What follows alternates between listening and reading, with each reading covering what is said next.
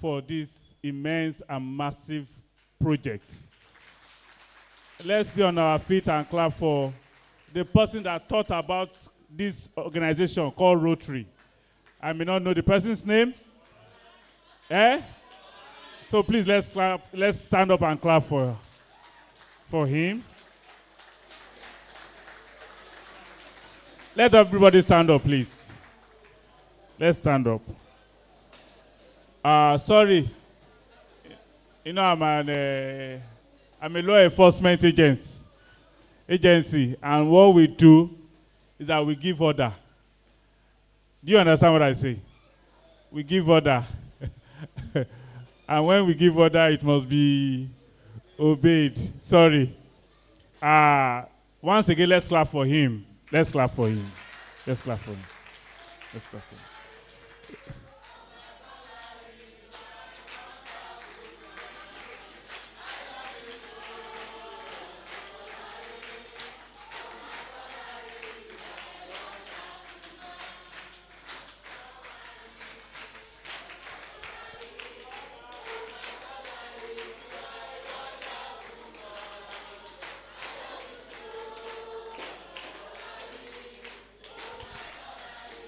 Thank you very much. Please, let's have our seats. Let's clap for ourselves also as we sit down. The IPDG, the immediate past district governor, who doubles as the chairman of Ryla, the members of the committee, my co-civil defenders that are here with me, every participant that are here, ladies and gentlemen, good morning, everybody. I'm here to present a paper with the topic, Your Future is Priceless. Your future is priceless. Don't trade it for criminality.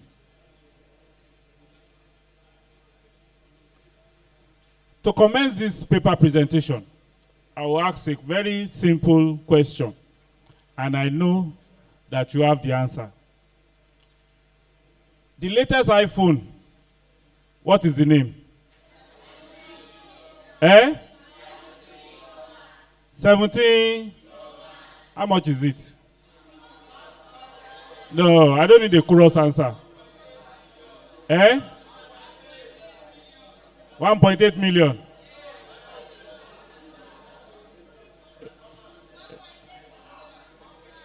Hello? If you are sure of the price, just raise your hand. I will point at you, you will tell us. Okay.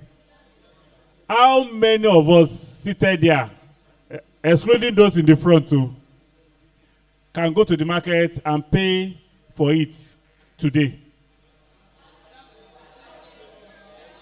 Your account is so funded that you can just walk into any store selling it and pay for it.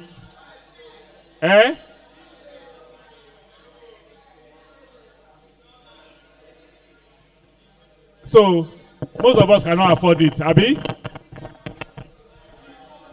For now, this morning, most of us cannot afford it, Abi? Thank you. So, listen. Hello. I want the presentation to be interactive. I have my speech written already. But I want you to understand some key words in that topic. Your future is priceless. Don't trade it for criminality. That iPhone Pro Max 17 you talked about is very expensive, Abi? But it has a what? It has a price. So if you can have that price, you can have that amount, you can buy it, isn't it? Now, for something that is priceless, listen, For something that is priceless, it means there's no money, there's no figure that can get it.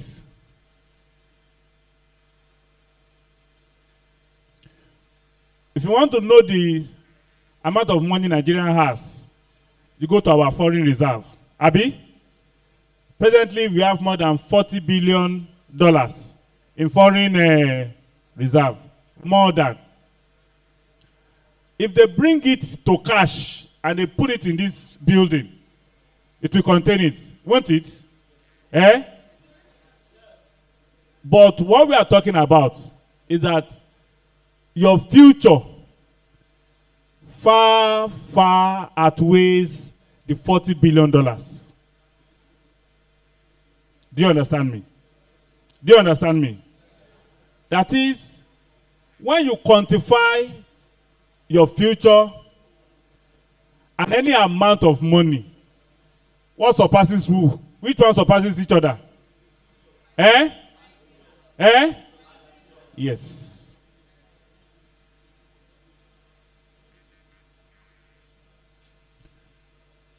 So therefore, no matter the amount of money that is set beside what we call future, it can never be compared with it. And that's why we emphasize in the security palace that when you spend a night in the cell for an offense, then you appreciate the freedom you have to sleep on your bed.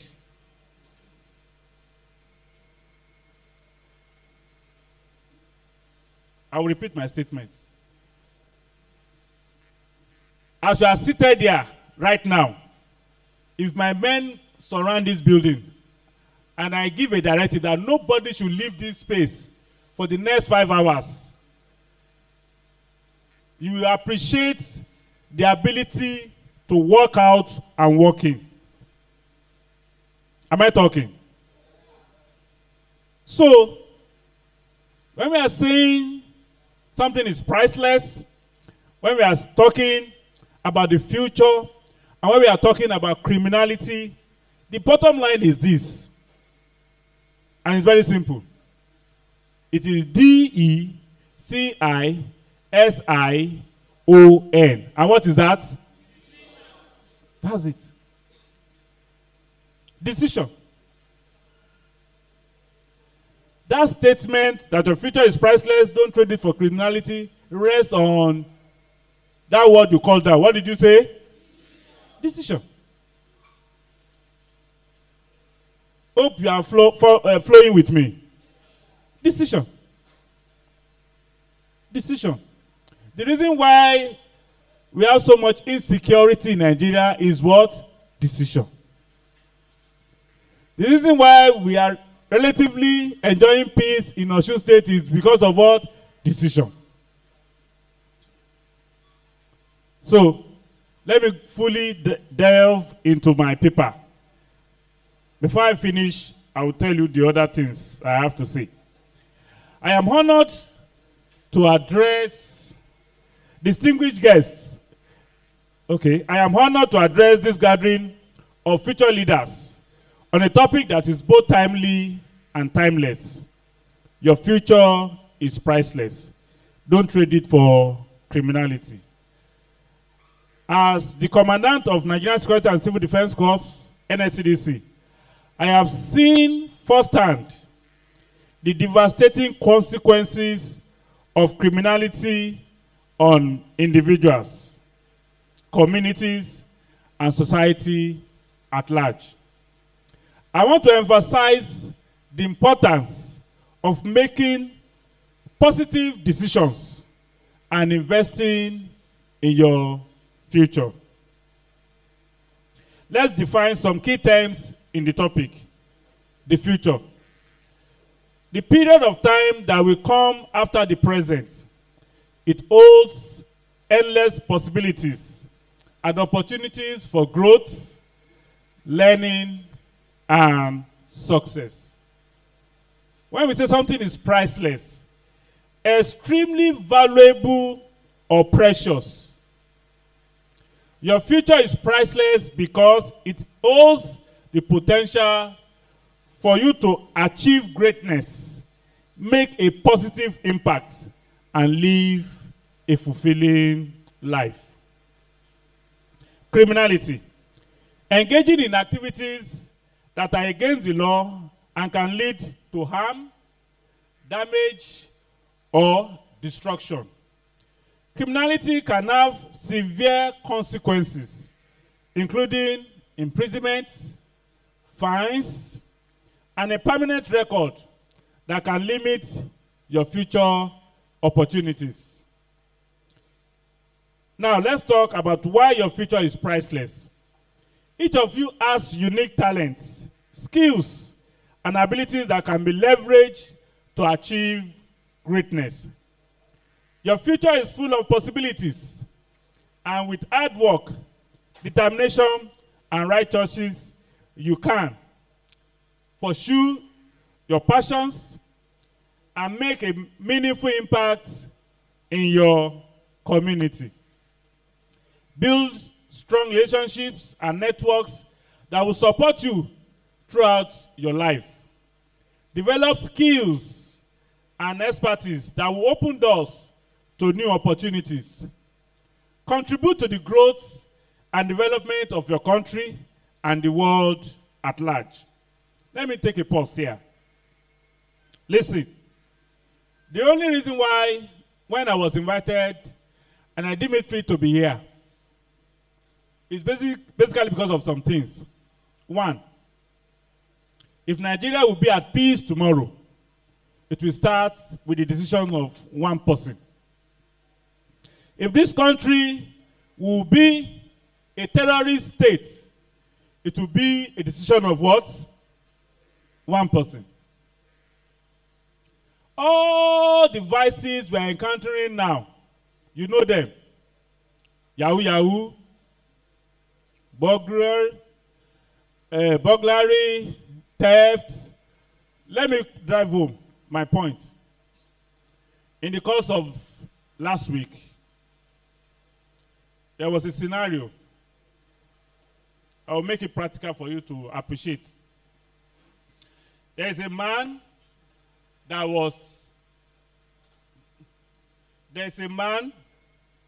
came to report in our office. He said he met a friend on Facebook like for the past 4 or 5 years, and they have been interacting. Here in Oshogbo, precisely. And he now asks the person that it's time for them to meet each other face to face. Before you know it, they arrange a location. On getting there, the other person has arranged some 4 or 5 people unknowing to him. As he got there, they rounded him up. Here in Oshogbo. I don't know where you come from in Nigeria. After being rounded up, they collected his phone. They demanded a sum of 200,000 naira cash.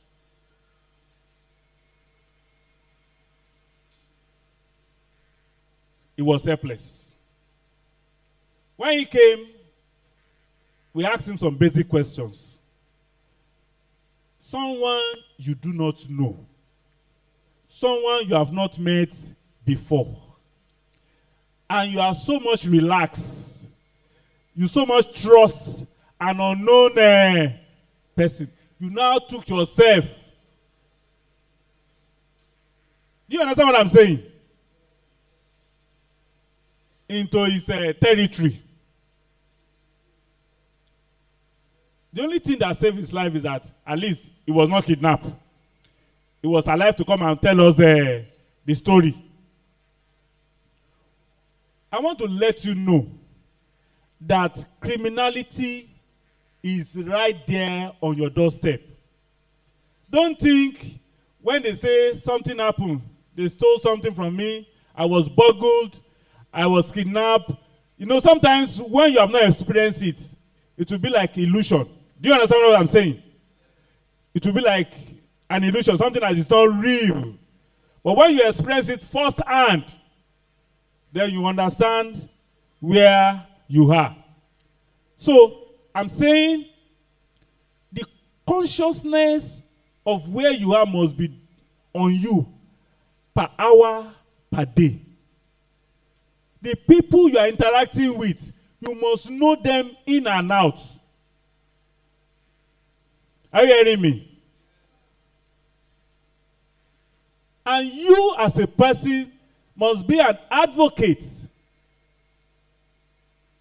for peace, not for criminality.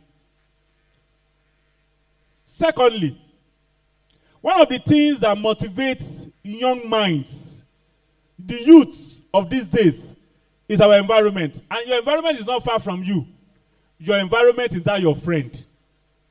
What do I say? It's your friend. That person that you talk with every day, that is the person that is called your environment.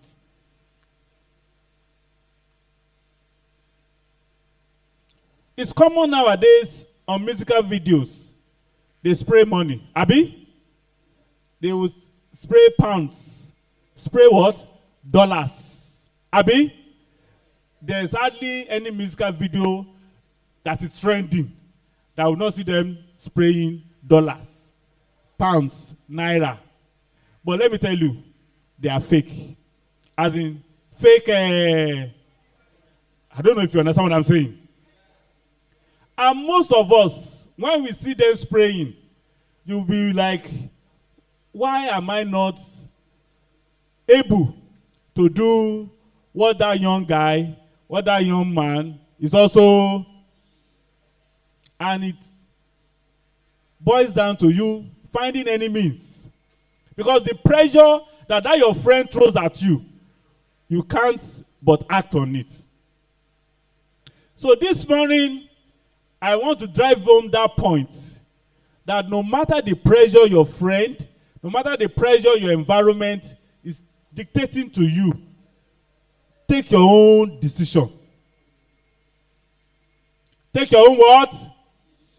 Take your decision. What is your value? Ask yourself that question. Do I have a value? You need to ask that question again. Value is what you prioritize. Are you hearing me? As a young person, you must determine that what is my value. That's the second thing, your decision and your value. The third thing that is important is your dream. I know they've talked about it. But when you want to escape criminality, something must be a propellant. In our culture, they will say we should not forget home. Abi? That you should remember the son of who you.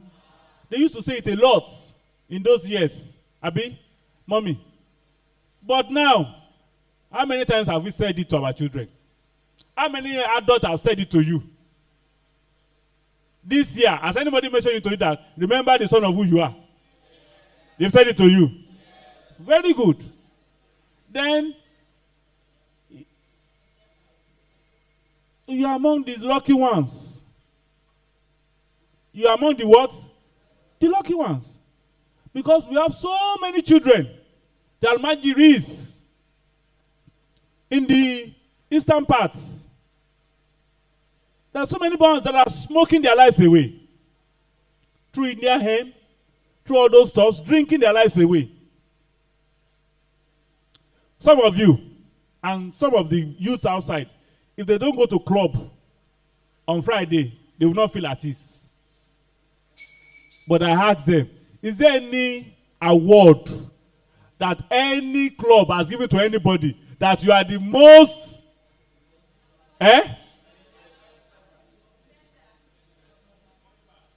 Even the BB Nigeria they are doing, there's no award for that. Abi? Is there any award for that in BB Nigeria? For being the most spending person in the club. Is there any award for that? that you are the one that spent most in this club this year? Eh?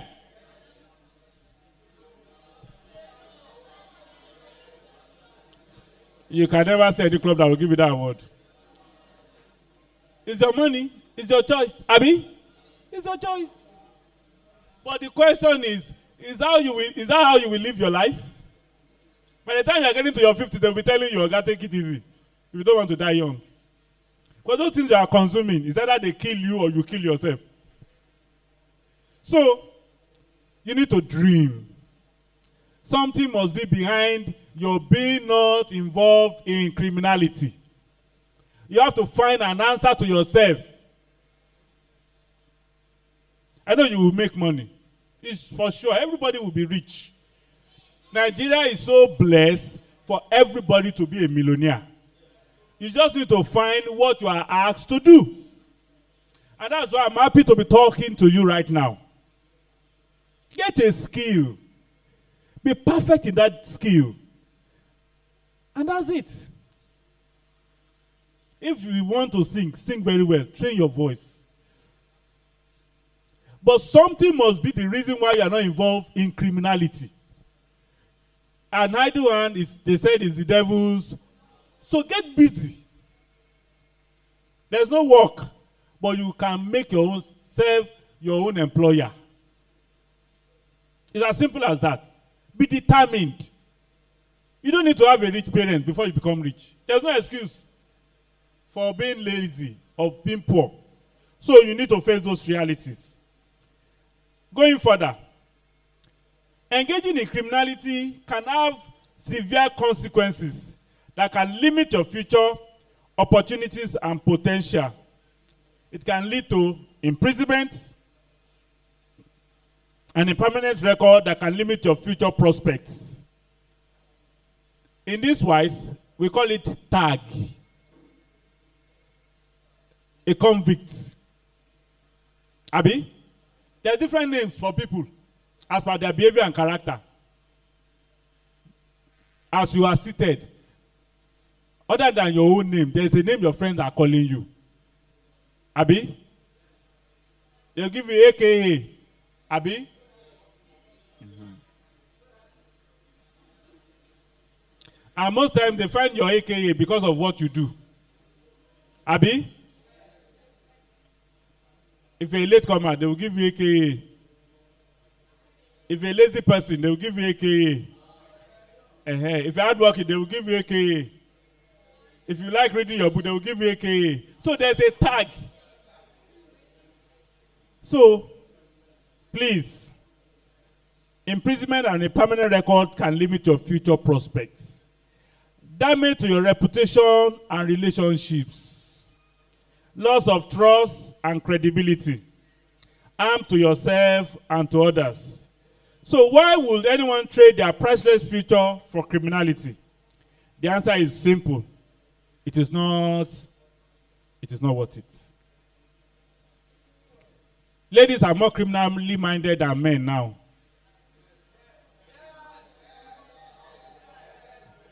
Do you know why? Because they are more deceptive. Do you understand what I'm saying? When you say a woman and a man, the first person that can get you kneeling down is who? The woman. So I'm addressing you ladies that are in the house this morning. Don't use your power to destroy this country.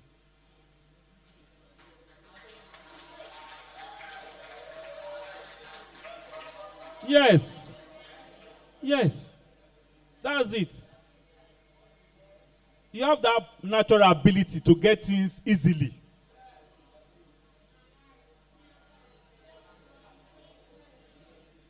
When a woman wants to get something, when she's firm, when she's hardworking, when she's serious, an objective person will give the lady.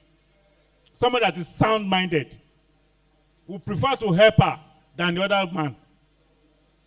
Yes, because women will deliver faster than men. That's the truth. When a lady position her mind to do something,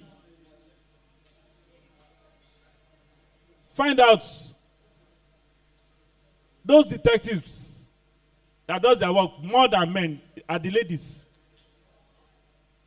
So ladies, tune your mind to what is right.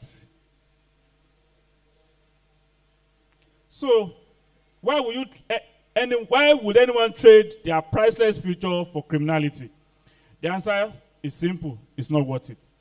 Temporary gains or thrill of engaging in criminal activities are far outweighed by the long-term consequences. As young leaders, you have a crucial role to play in shaping your future and the future of your community. So I urge you to make positive choices, positive decisions that align with your values and goals. Invest in your education. I'll repeat, invest in your education, in your skills and personal development. I tell some people that the first thing to drive your education is your dream. Your what?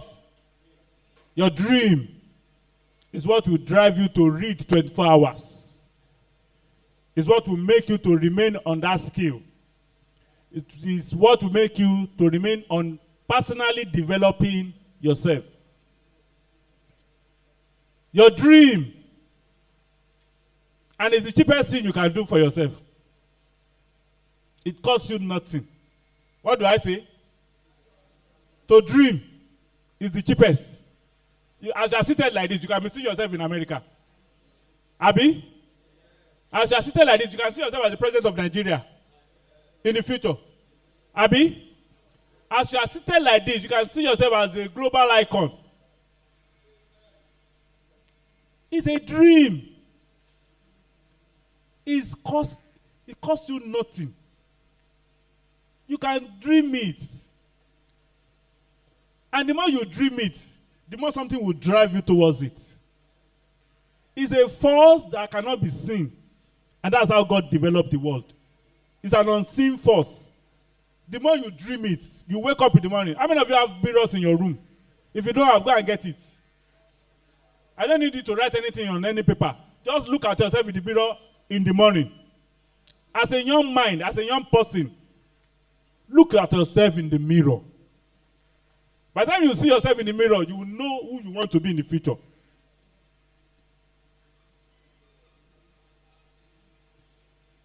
Make positive choices. Build strong relationships and networks that will support you throughout your life. Engage in activities that promote community development and social responsibility. In conclusion, your future is what? Your future is what? And it is up to you to make the most of it. Don't trade it for criminality. Don't trade it for criminality. I told you what criminality is all about. Anything that is against the law. It is what we call criminality. Do you know that simple slapping that person beside you is a crime? That your friend, if you slap the person and he comes to the police station or come to civil defense office and he put up a write-up that you slapped me yesterday, you know what we'll take against you? We'll say you committed an assault. You committed what? Assault. And you can be jailed for it.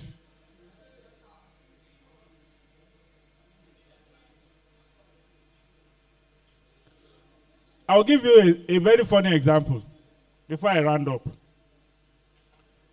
Sometimes ago, I was outside the country. I went to a store to make some buying.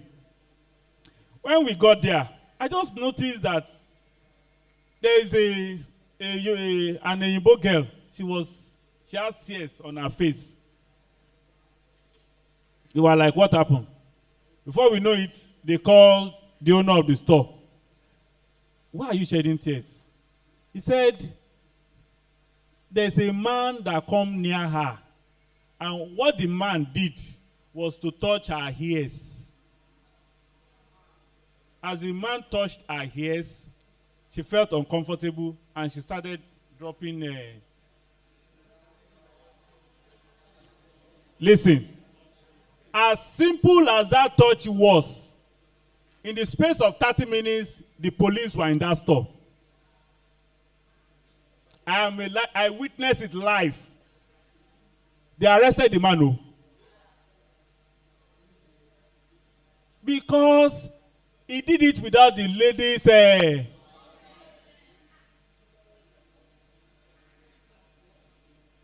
That's how they admire, how they value their own freedom. That without somebody's consent, for you to enter his personal space and intrude is a what? It's a crime. Over here, you just slap your friend, you just beat anybody, just that girl, that boy, you don't even care. So be conscious of your actions. Do you hear me? Be conscious of your what? Be conscious of it. Talk to yourself, what is the implication of what I'm doing? So in conclusion, your future is priceless and it's up to you to make the most of it. Don't trade it for any criminality or any other negative activity that can limit your potential. Instead, focus on building a bright, successful, and fulfilling future that will make you proud. Before I close my notes and step down from this place, let me appreciate the organizer of this annual leadership training. The Rotary Club, especially Districts 9126, for this year's program with a timely and timeless topic as mentioned above. For over a century of the existence of the club, more than 200 countries and territories had felt the presence of the Union. In their humanitarian projects of various forms across the world. In fact, recently, I can tell you that District 9126 extended their hands of humanitarian gesture to one of our commands, that is Ede, with a facelift of the office for the benefit of the command and the state at large. I thank you very much for making me to be here. May God continue to make District 9126 work stronger and unite the world in general. Thank you for your attention. I wish you all the best in your future endeavors. God bless you all. Oh, you have questions? They have questions. How many people have questions? Let me count it. 1, that lady. 2, 3, just 4. 4, 5, that's all. Most 5. If you have one, once I ask number, you just stand up. 1, stand up. 2, stand up. 3, stand up. 4, stand. 5, 10, that's all. Please.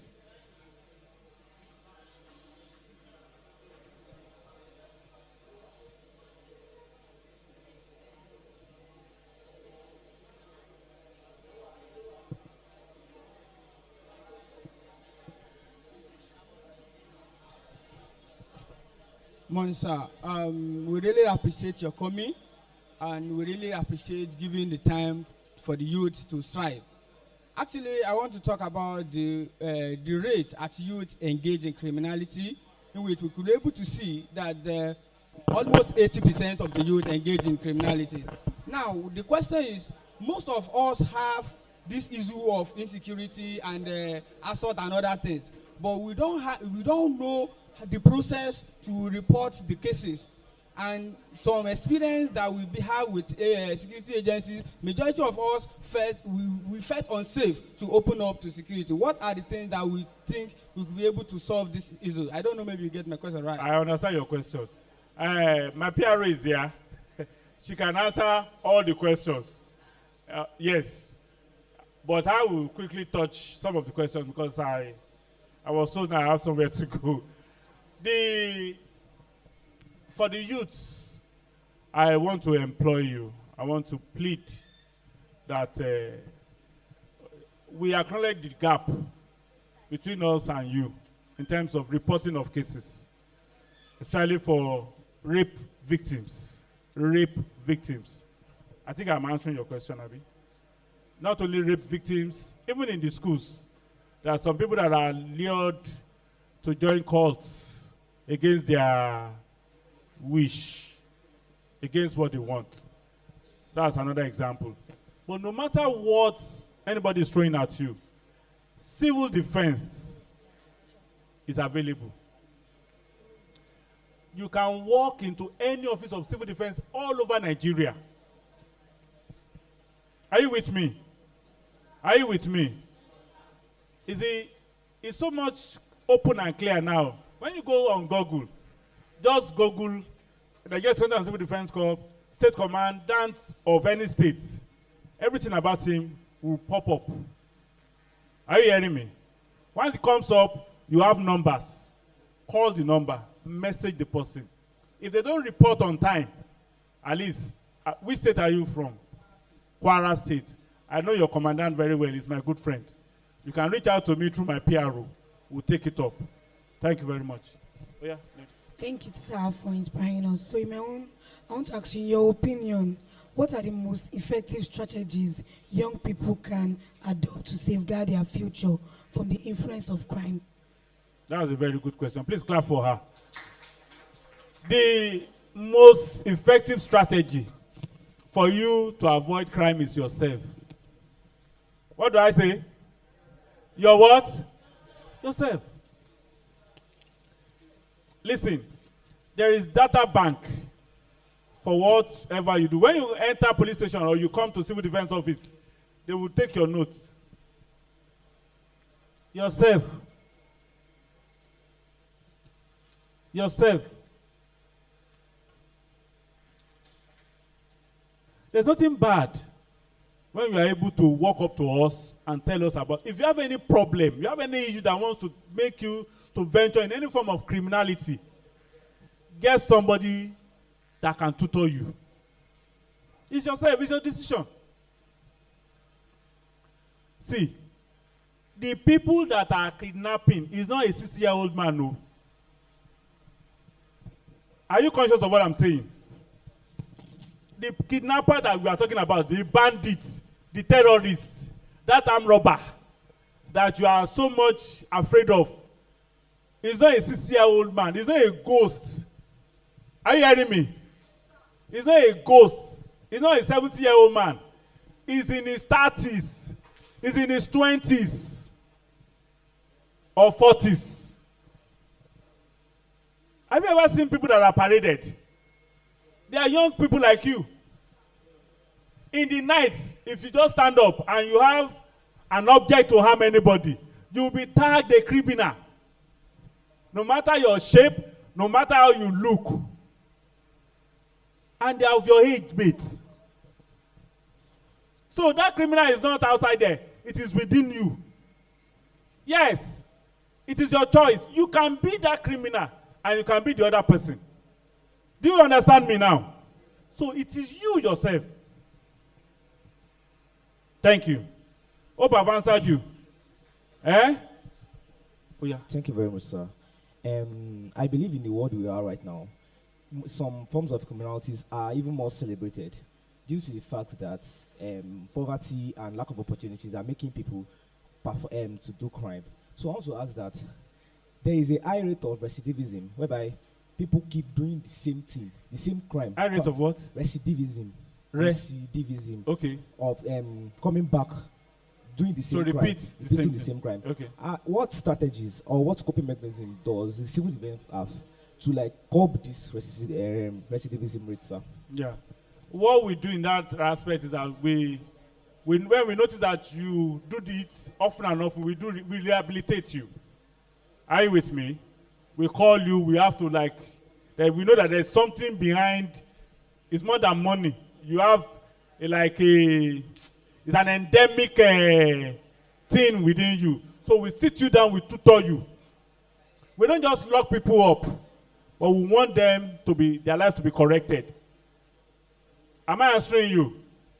So we call you, we sit you down. We have peace units, we have so many units that handle such people. Do you understand? If you're a female and you are doing that, we have our gender unit that handle such people. So we sit you down, we talk to you. Thank you very much, sir. What do you have to say about, because not every official is like you and every other honest police officer out there. Or civil defense officer. Or every other civil defense officer out there. Yeah. What do you have to say about when the rule makers are the rule breakers? They are the ones that are putting us in trouble when we go and meet them for whatever problems we're facing. What do you have to say?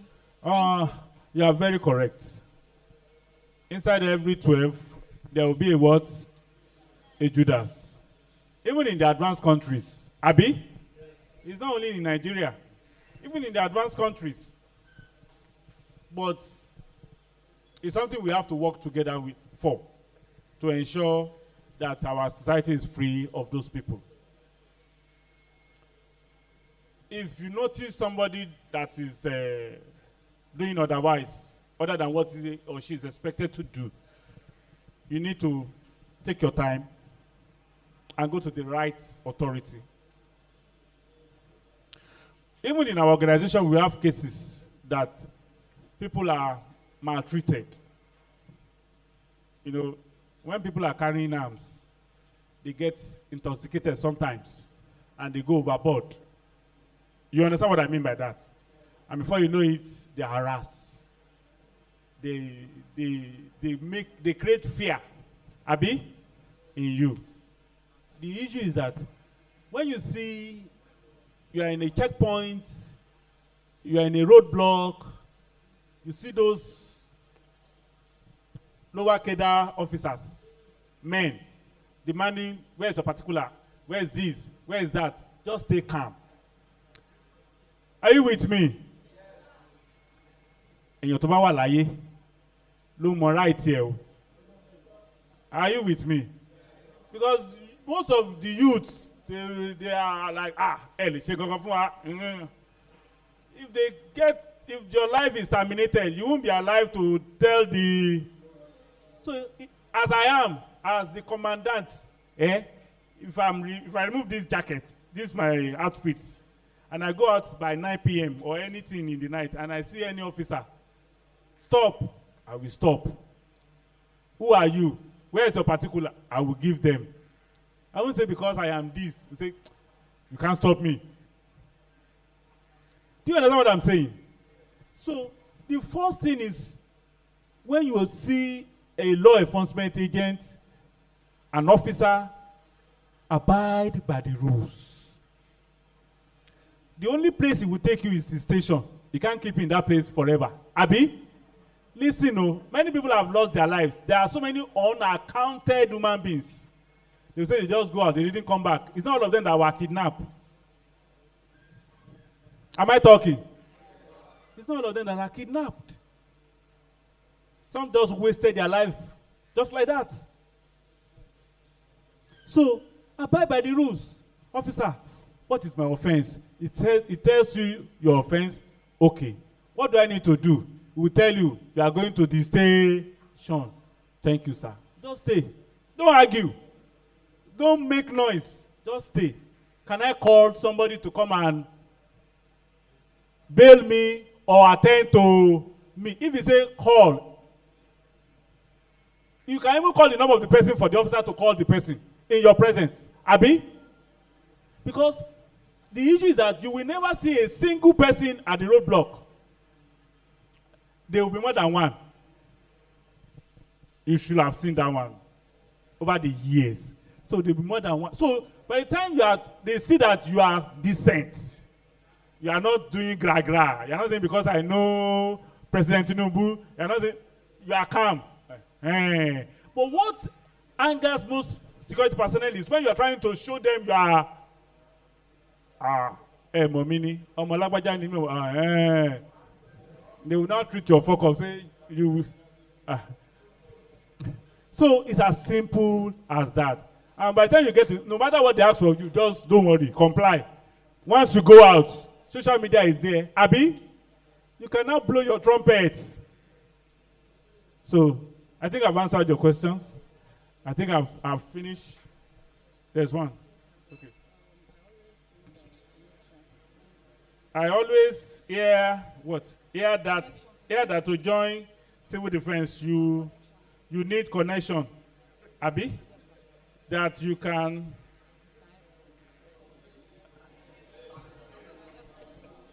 civil defense, immigration, fire service, correctional, they are recruiting. The portal is already closed.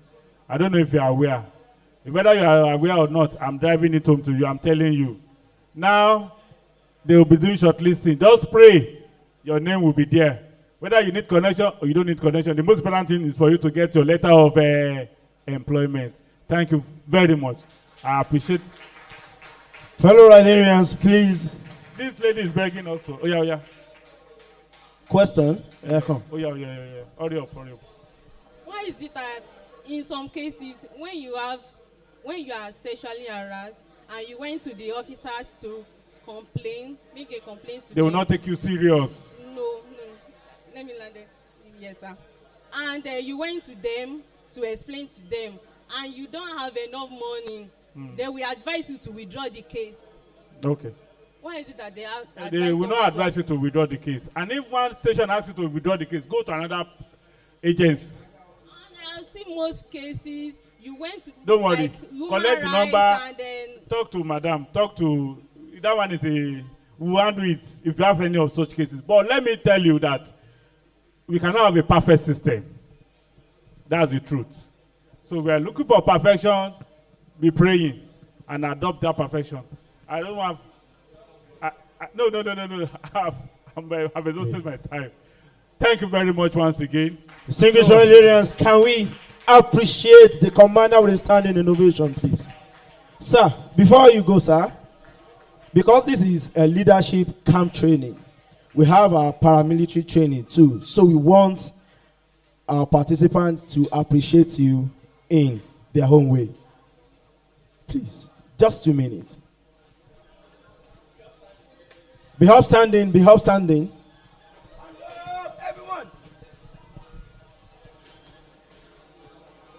Wait! Attention! In appreciation of the lecture, we do 3 poster for Commander Sotio. 3 poster. 1, 2, 3. Poster. Fred standard is. Please a round of applause for yourself. And before you go, sir, we have package for all our guest speakers. And of course, to present this package is a distinguished Rotarian. Please put your hands together for Rotarian Shegun Ajiboye.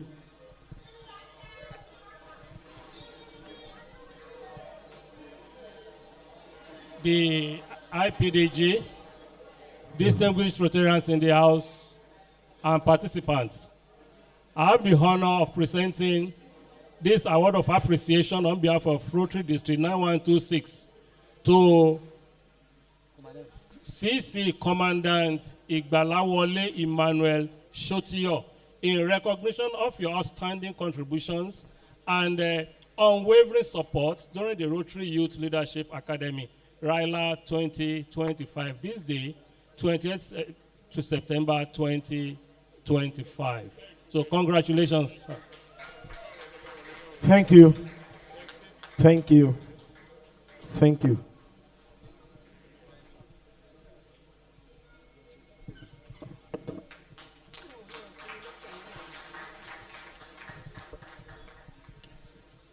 Authors, as well as a member of the Governing Council of the Chartered Institute Personnel Management of Nigeria, CIPM. He previously chaired both the Ilarogun chapters of the CIPM and the Nigerian Institute of Management Chartered between 2018 and 2022. Chief Ajiboye has equally distinguished himself in community service. He has held positions such as Secretary and Vice Chairman of the Oro Grammar School Old Students Association Osun State Branch, Assistant General Secretary of the Ilarogun Elders Consultative Forum, General Secretary of Omo Ibile Igbomina Osun State, and General Secretary of Asepo Omo Igbomina Worldwide between 2017 and 2019. Today, it is my privilege to present to you Oloye Segun Olufumini Ajiboye, a devoted husband to an Arigidi Akoko princess and proud father of 3 promising children who are already making their marks, who will deliver his paper titled The Role of Youth in Preserving Our Cultural Heritage. This can be louder than this, please.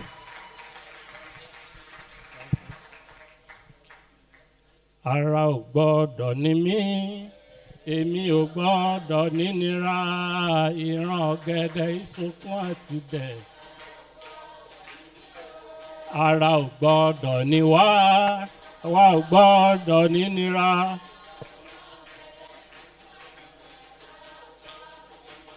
Ara ò ní ní ẹnì kankan wa o. Olódùmarè mo ṣe bá o.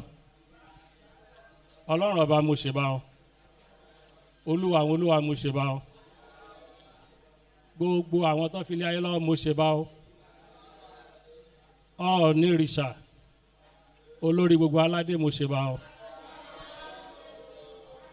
Ọ̀ràngún àga idẹ ọmọ ànásìn ọmọ ajísọmọ àrẹ̀mọ Oòduà mo ṣe bá o. Ata ọjà àtẹ́wọ́gbọjà ti ilẹ̀ Òṣogbo àti gbogbo ládéládé mo ṣe bá o. Mo wá ṣèbọ̀ ọlọ́kùnrin mo ṣèbọ̀ olóbìnrin o. Mo ṣèbọ̀ ọmọdé mo ṣèbọ̀ àgbàlagbà o. Àdáṣe inú mi mọ ìgbà gbọ́dọ̀ mo mọ́ o. Ẹ fún mi lóde tòní o. The district governor, ably represented by the IPDG, Rotarian Kayode Olowolagba.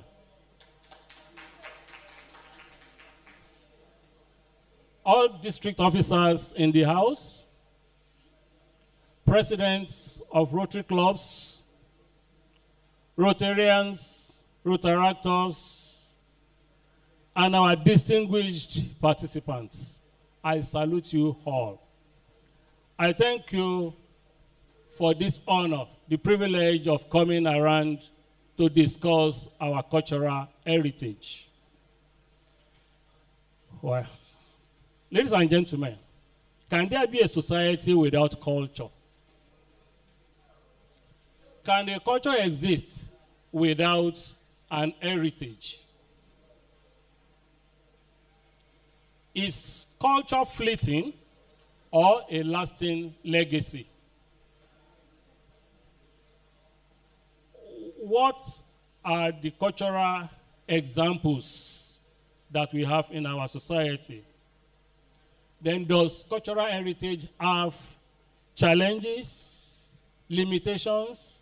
Then what are the roles of the youth in preserving our cultural heritage?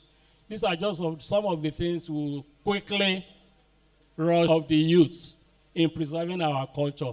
But can you give what you don't have? A people without knowledge of their past is like a tree without roots. Definitely, we need to take an excursion or a brief insight into what our culture is. We know a society. A society is any group of people that have shared interests, culture, organized patterns of relationships, and institutions. Any society, let's take Rotary as an example. Rotary has shared interests. The primary concern of Rotary is service to humanity. And that is the bedrock of everything Rotary does. Rotary has the four-way test as the guiding principle to regulate activities of every Rotarian or Rotaractor. Similarly, we have it in larger society. And a society can be traditional, can be spiritual or religious. It could be a professional organization, a social body, or a service society like Rotary International. What are the elements of a society?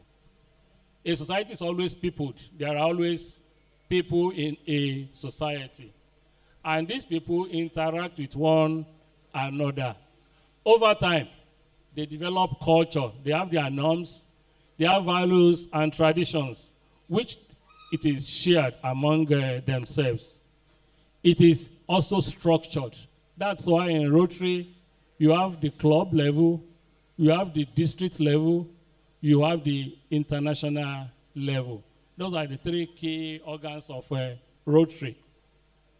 Then all members of a society are expected to cooperate with one another in order to gain or to achieve the purpose of that organization. So what then is culture? There are so many descriptions or definitions of culture as there are writers, scholars, or thinkers. Everybody will just sit down and describe culture from his own perspective. But whatever our standpoint, whatever position you are holding, whatever your perspective, culture simply refers to those shared values, traditions, customs, language, behavior, and the artifacts that you share together. Culture can now be classified into two, the material and the non-material. The buildings of our parents in the ancient remain classical examples of our culture. The clothes they wore in the ancient are also good examples. Do we have anybody in Asofi here? Asoke? Okay.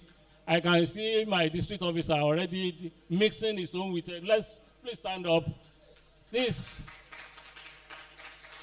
Yes, this is a good example, though this is a mixture of the modernity with, do you have somebody else in the house? Oh, beautiful you, beautiful you. That is an example of our,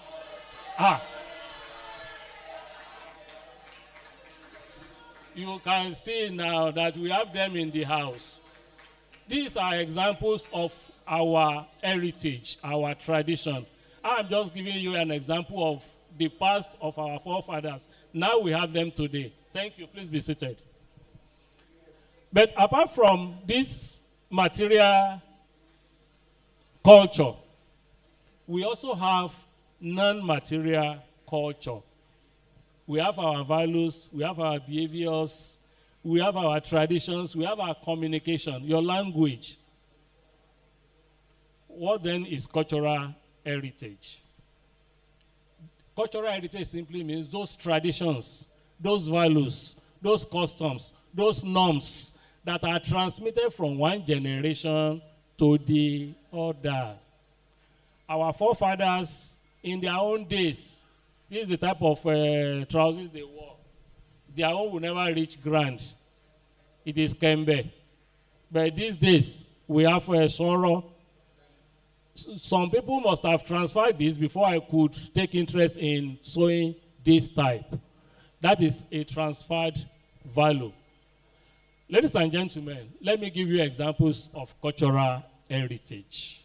But before going into that, I want us to register it that before the advent of Christianity, before the advent of Islam, before the arrival of the Europeans into African countries and localizing our discussion into Nigeria, I am happy to tell you that we have developed advanced, complex, cosmopolitan institutions get me again.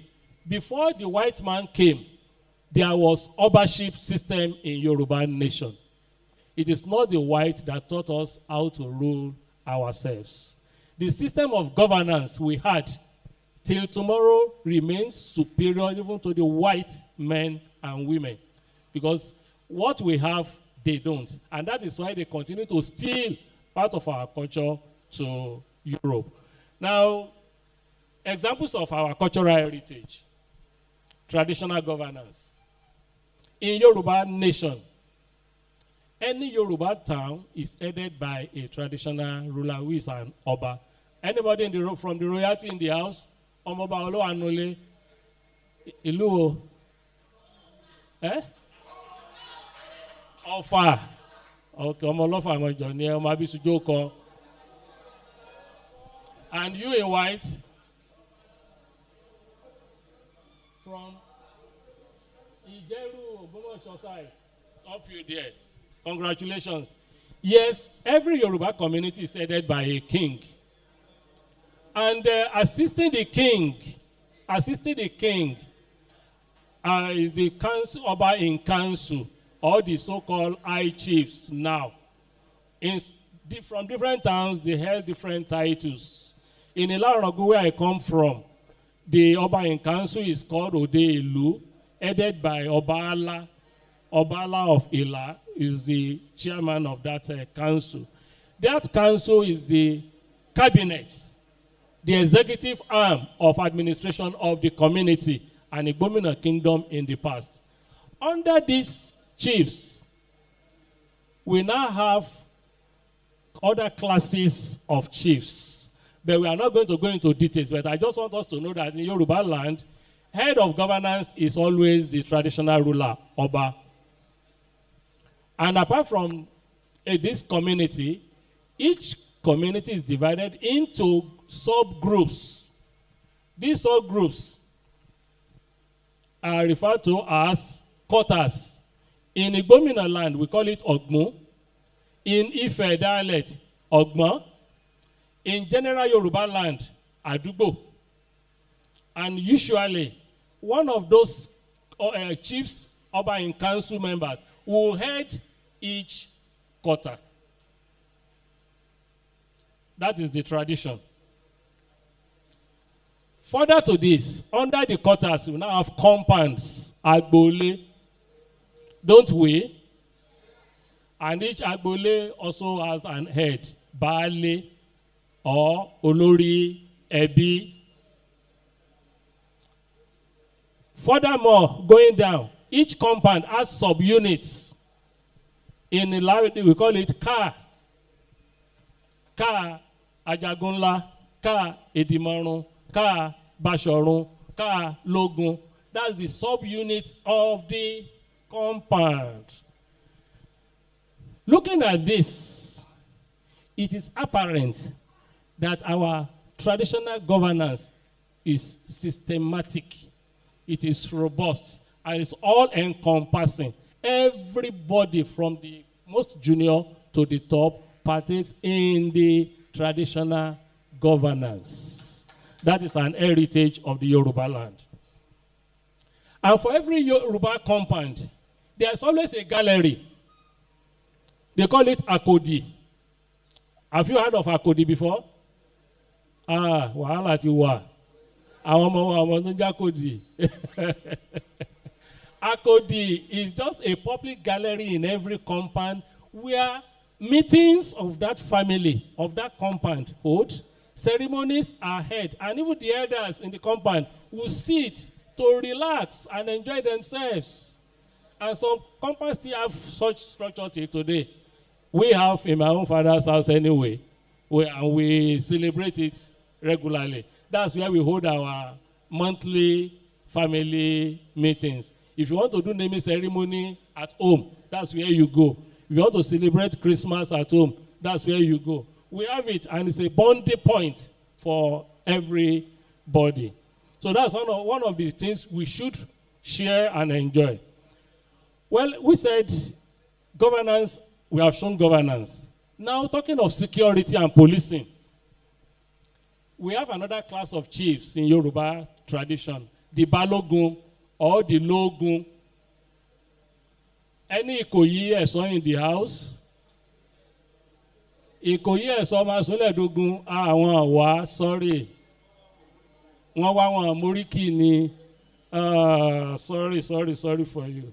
Well, the Balogun and the Logun, they are in charge of the army and the police in Yoruba traditional setting. Until today, those titles exist, only that they have no roles to play again. The civil defenders, the police, and the Nigerian army had overthrown their responsibilities in the society.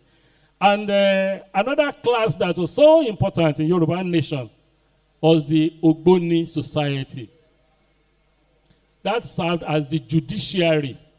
Today we have IPDG Olowolagba, a budding lawyer, an accomplished one for that matter. He's not a member of the Ogboni society. But in the past, he had to be a member to serve as a lawyer. They are the judiciary of the ancient Yoruba tradition.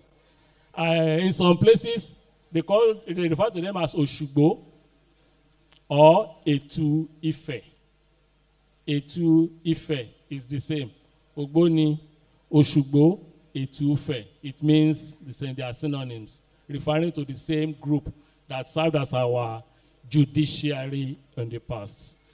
So we have a lot to celebrate, only that the Oyibo had destroyed our mentality and psyche. Then another example of our cultural heritage is kinship system. Ebi or Malebi. In the Yoruba nation, Ebi simply refers to relatives through bloodlines. Children of same parents, Idigi. Only in no compound, Idigi meta merin. You are all members of the same Ebi. You are all relatives. But apart from this Ebi, which is the general, we also have what we call Obakan. Obakan refers to half brothers and sisters from same father, but not necessarily from the same mother. Children who are born by same father, but by different mothers, they are referred to as Obakani. While Iyekan means children of the same mother, not necessarily born by the same father, because it's possible that the mother was married to somebody else before marrying the present husband. In Gomina land, we have what we call Ereni.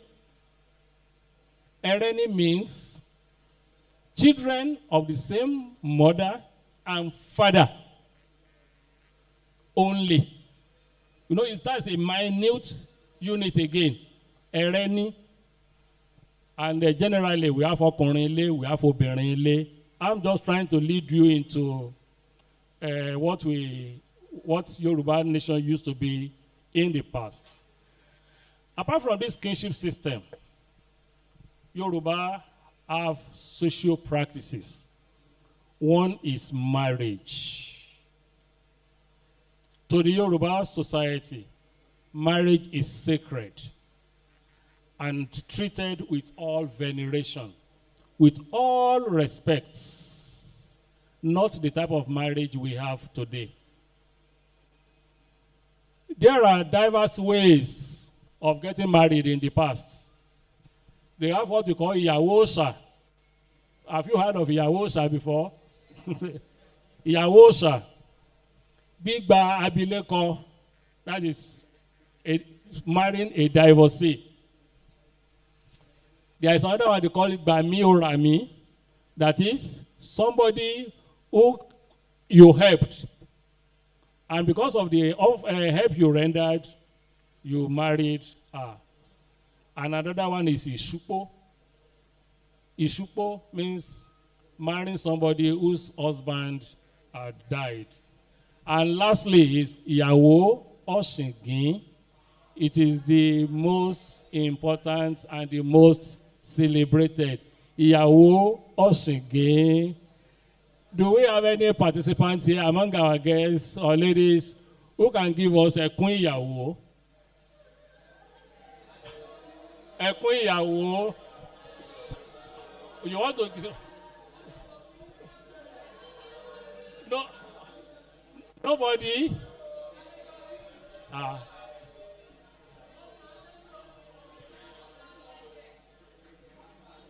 Rotary and ideas.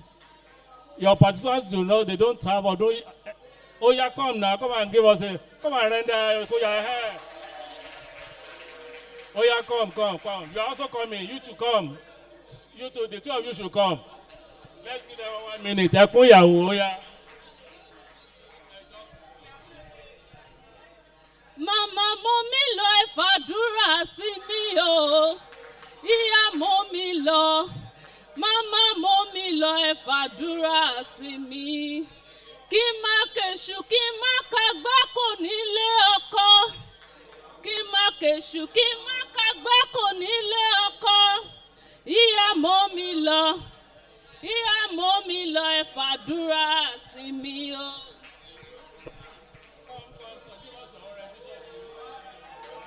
Ìyàwó gangan ló ń bọ̀ yìí ẹni kó ti múra.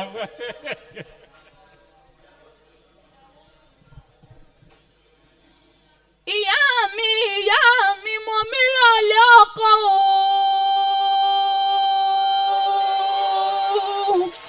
Ewé mẹ́ta lè bàbá ń já o. Ẹ bàbá ń jáwé kí n pẹ́ láyé o. Ẹ bàbá ń jáwé kí n tẹ̀lú jìnnà olúyẹ̀rẹ̀ ọkọ̀ lẹ́yìn mi o. Wọ́n ní ìyá mi kórè yín ó sì mí délé ọkọ. Orí ni mo fẹ́ mú lọ mi ò fẹ́ mẹ́wàá lọ ìyá mi o. Beautiful, beautiful, beautiful. I think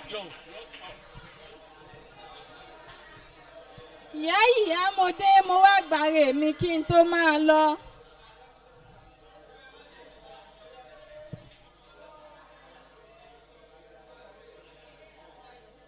Ìyá mo dé mo wá gbàrè mi kí n tó máa lọ.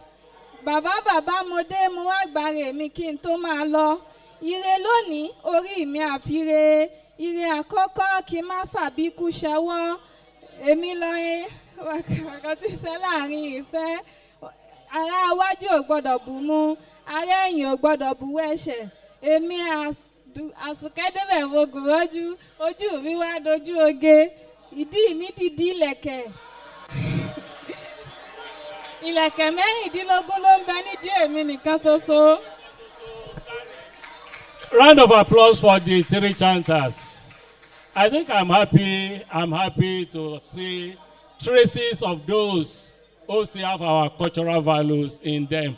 And I congratulate this class for having them in your midst. I'm a poor singer, but I have one here that says, Ori yare abu elomo, esuruki yagan. Who knows that one among you? Okay, you want to chant? Yeah, come and give us.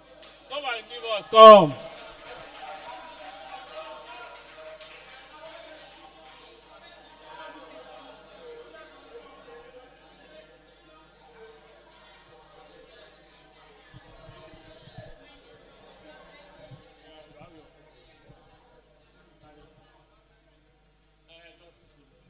Orí ìyá mi á bù mí lọ́mọ èṣù kì í yàgàn. Orí ìyá mi á bù mí lọ́mọ èṣù kì í yàgàn.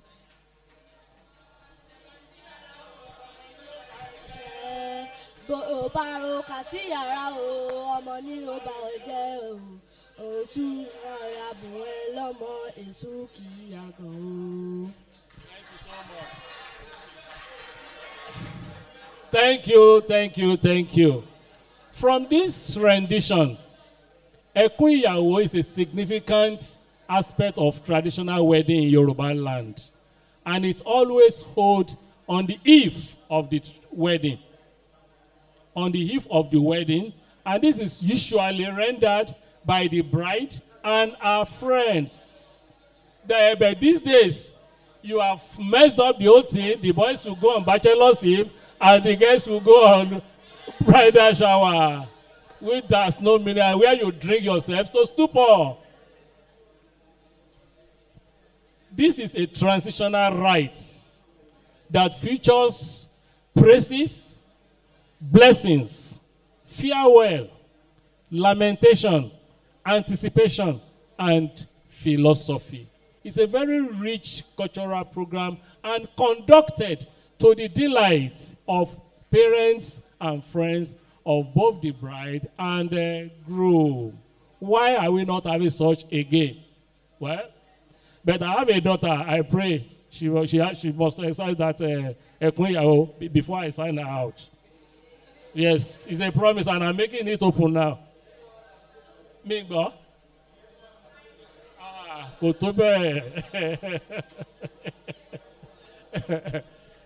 Yes, secondly, we have naming ceremony in Yoruba society. Naming is always conducted on the 7th day of the child's birth.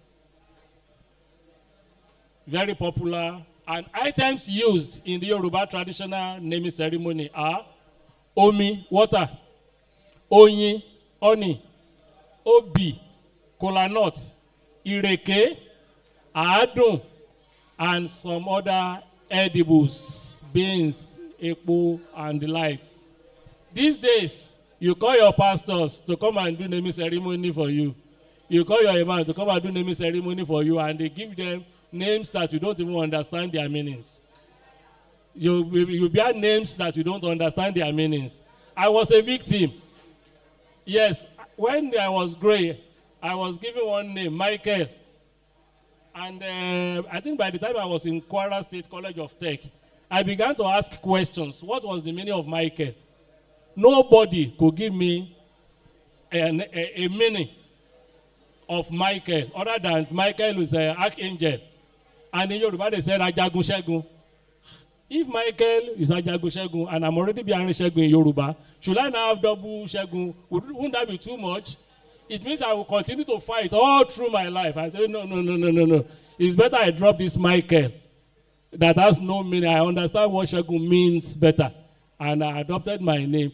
My certificate from Kwara Tech carries Michael. And no other certificate you will ever find that name, because I removed it and I went to conduct an affidavit to that effect, that I will never bear that name again. In addition, I didn't give any of my children any Christian name. They bear Yoruba names only. Names in Yoruba land is a reflection of your background, your lineage, circumstance of birth, and your personal convictions. That is why in some family, you have names like Ogunwusi, Ogunshola, Oyadiji, Opaleke, Ifashola, Shagodapo, Osunbiyi, Odushola, Adebiyi, Gbadebo, Adebukola, Ige, Adubi, Dada, Ojo, Aina, Taiwo, Kainde, Alaba, Idowu. Can you give English meaning to all these names? No. There is no way the Englishman will name their children to understand what we are talking here. And any child who bears this name understands it very, very well. Yoruba goes further. We now have personal praise names. We have Arike, Aduke, Abeke, Anike, Ashake, Alabi, Ayinde, Ayada, Atada. Beautiful names. But these days, what do we have? We have Betty, we have Sandra. We have names that has no meaning. Names that have no meaning. I don't know. Well, I hope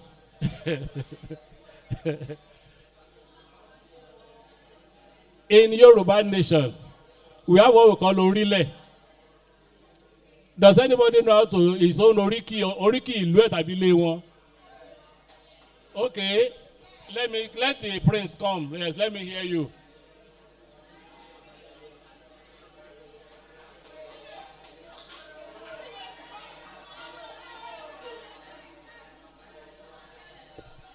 Èmi Àdìgún Àrò, ọmọ olókun ẹ̀sìn, ọmọ Sàkìtì wọ́n ìwọ̀n, ọmọláṣọ ọ̀gbárò. ó kàn mú lórí nìyẹn ó mú lórí nìyẹn well try ó say try okay come yeah I think I will enjoy that too.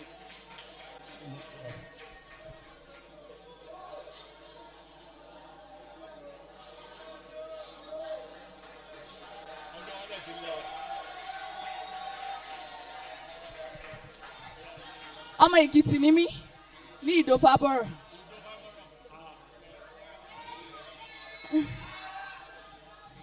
èmi lọmọ Ìdó Ọ̀gàngàn mo dùn ọmọ amágbàdo èkúrú rẹ sí.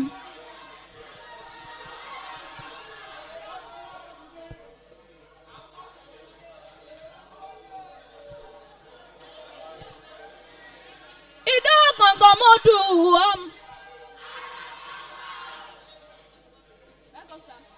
Ìdó Ọ̀gàngàn mo dùn ọmọ amágbàdo èkúrú rẹ sí ni mí lé bàbá tó bí mi lọ́mọ.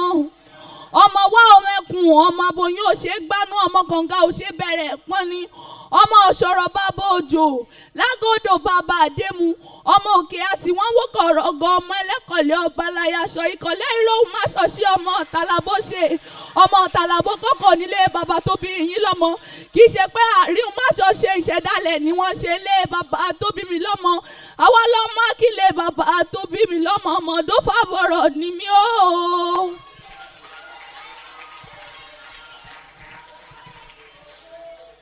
So, mama kira mi. Òbúrò lọkọ mi o, òbúrò lọkọ mi, ẹni fẹ́ mi mọ́mọ́ wá mọ́ o, òbúrò lọkọ mi, ọkọ mi òbúrò ọmọkùn ayé, ọmọ agbórí gbọ́tọ̀gé, ọmọ agbárúgbó alárúgbó lọ́jọ́ ògùn, karó lárúgbó alárúgbó parúgbó ẹ̀mọ́ ọkọ mi fẹ́ gbòde. Òbúrò lọkọ mi o, òbúrò lọkọ mi, ẹni fẹ́ mi mọ́mọ́ wá mọ́ o, òbúrò lọkọ mi.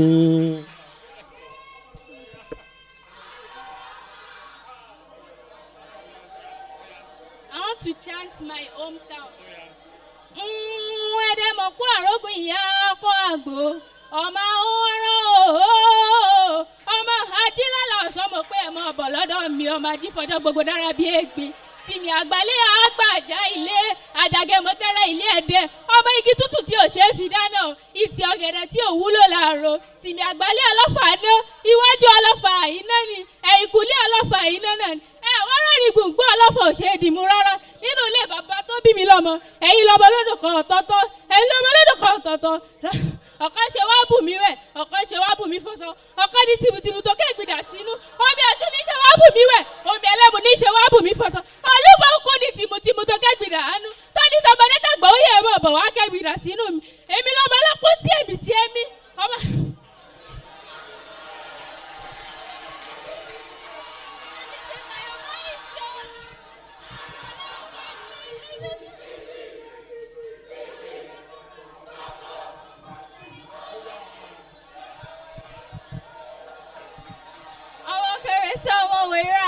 Wèrè lọ́jà kó wá bàrà gbákígbá igbákígbá ní kẹ́kẹ́ sọ wèrè lọ́jà kó wá bàrà ẹrúkẹ́rú ẹbílára lẹ́nu bí ẹṣin. ọmọ ló mọ àpẹ̀rán ọmọ lọ́rọ̀ agogo ọmọ bẹ́rẹ̀ bá sọlù ló mú ẹ má mú lọ mí bàbá tiwa ẹ̀ ń ṣẹgbẹ́ gbẹ̀ràn àmọ́ bá díẹ̀ bá sọnù ló mú ẹ má mú lọ wá bàbá tiwa ẹ̀ ń ṣẹgbẹ́ gbẹ̀ràn àmọ́ bí díàgbọ́n gbòdò bá sọnù ló mú ẹ má rẹ lẹ́sìn wá sí mi o ẹlẹ́sìn ni ẹran wá sí mi nítorí pé kí ni o ọmọ ló má pẹ̀rán.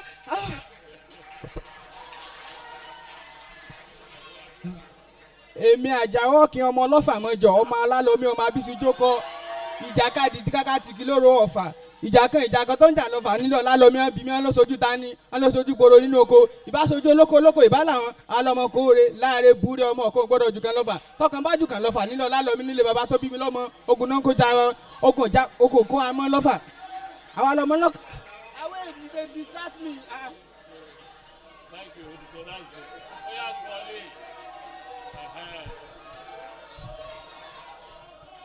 Hello, silence, please. One house, please. One house, please.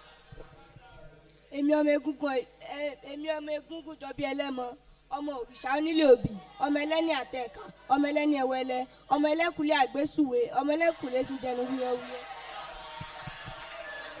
distinguished Rotarians and participants, I think already I've concluded my paper. I've concluded my paper technically because I'm happy with the responses from the House. We still have very strong hope in Yoruba nation. If some of our children can be rendering their praise chants this way, I'm fulfilled already. Ladies and gentlemen, apart from this, we also have burial ceremony in Yoruba nation. Burial could be conducted privately or publicly, depending on the status, religion, or belief of the departed soul and his family. A traditional ruler is buried privately. There are some traditional chiefs that are also buried privately. Others could be buried publicly. So, but this is one of the sacred duties in Yoruba tradition. We have some practices that are religious or spiritual. Today we have Christianity. We have Islam. Before the advent of these two imported religions, foreign religions, because they are not indigenous to us, we have our own belief system.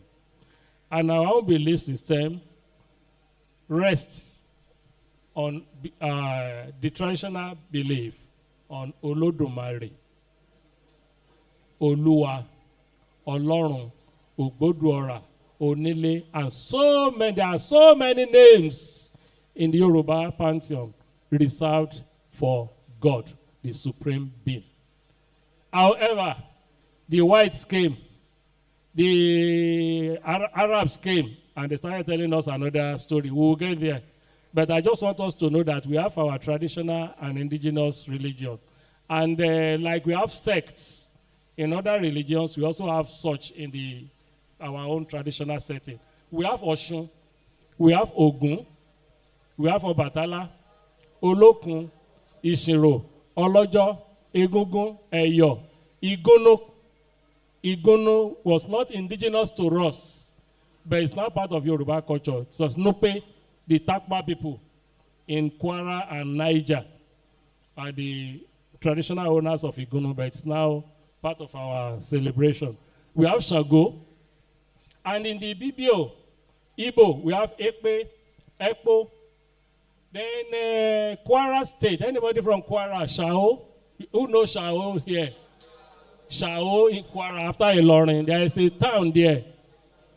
At Shao, they have a ceremony. Awaga. It is a traditional ceremony that's mandatory for every female to pass through. Without it, you cannot get married. In Ogorimagongo, Kogi State, they are also Yoruba. They have what we call Ovie Sheshe. It's another traditional ceremony that all their maidens must pass through before they get married. In Ilaragun, we have Ewe, and I know Rotary and Adiat knows about Ewe. The Nupe also have Fundako Goya as another traditional festival. These are indigenous traditional faiths. I am to tell you and to emphasize that these traditional festivals and rites were and still remain structures for discipline, sacred brotherhood, truth, justice, humility, and balance of power. Till today, whether we deride them or not, that is what they are performing. They performed in the past and they still perform among those who subscribe to such. Act practice, traditional act practice. We have the Guild of Babalawo, Adifala, or Onifa. Those are the diviners. We have Onishegun. We have Agbomola. we have Agbebi, and Alagbo, among others. These are the traditional title holders and placeholders in Yoruba medicine and surgery, pharmacy, nursing, and midwifery. These are practices that are not alien to us. The whites did not tell us how to birth a baby. They are not the one that told us how to. We had our own ways of taking delivery. We have our own ways of treating ourselves whenever we were down. Even conducting surgery in the past. Till today, we have bone settlers, orthopedists among our people. They are still there. Well, anyway, we'll get there. Economic practice. In the traditional Yoruba setting, our primary economic industry is agriculture of various forms. Then we have hunting. We have smithing. The smiths are the ones who manufacture tools and our technology that we use. The gun, the hoe, the cutlass, and so on and so forth. It is their own area. Then we have textile works. The Shiny people are good weavers today. Other people are good weavers today.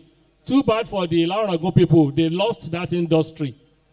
And the La evolved the tradition of broad loom weaving, but they have lost it. I hope it will be redeemed.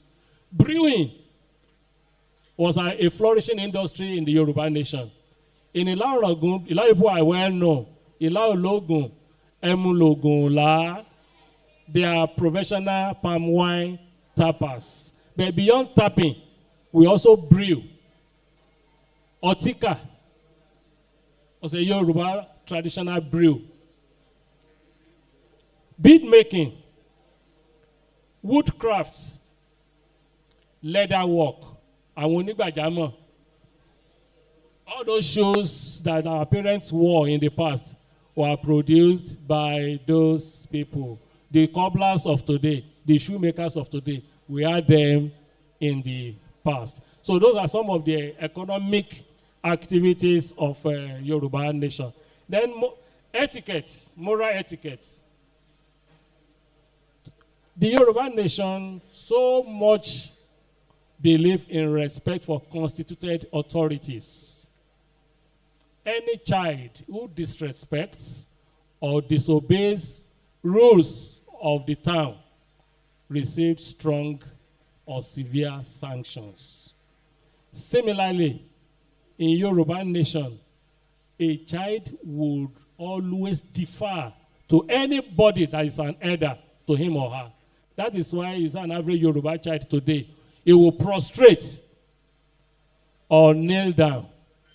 And an average Yoruba man till tomorrow will be among the first set of people to pay tax, to obey rules and regulations of the government of any country or society that he or she finds himself. Unlike some other climes. This is one of the traditional practices, traditional heritage of Yoruba nation that have been passed from one generation to the other. The Yoruba child will never stand before his parents putting hands in his pocket when conversing with his elder. No. That is an affront. He will not even maintain high contact with the parents or an elder in Yoruba nation. Unlike some other climes, that the father, when they want to greet their father, they will say, Papa Ka, greeting their father as if waving to an errand boy. If you do that in Yoruba land, you know what it costs you. Then friendship is well structured, maintained, and serviced in Yoruba nation. That's why we have what we call Imule Ore. We have Ore Kori Kosun. Imule Ore and Ore Kori Kosun. But Yoruba still give space. We have Ojulari, Ore Odenu, Meta Meta Lore O. Mẹ́ta mẹ́ta lọ̀rẹ́ o. Ìkan ní ń wá sùn sẹ́ni, ìkànnì ń wàásù sílẹ̀ ìkànnì ń wàásù sáyà òun ojú fèrè mo bá láyà lọ àbí ta ló máa sùn sẹ́rù ẹ nígbà tá láyà wà ńlẹ̀. That is Yoruba for you. Thank you. Significance of cultural heritage. It fosters identity and sense of belonging. We have seen it here. All those that came out to chant their oriki, their spray songs, that's a reflection of sense of belonging and identity. Then it creates social cohesion. Social cohesion. Anybody, where is that girl from Omuaran? Which Olomu Akperan? The girl came, okay, you are the one. Come and take this book on Eli history. I will give you a book on Eli history for coming from Igbomina nation. That is a sense of identity because we are from the same sub-Yoruba group, Igbomina. Shina, please give a copy of that book. We are from the same sub-Igbomina group. Congratulations for you. That is identification with one another, and we are already bonding, cohesion. Then it gives us historical understanding. It illuminates the values of our forefathers, their beliefs, their lifestyle, the challenges they had. When you have knowledge of this cultural heritage, then you are able to understand the historical background of your people. There is also an inspiration for the future. And anyway, it stimulates economic growth. Challenges bedeviling cultural heritage. Yes, many of us do not even have praise names. Many Yoruba children today do not have praise names like Atadagbade, Arike, Abike that I mentioned earlier, because our parents refused to so name us. Instead, they gave us Arabian names, they gave us Jewish names, English names like wood, stick, and whatever. Why? The first challenge to our cultural heritage has to do with wrong education and cultural appropriation. The type of education they gave us and still giving, they believe that anything black, anything that has to do with your background is bad.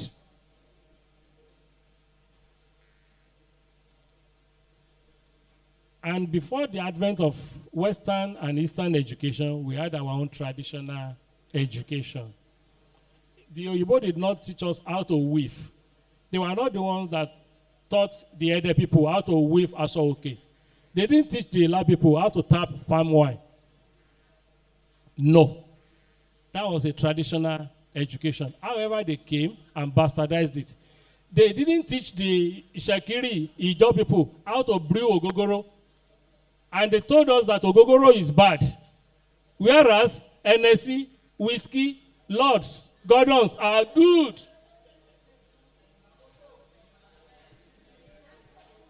Those ones are good because they are imported. They are produced by the foreigners.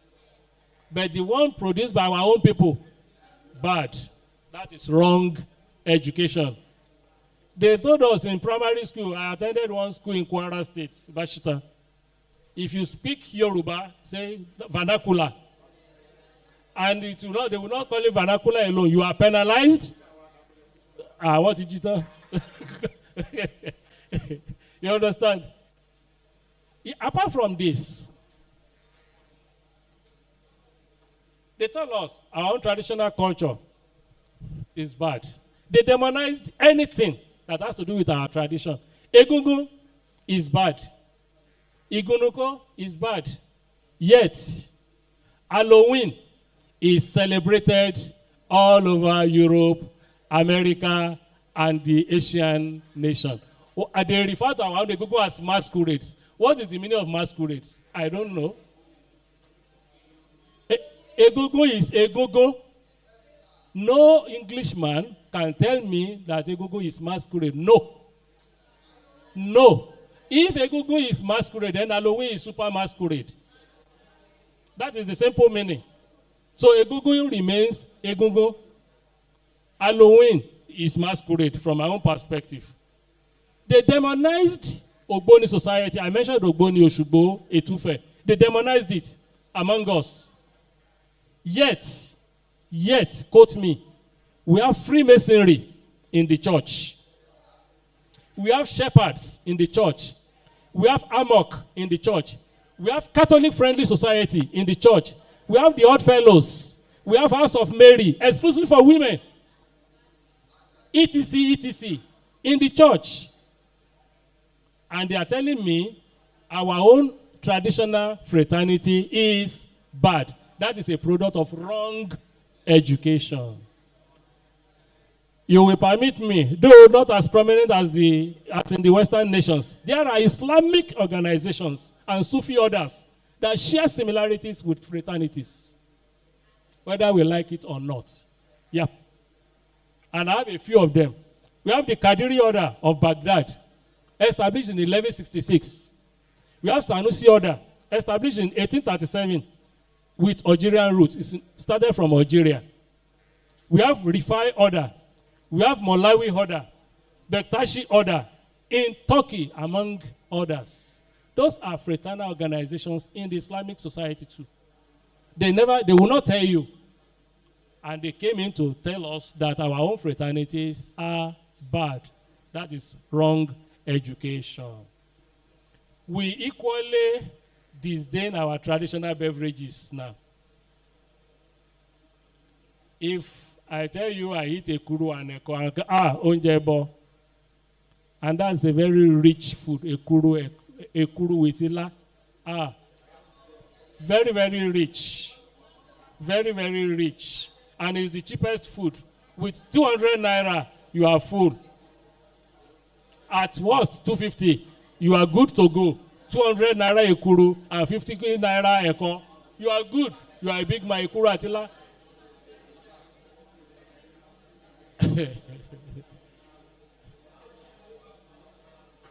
You disdain our healthcare system. You don't want to drink agbo. It is satanic to drink agbo. I pity you. Whereas all those extractions you take in the hospitals, they are also taken from the same herbs and leaves. Another challenge, apart from our wrong education, is the political leadership. What has been the challenge? Our leaders, because of their greed, their wickedness and viciousness, self-centeredness, they deliberately destroy and keep destroying our heritage by tinkering with our curriculum so that you will not appreciate your past. That is one of the reasons why history is no longer taught in secondary schools. Obasanjo stopped the teaching of history in Nigeria.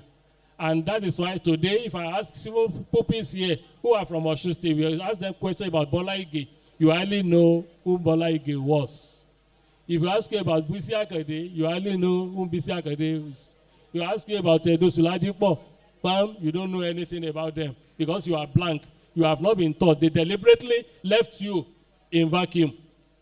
They chose to remove you from your background. Today, you will see our social clubs, even on campuses, are also demonized. The Kegites Club that I used to enjoy.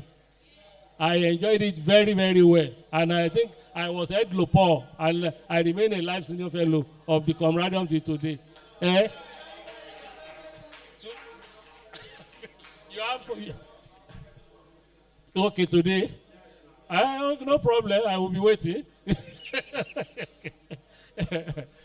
You understand? So these are some of the challenges we have. The leadership has deliberately destroyed our heritage in order to keep us enslaved.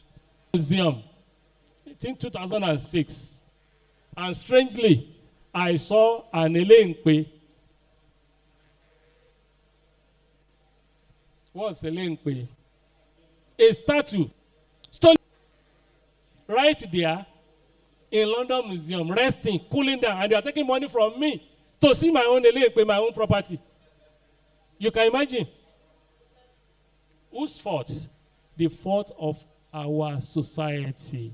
Because we have allowed them to steal those things. We have allowed them to steal.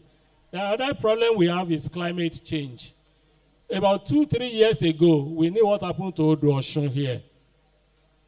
There was massive erosion, flooding into the Osun River that led to contamination of the system. That continued to damage our sites. Some of those sites are damaged because of mining. Some because of urbanization. Yes, we want to grow. But when you are growing, you can shift sites from one place to the other, or you protect it. And I hope Rotary will look into this, inadequate legal framework to protect our cultural heritage. That's another major challenge. What then are your roles as youths? Learning and documentation. I said it earlier, you can only give what you have, as simple as ABC. When you learn your cultural heritage, for those chanters, I will encourage you, document this. And I want to praise some of our youths. We have a Remi chanter. We have Ayinde chanter. We have Ajobiewe, who is an old cargo. But Ajobiewe has a son. And he has a son now that has taken along with the father. Those are already protecting our heritage. They are learning and documenting. So I encourage those of you who came out today to do similar things so that you remove divorce yourself from mental slavery, reorientate yourself, appreciate what you have. Many of us will not wear even in our Yoruba dresses again. You don't. You find it difficult to put on Yoruba or traditional clothes. You prefer English skimpy dresses. If not, that today is Cultural Day, I am sure that about 80% of you will not appear in Yoruba or traditional cultural dresses. Stewardship and maintenance, another role that you can do. You can assist by maintaining those heritage sites like museums, palace, archaeological sites, heritage libraries, and so on and so forth. Then you can serve as tourist guides. Serving as tourist guides, you also make money. So you have a role to play in stewardship and maintenance of those sites. And critically, technological application. Some of us are semi-analog or semi-digital. We know, like myself now, I know how to do some things on the computer, but very, very limited. I will compare myself with KK because I'm older than KK. So KK is a bridge builder between my generation and your. If you want to be a good speaker, if you want to be a good speaker, oh, Johnny Rotary, Johnny Rotary, and be a better speaker. Can we give him a big clap? A big clap. A bigger one. A bigger one. Bigger, bigger, bigger. Bigger, bigger, bigger. Bigger, bigger, bigger. Bigger, bigger, bigger. For the speaker. For everybody.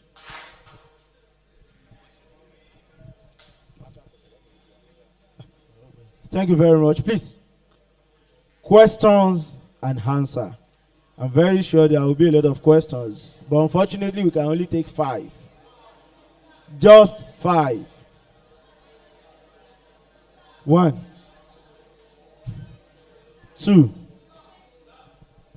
Let these 2 come forward first. I want to make sure we take only 5. 3.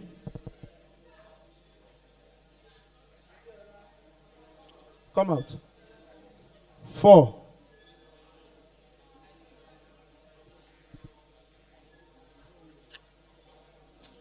5.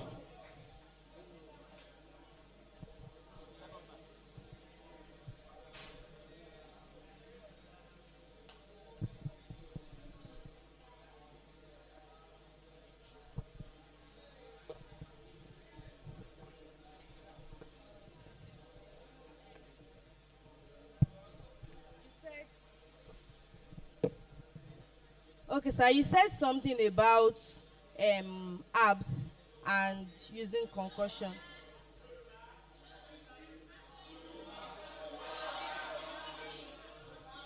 Okay, ẹ sọ̀rọ̀ nípa àgbo àti okay nísìn à ń sọ nípa ẹni pé ká máa lo àgbo. Ẹ sọ pé ká máa lo àgbo, but in cases of pregnant women and younger children that they give herbs and it ruined them, because I have a case of a woman that has given birth to 6 children before, and she later had twins at home, and the children were underweight, but she had them in traditional birth attendance place ọ̀dọ̀ àwọn ìyá alágbo, and at the end of the day wọ́n gbé àwọn ọmọ yẹn lọlé, wọ́n gbé wọn wá sí hospital, wọ́n lo àgbo fún àwọn ọmọ yẹn, àwọn ọmọ méjèèjì jẹ́ kú. It was the woman herself ló padà wá sọ pé àgbo ni mo lò fún wọn, ilé alágbo mo bí wọn sí o, àwọn ọmọ mi méjèèjì jẹ́ kú. So what should we do in that case? Thank you. It's a simple thing. When today's traditional birth attendants have synthesized modern day technology into their practices, even there are some oníṣègùn, when you go to them, before attending to a patient, they will tell that patient to go to a laboratory to establish the cause, the scientific cause of the illness. That woman that took underweight children home without doing the appropriate thing committed a grave error. That is not what Yoruba is preaching. And even in Yoruba setting, they still have medication for such, only that she had no access. Or they didn't ask questions to gain access to such information. That's what I can just say about that. Nǹkan tẹ́mi fẹ́ bẹ̀rẹ̀ ni pé mo jẹ́ ẹnìkan tó nífẹ̀ẹ́ sí àṣà Yorùbá, mo dẹ̀ ti ń gbìyànjú as an advocate of cultural heritage, so mo dá ẹgbẹ́ kan kalẹ̀ tó ń pè ní Yorùbá Wikipedia Fans Club.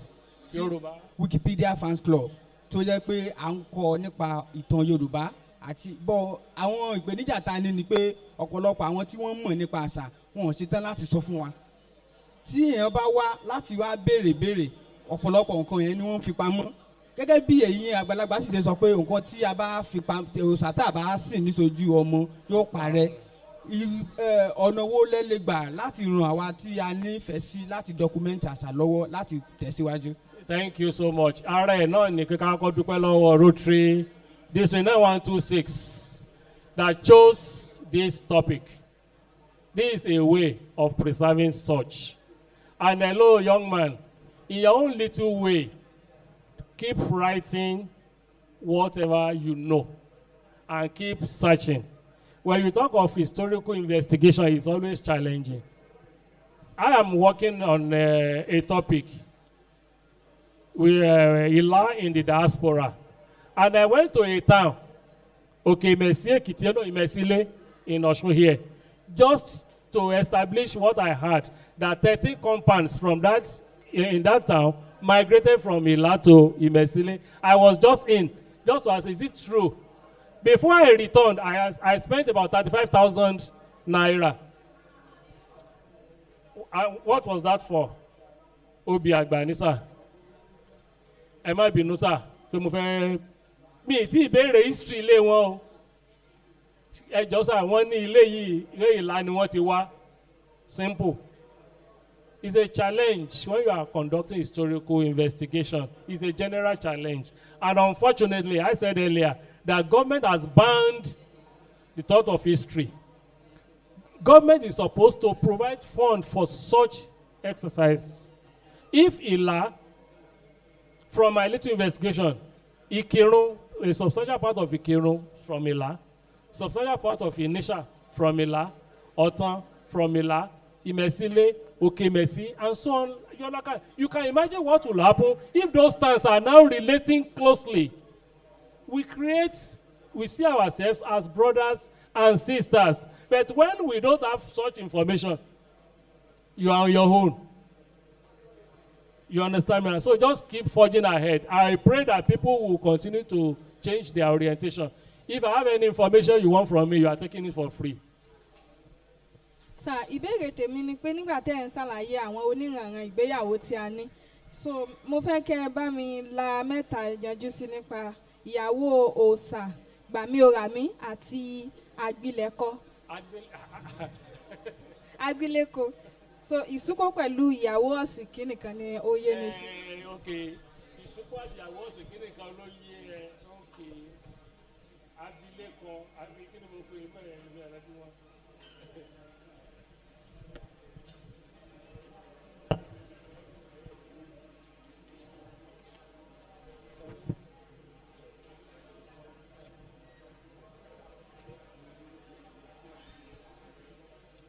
Ìyàwó ọ̀sà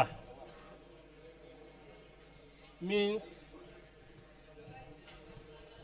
láyé àtijọ́ nílẹ̀ Yorùbá tí wọ́n bá bí ọmọ wọ́n á nígbà tó bá fẹ́ sọ ìsọmọ lórúkọ wọ́n á ṣe ìtọ́sẹ̀jáyé rẹ̀ lẹ́ẹ̀kan mi ìrántí sọ nígbà tí mo ń sọ̀rọ̀ lórí naming ceremony wọ́n lè sọ pé ọmọ yẹn o ọmọ eléyìí o ìyàwó babaláwo ni láti ilẹ̀ pẹ̀pẹ̀ ọmọ yìí o ìyàwó baba ọlọ́sùn ni o láti ilẹ̀ pẹ̀pẹ̀.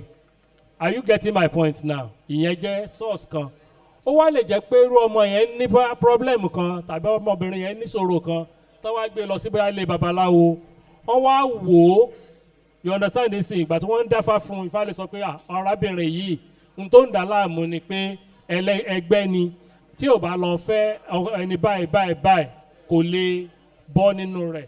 Àwọn yẹn ni ìyàwó òòṣà. Ó máa ń ṣẹlẹ̀ faintly ní lẹ́ẹ̀kọ̀ọ̀kan ni. It's not a regular incident. Ó sì ń ṣẹlẹ̀ holds till today. Gbígba abilékọ ní kejì ní pé kó gbàyàwó ẹníyàwó. You understand this thing? You understand this thing pé orí obìnrin tó ti wà nílé ọkọ ó wá wù ú ó wá toast ẹ̀ bẹ́ẹ̀ kí n lo language yín ìyẹn gbà fún un. Ó dẹ̀ ṣe àwọn agbéra wọn lọ sí kóòtù àwọn àgbà wọn á ní kó jáwèé yóò wá sanwó fún ọkọ ti tẹ́lẹ̀ ìyẹn wà ẹ̀ṣẹ̀ wá fẹ́ òun ni kó gba abilékọ. Gbà mí ó rà mí ni pé ok ẹni tó sick tó jẹ́ pé bóyá ó ní brainwave àwọn agbè lọ síbi ọ̀dọ̀ bàbá tó tọ́jú ẹ̀ bàbá yẹn ló tọ́jú ẹ̀ tára rẹ̀ ṣe yá òun àfẹ́ òun ló gbà á òun náà ló rà á. Are you clear now? Yes, ẹ káàsán sir. So orúkọ mi ni Hafiz ọmọ mátọ̀ mi. So ìbéèrè mi lọ báyìí lẹ́sọ̀ béèrè pé kí ni ọ̀nà tí èèyàn ṣe lè ṣe let me use this way the clarification to divine DNA in Yoruba land. DNA. Okay, in Yoruba land. Okay, jẹ́ fún ẹni títí lé wa yóò simple thing ni mi ò mọ orò lé yín mi ò mọ àṣà lé yín àmọ́ lé títí wa nílé tó ti bí èmi lọ́mọ tó bá bí ọmọ tó bá gbé ọmọ yẹn wọ inú agboolé yẹn di òní tó bá jẹ́ ọmọ àlè ni kò lè lo ọ̀sẹ̀ kan lẹ́yìn tó fi máa kú. So mi ò mọ DNA mi ìtọ́jú yẹn lọ nílé tí bàbá tèmi ni mo sọ o tí wọ́n bá gbé wá àmọ́ ó lè máa gbé bóyá Chicago ni àbí London o tí ò wọnú agboolé o àmọ́jọ́ tó bá ti wọnú agboolé wa tó dàbọ̀ sí àgbàlagbà ni ó ti mọ̀ pé tí ó bá ti ṣe páwọn àlà bí láàrin ọ̀sẹ̀ kan yẹn yóò lọ bá àwọn tó bí níbi tí wọ́n ti bí wa èmi DNA ti lé wa nìyẹn so èmi dẹ̀ mọ̀ pé ó wà káàkiri nílé kọ̀ọ̀kan bẹ́ẹ̀ yẹn that's my simple response. Ìbéèrè kejì ni pé nínú customary marriage àti ìgbéyàwó traditional èwo gangan ló. Èwo ni customary èwo ni traditional.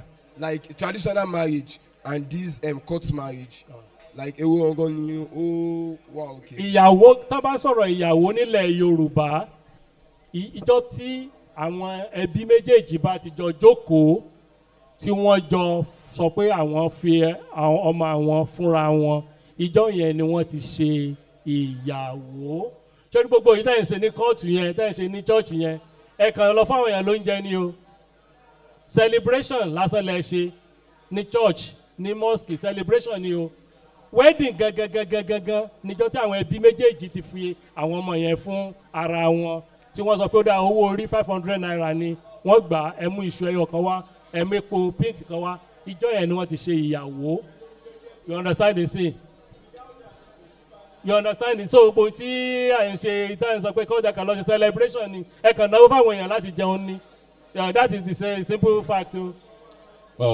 Thank you very much, sir. Sorry, I don't know how to speak Yoruba. So, okay. So my own question is around education. I've been doing some personal research relating to culture, especially Yoruba culture, because I'm from the Yoruba tribe. And I discovered that a lot of things we've been made to believe about our culture were lies and Western perspectives. For example, in the aspect of religion too, Eshu, for example, I discovered that Eshu is not Satan. And there was a time I make content on that online, and there was a time I took it upon myself to make a video content to explain that aspect. And I was in the comment section. I was bashed. And when I check the people's profile, most of them were Yorubas. So, like in the aspect of education, how well can we utilize, how well can we educate people without being tagged as demonic or fetish? It's a simple thing, my brother. Ogba Yoruba o mo so ni. Too bad. Eshu is not Satan. Quote me. And quote me for good. Elegbara ni Eshu. One of the pantheons of Yoruba faith ni Eshu. Late Dr. Kayode Eshuleke was the Baale Eshu of Oshogbo. I think he passed last year. All members of his family, they are well read, well exposed. They subscribe to that faith till today. One of the challenges we have was mental slavery. When Bible was going to be translated into Yoruba by Ajayi Crowder, who happened to be a former slave, and a pupil of the Christian church, translated our own issue, our own, to be Satan. No, that's a product of mental slavery. And in history, we know them, they are victims. We call them victims of hermetic hypothesis. It's not that alone. On River Niger, you know Jeba now. We also know Jeba. Jeba, Igomina land ni Jeba. Ọya ni orúkọ odò yẹn jẹ́ ní Yorùbá. Àwọn Nupe Tápà náà ń pè ní Kwara State ń gbọ́ yẹn. Orúkọ odò yẹn ní èdè Nupe nìyẹn. Ọya táwa pè lọ́ya làwọn pè ní Kwara. Ìgbà tó máa wá ń kọ́ wọ́n ní Mango Park ló discover odò tó ń bẹ nínú ọ̀dẹ̀dẹ̀ mi. You can see that they are sick. And they took such. I was at the conference in Paris 2021. And somebody made a presentation before people from about 27 countries. I didn't know when I flew up. That in this age, you are still telling us that Mango Park discovered River Niger. That had a name, Oya, in Yoruba land, and Kwara in Nupe. But that is mental slavery. So there are many people, particularly your generation, that have been mentally enslaved to believe that everything is bad about you. Anything that has to do with African culture, African tradition is bad. And they see it as bad. Until tomorrow, the church will propagate that to keep themselves in business. The imams will do that to keep themselves in business. Because the moment you are able to free yourselves, you continue to question them. And when you question their source of income, you know how it be now. So that is it. But in your own right, keep doing what you are doing and don't run away from bashing. They will continue to bash you. Those who are victims, those who have chosen to be slaves, will continue to bash you. But free your mind. I told you earlier, I don't go to church again. I used to go to church, but I don't go again.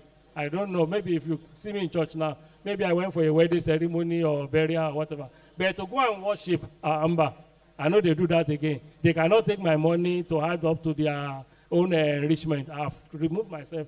You understand? And my children too. When they say they are not going, I give them Okido for not going. Say thank you for not going, Jare. Yes, they are freeing themselves. Free your minds. Appreciate yourself. That you are first and foremost an human being and you have everything it takes to flourish all over the world. Your culture is good. They continue to steal. In Europe now, in America, go and see the number of Yoruba traditional culture, how they celebrate them. I saw this in Spain. I saw in Barcelona. I saw in Sevilla. I saw in Malaga. Yoruba tradition being celebrated. And here at home, we are demonizing. Please keep on your work. I wish you well. Ìbéèrè tèmi lélẹ́yìí, kí ló ń jẹ́ ìràwọ̀? Báwo dẹ̀ ni ìràwọ̀ ṣe papọ̀ mọ́ ìtẹ̀sílẹ̀ nínú ìgbéyàwó? Torí ó láwọn nǹkan tó jẹ́ pé tó bá fẹ́ marry. Kí ló ń jẹ́ ìràwọ̀? Ìràwọ̀. Bẹ́ẹ̀ ni nínú èdè Yorùbá torí àti ní cases tó jẹ́ pé èèyàn méjì máa wá papọ̀ tó bá fẹ́ marry wọ́n máa ní ìràwọ̀ ò para ara wọn. So kí ló ń jẹ́ ìràwọ̀? You see, hello, auntie. Okay. Like I said earlier. Má lọ sùn fọkàn síbí ni o. Yoruba tradition ó rich. Àwọn nǹkan tá a rí wà, àwọn nǹkan tí a rí ó wà. We are more gifted than ourselves.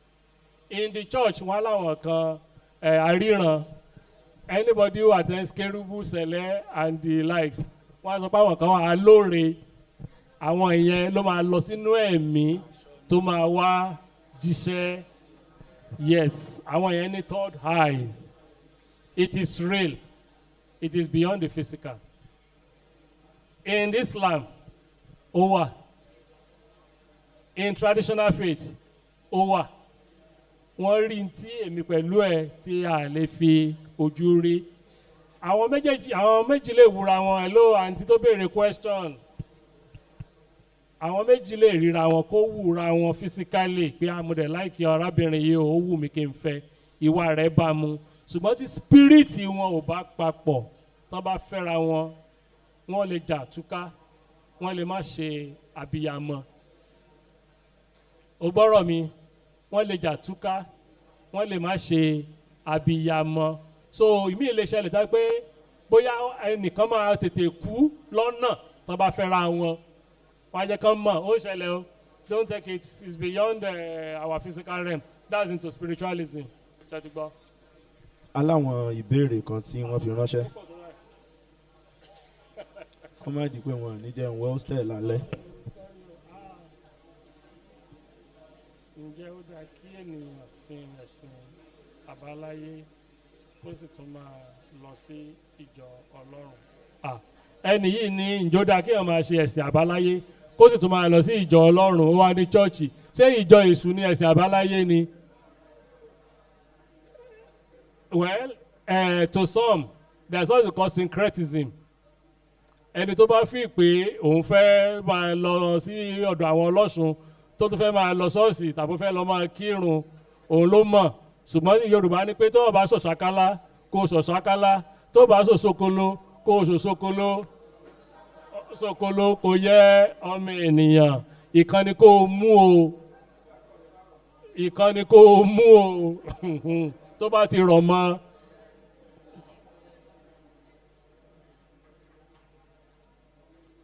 What can you say about the abolition of female genital mutilation? Wọ́n ní female genital mutilation. Mutilation yẹn lásán is a very very bad word. Wọ́n mutilate anybody. Mutilation means destruction. Àbí ọ̀gá lọ́yà mi ìgbóyìnbó. ṣùgbọ́n tó bá ti mutilate nǹkan wọ́n ti ṣá nìyẹn ẹ́ kì í ṣe genital mutilation o you understand nsìn àwọn tí wọ́n ṣe é nígbà wáṣẹ̀ ó nídìí o an average lady that is not circumcised is prone to have sexual urge easily than the one that is circumcised. It is a restrictive construction just to curb, to make sure that they control their sexual laws. It's a simple thing. They did it in the past, and some people still subscribe. Yes, government has tried to stop it, but some will refuse. That is open to you.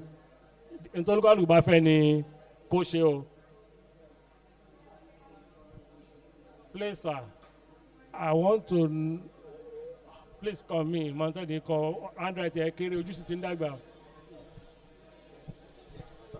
Please, sir, I want to ask that what can we do as an individual to protect our cultural heritage?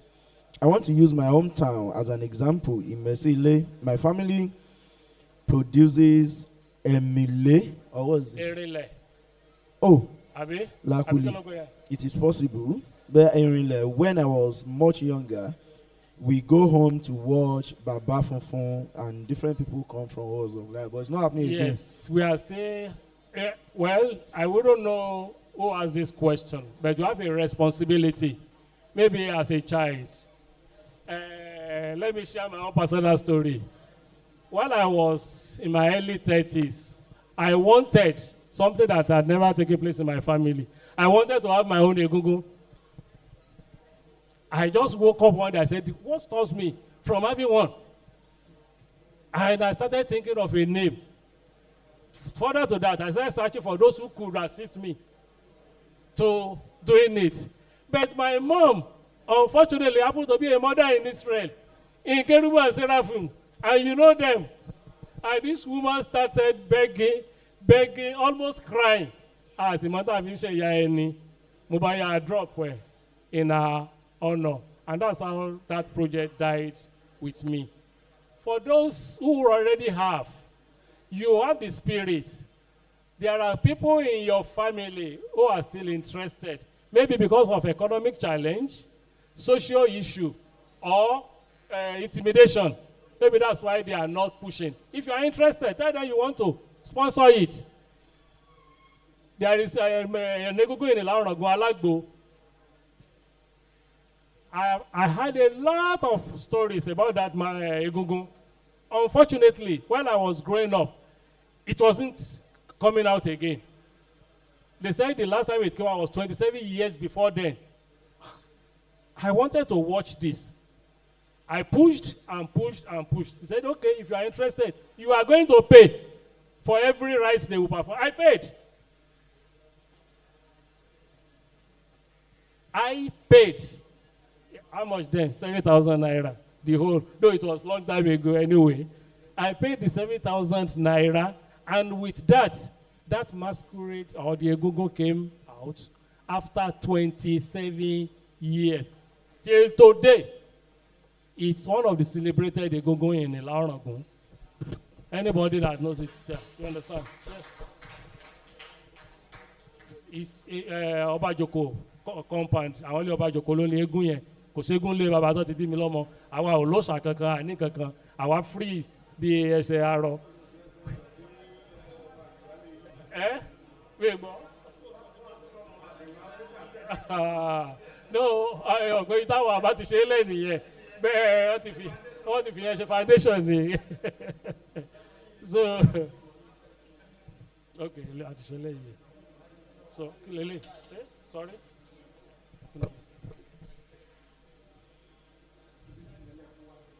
Food. How did the Yoruba alphabet emerge for you? How did Yoruba alphabet emerge? For instance, alphabet. Yes, A, B, D, A, F, E, G, B. This is not a question. Well, thank you for saying that. Ara nǹkan tí à ń sọ nìyẹn. Òyìnbó kọ́ ló kọ́ wa ní èdè wa o. Kódà tó di pé wọ́n gbé alphabet òyìnbó gan dé, hieroglyphics ó wà o. Yorùbá ní tí wọ́n ń pè ní àrokò tó bá pàrokò ránṣẹ́ ó nítumọ̀ o tó bá sọ pé ó yá gba kínní ìlọ fún ẹni báyìí ní nǹkan báyìí ó nítumọ̀ àròdàn náà wà àrokò wà gbogbo ẹ wà ara gbogbo iṣẹ́ tí Yorùbá fi ń sọ̀rọ̀ nìyẹn you understand silent communication nìyẹn ṣùgbọ́n alphabet Yorùbá náà you understand me I'm not a student of English language I studied history primarily so mi lè sọ pé bí ó ṣe develop nìyí ṣùgbọ́n mo mọ̀ pé kì í ṣe ìran òyìnbó ló kọ́ wa ní alphabet Yorùbá o A B D B torí kò sáwọn letters kan ní èdè Yorùbá ní bẹ́ẹ̀.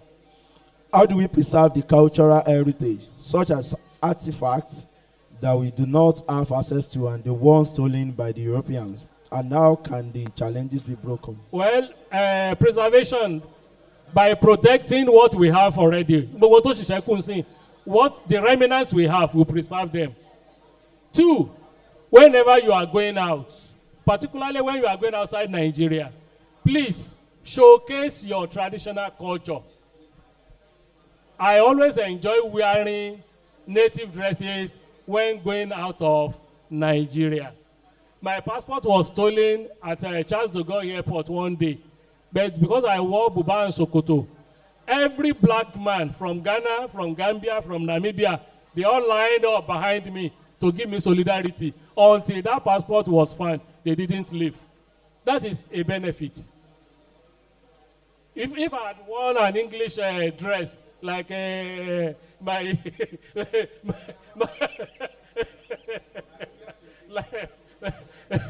like these district leaders, a possibility that all those black people will just ignore me, that this one is one of them, maybe a black American or something.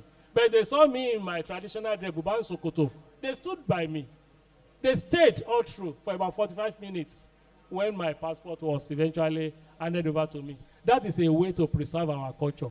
And when PDG Femi Oladimeji was awarded in 2002 in Spain, oh, I was a local champion there because all through I wore traditional dresses and all those whites were begging me to snap photo.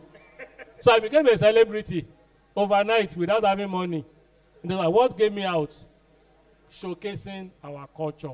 So you wear your culture, live your culture, exhibit it anywhere you go. Be proud. Ọ̀pọ̀lọpọ̀ ń sìn nínú ilé àwọn ọmọ yóò gbọ́ Yorùbá. You know, lónìí àwọn gbọ́ Yorùbá, you can't speak Yorùbá. Ṣé kókó nìyẹn? Ọmọ yóò gbọ́ Yorùbá ní tó lè proud. Eh? Oh, títọ́ ti gbẹ lẹ́nu. No, jẹ́ ká sọ tó máa ń tí wàá lẹ̀ sí.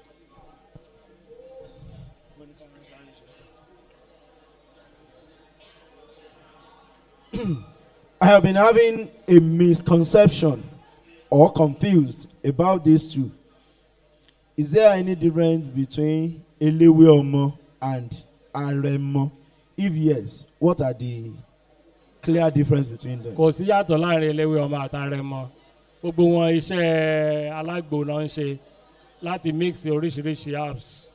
In Yoruba land, there are some festivals that are kind of dangerous to human. For example, the Ololu, the Oro festival, and the likes. My grandma told me a story of one Oro festival in Ilubi town. She said whenever they are doing it, the Oro festival, nobody must make noise. Even babies must not cry. If the baby cry or a person talk, he or she will die. I know the Oro festival is for cleansing the town, but some of these things are dangerous. Can it not be cancelled? Thank you so much for this question. This is one of the challenges we have. We continue to demonize what we don't know. Just last week, Wednesday, the Oragun Ilela had the Odun Ishiro. And it was an open thing. It was an arcade. A procession from the palace to Odode premises.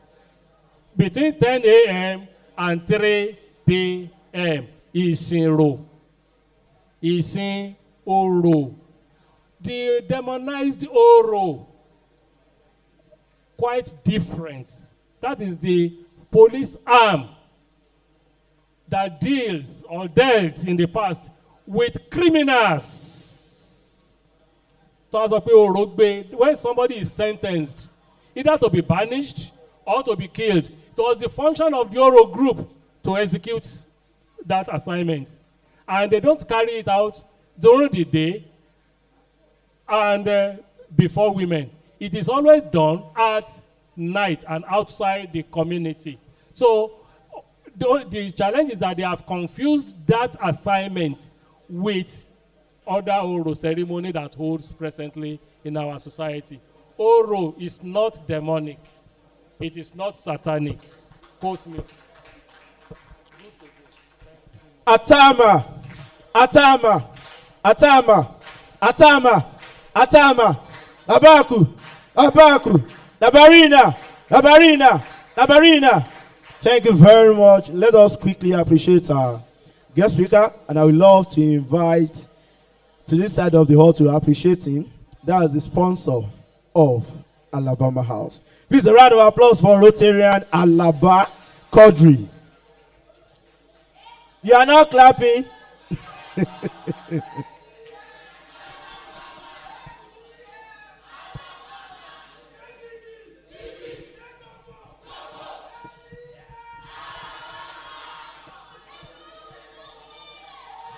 Thank you, thank you, thank you. Thank you. Ní gẹ́gẹ́ bí ètò tí mo wọlé dé bá ní orúkọ gbogbo ẹgbẹ́ Rotary káàkiri àgbáńlá ayé, ẹgbẹ́ Rotimi Táyọ̀ káàkiri àgbáńlá ayé, pàápàá jùlọ ti ẹ̀ka ẹ̀sán, ọ̀kan, èjì àti ẹ̀fà. Pẹ̀lú nǹkan tá à ń ṣe ní ìpínlẹ̀ wa níbi ìpínlẹ̀ Ọ̀ṣun, pàápàá ní ìpínlẹ̀ ọmọlúàbí ní Ọ̀ṣun ní ìlú Òṣogbo, mo fi ti àpọ́nlé fi gbé àmì ẹ̀yẹ yìí fún yín, gẹ́gẹ́ bí wọ́n ṣe pè yín wá síbí pé ká bá wa sọ̀rọ̀. Gbogbo ọ̀rọ̀ tẹ́ bá wa sọ àti gbọ́, a sì rí àwọn kókó tó ṣe múrelé, tó ṣe kọ sílẹ̀ àti rí ń bẹ̀ àti tá a múlò fún ọjọ́ iwájú wa. Eléyìí ni pé kẹ́ bá wa gba eléyìí, fún àpẹẹrẹ pé ẹ wá bílẹ̀ ní ẹ wá bá wa sọ̀rọ̀. Tẹ́ bá ti délé ẹ bá gbé síbi tó dáa, tí ó gbé èèyàn tó bá ti wọ inú ilé yín tí wọ́n á ti máa rí i pé ilé jẹ́ bí àmì pé ẹ wá síbi. Ẹ ṣeun lọ́pọ̀lọpọ̀.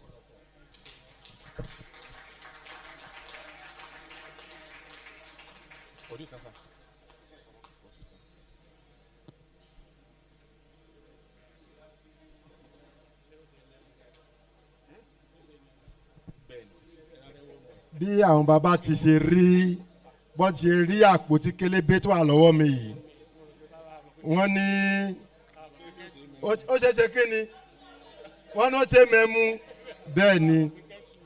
Ṣùgbọ́n èmi máa rọ̀ yín wípé tẹ́ bá délé ẹ bá wa gbé fún ìyá nílé wípé gẹ́gẹ́ bí tí mo lọ lénìí, wọ́n fèmí ní tèmi, ṣùgbọ́n lára ẹ̀ tí wọ́n tún fún mi eléyìí jẹ́ ó máa wúlò fún yín.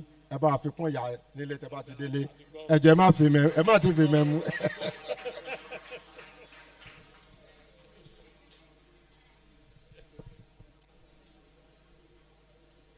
Eléyìí ni fìlà tí gbogbo ẹgbẹ́ ṣe. Ó yá, lè ṣe jù bẹ́ẹ̀ lọ náà, a lè ṣe jù bẹ́ẹ̀ lọ. Let's do it this way, let's do this way. Let's do this way. Hold it.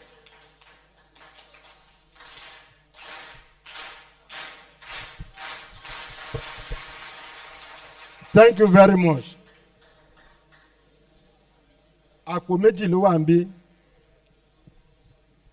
àpò eléyìí ẹ lè gbé fún ọmọ wa èyí tó kéré jù ẹ lọ́mọ kékeré ẹ gbé ẹ àti ìgbọ́ ẹni sisi kò burú wọn náà wọn ní ọ̀dọ́ obìnrin kan kì í ṣe sisi ọ̀dọ́ obìnrin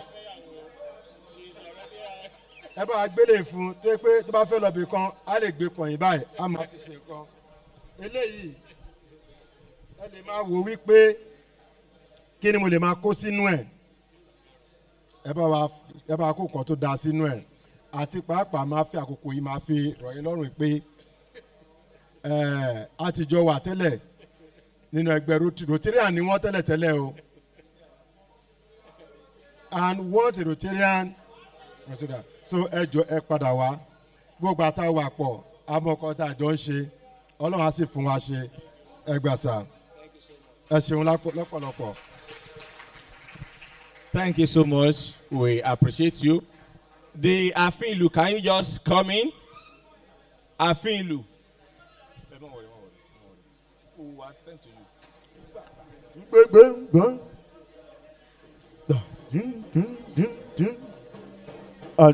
Let's all be upstanding. The founder of Afinlu and Ede.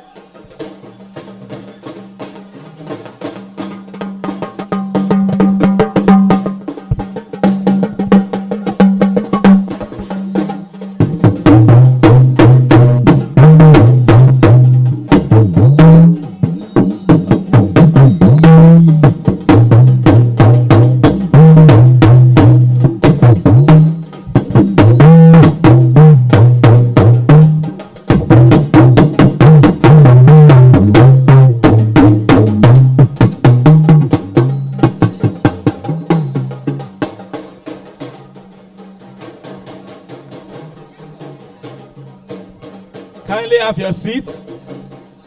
Let's be seated.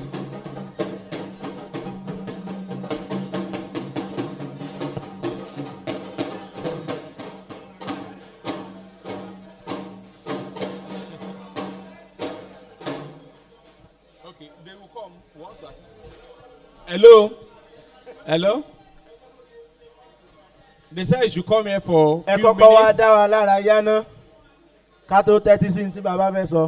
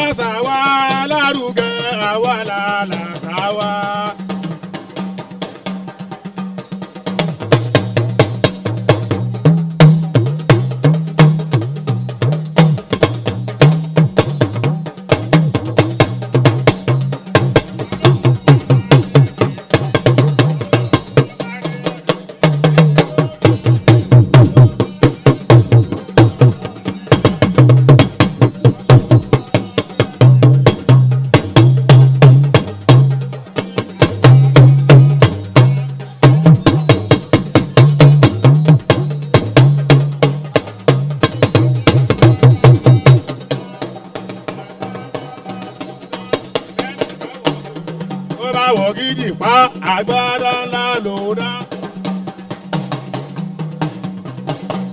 Àwọn egúngún lobìnrin lè ṣe. Àwọn gẹ̀lẹ̀dẹ́ lobìnrin lè wọ̀. Bóbìnrin fojú korò korò ní ó gbé. Bóbìnrin fojú korò korò ní ó gbé. Bó bá ti rí ni ẹ wí o. Bó bá ti rí ni ẹ̀ wí.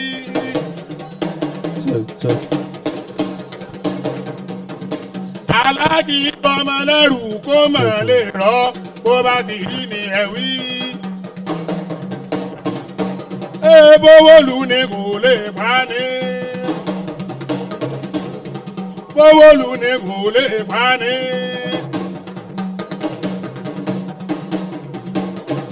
igi tí a fẹ̀yìntì tí yóò gbà ní dúró bówólù ni kò lè pa ni.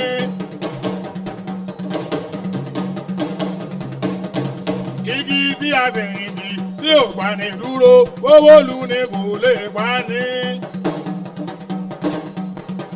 Agili tí ló mú o. Agili tí ló mú.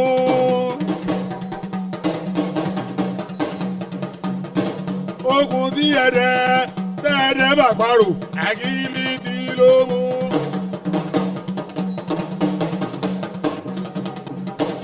Ogun tí ẹ̀dẹ̀ bàparò. Agili tí ló mú.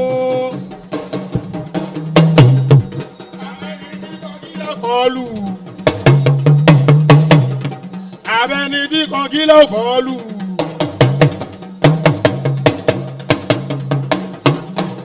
tó lè kọlù sùn tó lè kọlù Ṣàngó abẹni tí Ṣàngó. A round of applause for them, a round of applause, a round of applause. Ẹ lè pàtẹ́wọ́ jù báyìí lọ. Ẹ lè ṣe jù bẹ́ẹ̀ lọ lẹ́ẹ̀kan sí i.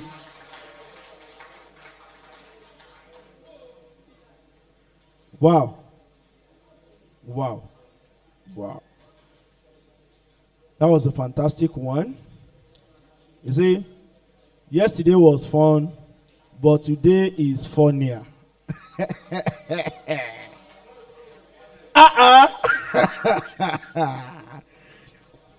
Distinguished Rylarians, this is not time to move out, please. I don't know where you are going.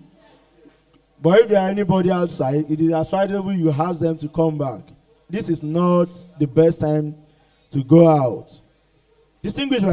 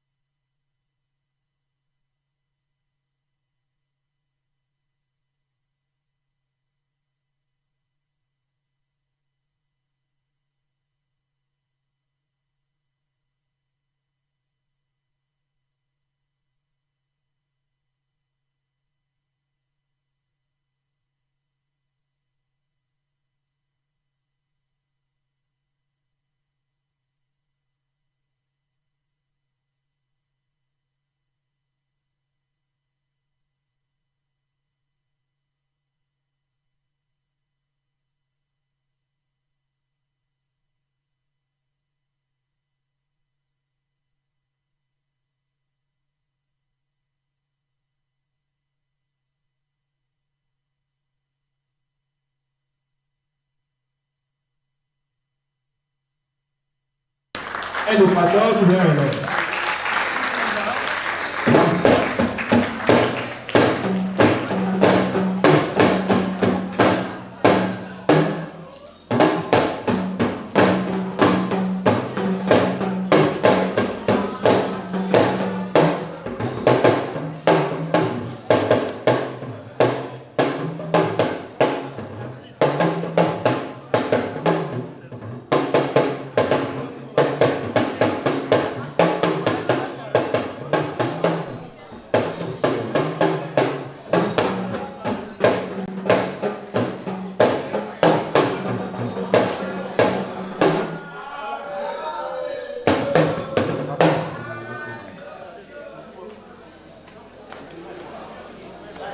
Ladies and gentlemen,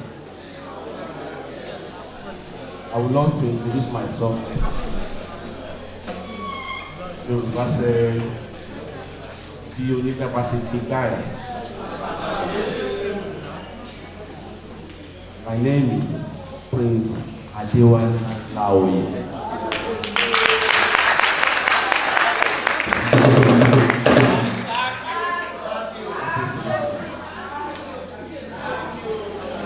Founder of Ààfin. Lórí pé àwọn ìtumọ̀ ààfin. Kí ni ìtumọ̀ ààfin? Ààfin ni mo fi òkú sí ààfin. Ààfin wà. Ààfin. So palace ni ààfin jẹ́. In Yorùbá land.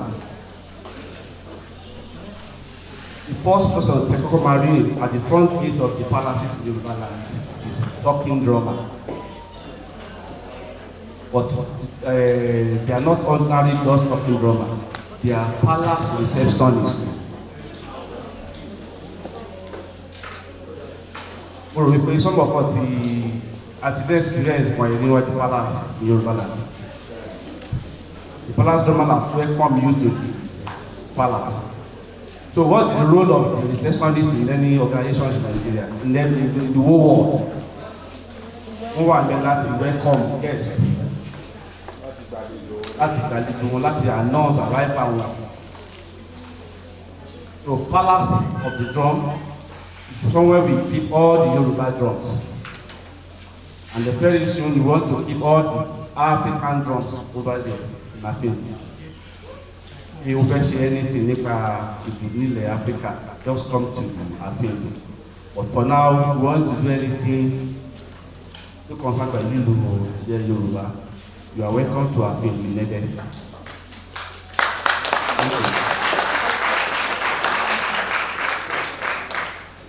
Ẹ lè darapọ̀ mọ́ wa lórí ìkànnì ìbánidọ́rẹ̀ẹ́ wa.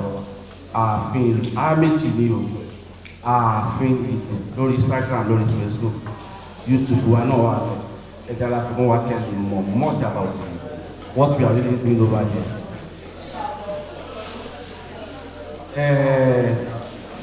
Mo kí ẹ̀gbọ́n bàbá mi I've met them ó ti mọ̀ wọ́n rí àti ríra rí dáadáa so but cap tí wọ́n dé òde kìtì get wọn so good to see you again sir and all my brothers and sisters good to see you all. If you can serious, you are here to make you happy, to let you know much about our roots, the origin of Yoruba drums and their uses. So I'm a sọ̀rọ̀, I'm a jó, sọ̀rọ̀ díẹ̀, àlùlù díẹ̀. Má fẹ́ ìfẹ́ kí akọ̀kẹ́jàrà káwá lè tún sọ̀rọ̀ sọ́kà ẹ̀ yọ̀. So ẹ̀kọ́ tó bá ń sọ yẹn á lè wà lórí. Ó dé wọ́n sọ pé pàpọ̀ fún yín lórí leadership something. Bóyá ẹ máa keep ẹ máa get ẹ lọ́la. If you go focus on the drumming aspects properly in Yoruba land, they are fond of ceremony. There are no more. Man sọ̀rọ̀ pa ìran wo ẹ̀yàwó ló ṣe pátí jù.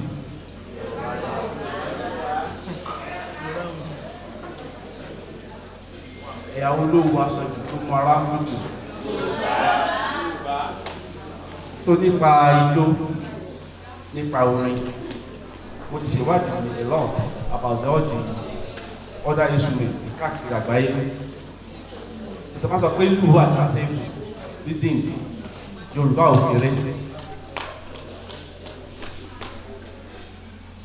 Ìlú ilẹ̀ Yorùbá, all the drums Yoruba that can make the talk, they can imitate our tone, our language perfectly.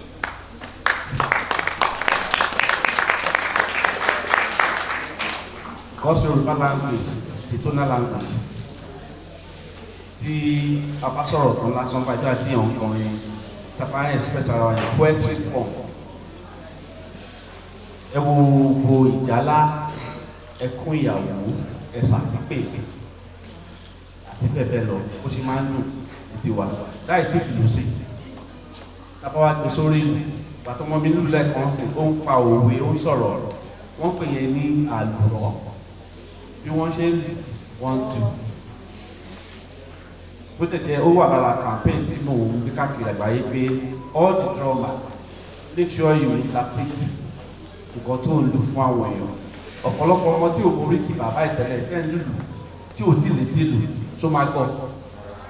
Ọ̀tẹ̀ bá ń tí ẹ̀yìn interpret ẹ̀ ó máa decode, ó máa yé ọ̀tọ̀ sọ pé ókè bàbá mi ọmọ lágbájá ní kìíní kan, bàbá rẹ̀ ló ṣe kìíní kan. Tọmọ tí ò tí bẹ̀rù agan ni ó ti wà ní èdè.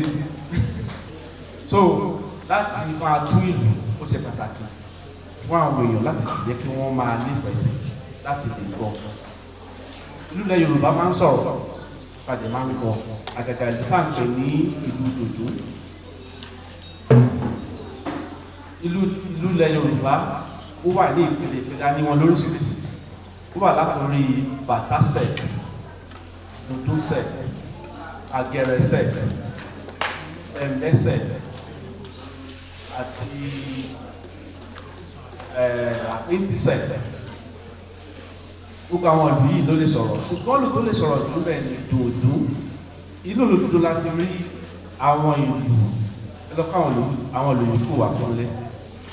Ibẹ̀ láti máa rí ìlú tí gbogbo yín mọ̀ jù, ìlú olórúkọ tẹ́ mọ̀ jù yẹn náà.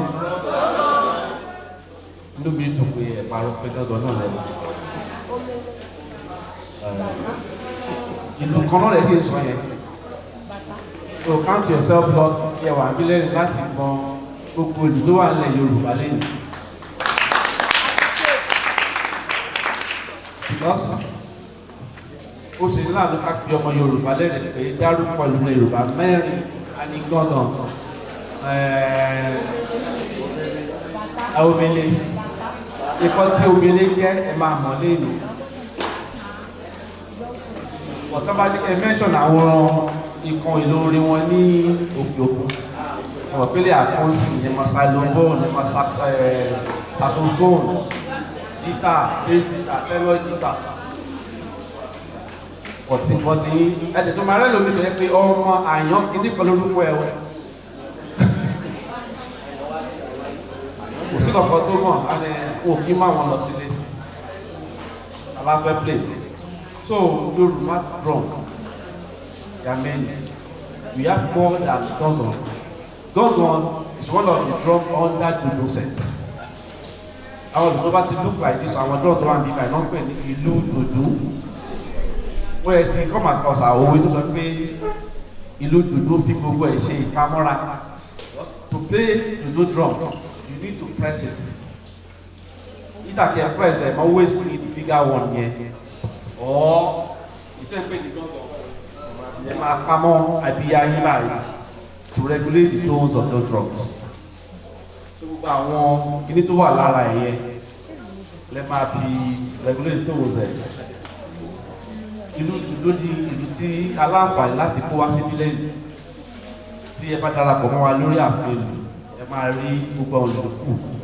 Ẹ sì láǹfààní láti kàn sí wa ilé wá síbẹ̀ láti ká wo ìlú bẹ̀. Ṣùgbọ́n ìlú dòdò tó yẹ pé òun ló popular ló là ń rí gbogbo gbàjù. Gbogbo àwọn ọ̀dọ́ tó wà níbà ìlà pè ní ìlú dòdò. Bá mi gbé lòyìn sókè lẹ́yìn kọ̀ọ̀kan. Ìṣẹ̀kẹ̀rẹ̀ sílẹ̀. Ní ìyá lòyìn wá sí sókè. Ìlú tó ń gbé sókè yìí ló ń pè ní ìyá ìlú dòdò. all the drums they are in set, and each set ló ní mother of the set. Olódúró bí leader, and then no to be a leader, communication gbọ́dọ̀ break náà. The drum yìí ló máa instruct dancer, ló máa lead, ó kọ́kọ́ máa ṣe bí prelude tó yẹ pé bóyá wọ́n fẹ́ kí ọba Òṣogbo ń sìn ló fẹ́ lùlù fún akọ́kọ́ kì tó bá kì í lẹ́dí kan wá ṣẹ̀ wá lu àlùjó tí ọba yẹn fẹ́ràn láti máa jó àwa ṣe bẹ̀rẹ̀ pẹ̀lú àwọn accompaniment, àwọn emele ìṣáájú, emele ìkan ìlú gúdúgúdú, àwọn yẹn máa wọlé accompaniment ni wọ́n. Emele yẹn àwọn yẹn máa wọlé láti báàkì leader yẹn láti jọ ṣiṣẹ́ pọ̀, ọ̀sìn leader náà lè ṣe anything without the ọmọọṣẹ́, so olóma lead wọn, ó máa instruct. Ìlú yẹn ó ń sọ̀rọ̀, ó ń kìlọ̀ ìwà, ó ń kọ́ni, because to be a good drummer o gbúdọ̀ gbọ́ èdè Yorùbá, because èdè wa ló ń sìn jẹ. A ní ohun mẹ́ta tàbí lu ilẹ̀ Yorùbá, do, re, mi, do, re, mi. Ohun yìí ni a fi ń lùlù náà. Tẹ́tìrí pé èdè wa ló ń sìn jẹ, torí láti sọ ilẹ̀ Yorùbá, Òṣogbo, wà mí wọ́n lọ́ọ̀kì Òṣogbo yẹn, pàtẹ́wọ́ fúnra yín. Re, mi, Adéwálé, Ọlátẹ́jú, Adékọ́lá, gbogbo ẹ̀ ní ohun tí re, mi yẹn lè fún wa. Láti lu ìlú dùndún, ọsán tó wà lára ìta pè ní leather strings yìí ní máa ń pè ní ọsán. Kí ni mo pè? Ojú ṣé ẹ̀rọ tó wà bẹ́ẹ̀ rí já? tó awọ tó wà lára yẹn awọ ìgalà la fi ṣe, ó ní ìgalà, ṣe ẹ̀mọ ẹran náà pè ní ìgalà.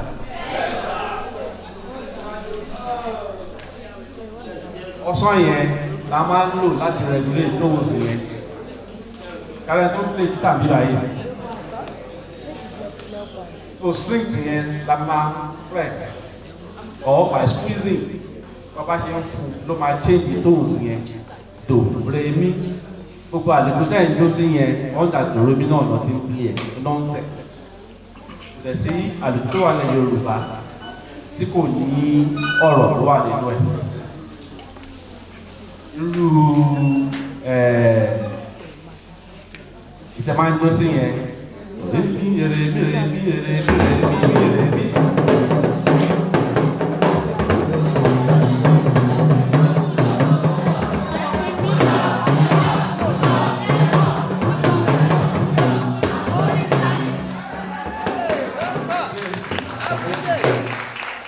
kẹ́rin pé ó sọ̀rọ̀, ó lè ṣe lù ọsán yẹn ló ń fún tó fi ń change tó fi ń regulate tóun sì yẹn. Orí òní àwa o, torí bá ta orí fọyàn lọ kékeré gan-an ni ó tó máa tàyàn. tó ìlú yìí sọ̀rọ̀ tí ó sì máa gbọ́. Ìtọ́tú tẹ̀lé ni omele. A ní omele méjì kan tá ń pè ní omele ìṣáájú, omele ìkan ìlọ.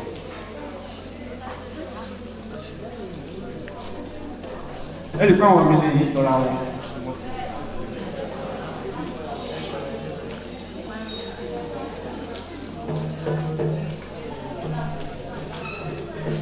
Omele yẹn méjì ni a máa dé ìkan sí mí, a máa dé ìkan sí re, a máa fún wa ní mí re.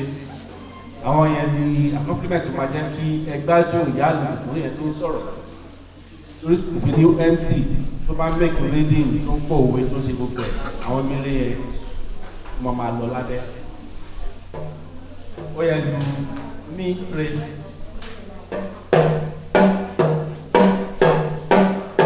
Ẹ rí i pé ohun yẹn ló fún wa yẹn tẹ̀lé ní gúdúgúdú yẹn one gúdúgúdú two of these omele yìí make one gúdúgúdú.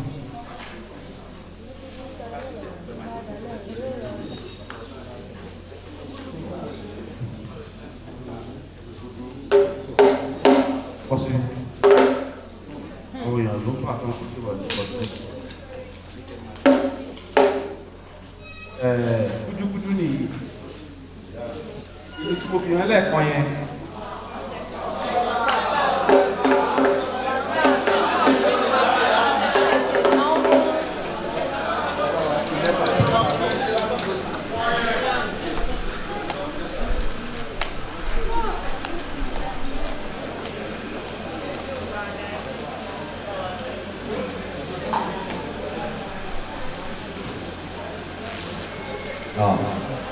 Gúdúgúdú nìyí tútò lòun ní drums méjì táwọn ìlú tó lẹ́ẹ̀kan yẹn mélé yẹn méjì táwọn ń lù yẹn ó nìkan ló lè ní two of those drums make one gúdúgúdú. Ibi tó ní spot black yẹn ó máa fún wa ní rẹ bíbá yẹn máa fún wa ní sharp note mi rẹ ya play ẹ̀kọ́.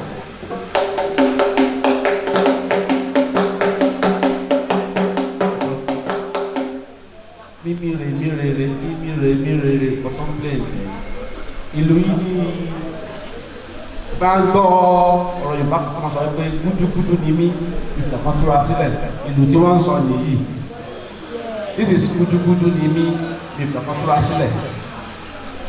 Nínú ìdí tí mo fi sọ pé kò ṣàkóso sílẹ̀ ni wípé pẹ̀lú àwọn olùdókòwò ti fi wọ̀nyí lẹ́ẹ̀kan yẹn ẹ rí i pé the bigger one yẹn are played by squeezing of the straps the smaller one by pressing pé òun ò nílò kẹ press òun kó o tó sọ̀rọ̀ kó o tó kẹ tó play o lómi pé owó ìgbàgbọ́n túra sílẹ̀ just take your straps and eat it ó dẹ̀ máa fi sàn so ẹ̀ ní ẹ̀ fún kẹtẹ kankan kó tó yí pé ó máa dóhùn jáde ní àwọn Yorùbá ṣe máa ń lọ̀rọ̀ yẹn pé gúdúgúdú ni ní ìgbàgbọ́ túra sílẹ̀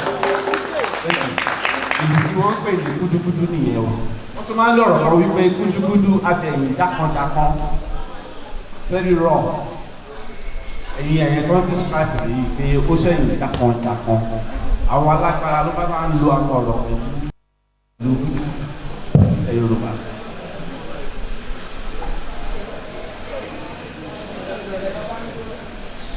Ìlú tuntun wà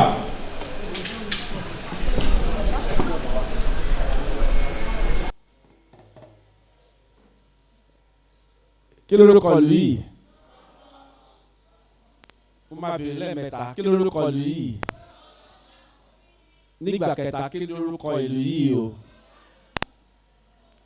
a ti rí àwọn tó wá ṣàfihàn ìlú rí wọ́n ti gbàgbé ẹ máa san 100,000 ẹ máa sanwó ẹ̀yin student mi represent mi dáadáa ẹ ti wá ṣàfihàn ìlú rí àwọn tó ti wá ṣàfihàn ìlú ni wọ́n ti mọra wọn ìlú tó wà lọ́wọ́ mi yìí kò kí ń ṣe gángan o this is àpàlà or kànáńgó ṣe máa ń gbọ́ àpàlà ẹ gbọ́ orúkọ tí bàbá wa fi form band wọn Haruna Sọlá àpàlà music band because ìlú yìí ló dominate music wọn àpàlà yìí ni gángan ni wọ́n sọ wípé àti ránmú gángan òsèyìn kánná ǹjẹ́ ti rí ẹni tó fẹ́ kánná lù rí lọ́jọ́ tẹ́tí máa ń rí gángan yẹn ló máa ń fi kánná mú ẹni tó máa play gángan ó máa keep long necks kánná yẹn máa gùn so ó máa fi kánná yẹn sí bíbà ó máa fi kánná yẹn sí bíbà a máa fi mú tẹ̀ á jẹ́ kí ìlú yẹn rán mú tó máa ṣe àjẹ́ ìṣe tí wọ́n ṣe ìlú yẹn ó gùn ju àpàlà lọ ṣùgbọ́n a ti gbórúkọ ilé lórí ó kọ̀pọ̀ ẹni tí ó máa gbà ẹ̀bọ̀ ṣùgbọ́n ẹni tó bá ti wà lábẹ́ ìdánilẹ́kọ̀ọ́ mi ẹ bá wọn sọ fún wọn pé àpàlà ni ìlú tó ń lù tàbí kànáńgó kò ń ṣe gángan tẹ bá darapọ̀ mọ́ wa ní orí ìkànnì àfihàn ìlú ẹ béèrè fún màá send picture gangan àti fídíò ẹ̀ fún yín ẹ sì lè rí. kí lórúkọ yìí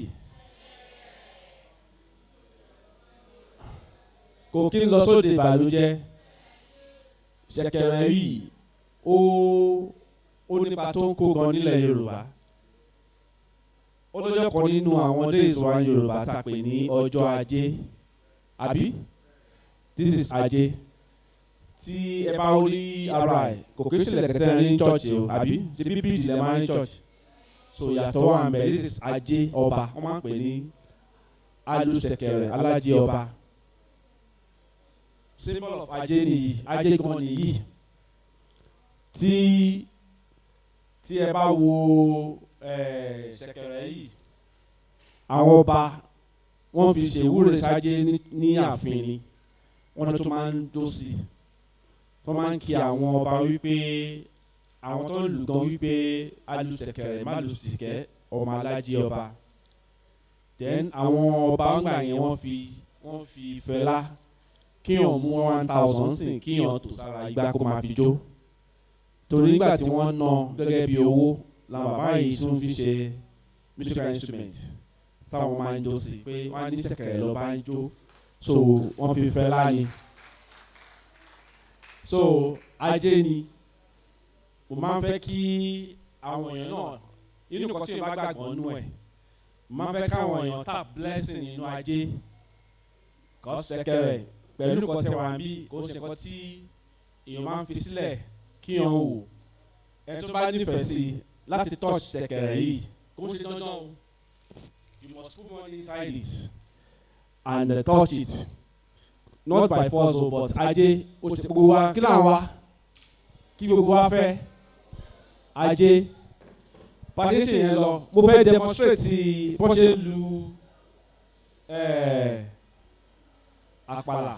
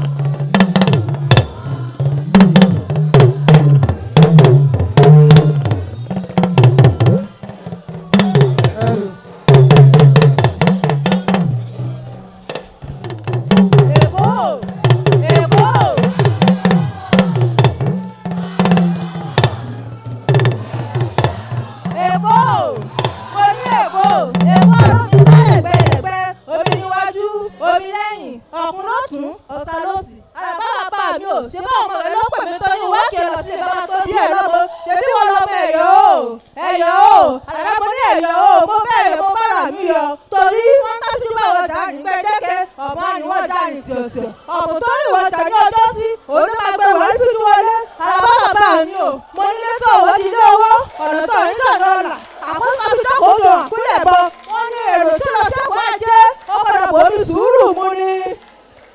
Báàmì Àlàbá gẹ́gẹ́ bẹ́ẹ̀ ni kejì mi ṣe sọ ebi wọn lọ mọ ẹ̀pẹ́ aláàrò nílé Èkó aṣálẹ̀ gbẹlẹ́gbẹ́ ọmọ ogun bá dẹ̀dẹ̀ o ogun bá dẹ̀dẹ̀ o ogun bá dẹ̀dẹ̀ o ogun aláàrò ọmọ bàbá aláìrin ọmọ apẹja yẹn ń já ọmọ ọjọ́ òrò kánà mọ́ lè wálé ọ̀nà bá wọ́n wálé o òrò ni ó gbé ọmọ alẹ́ja nílé lóde ọmọ.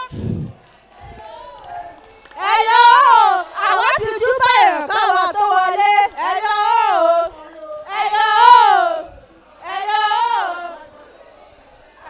Thank you.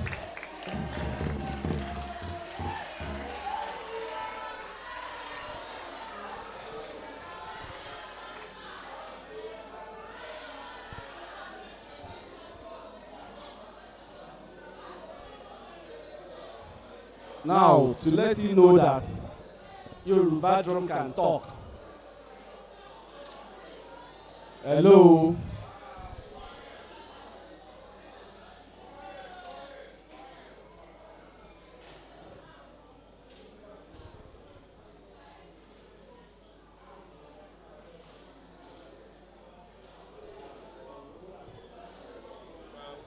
Hello.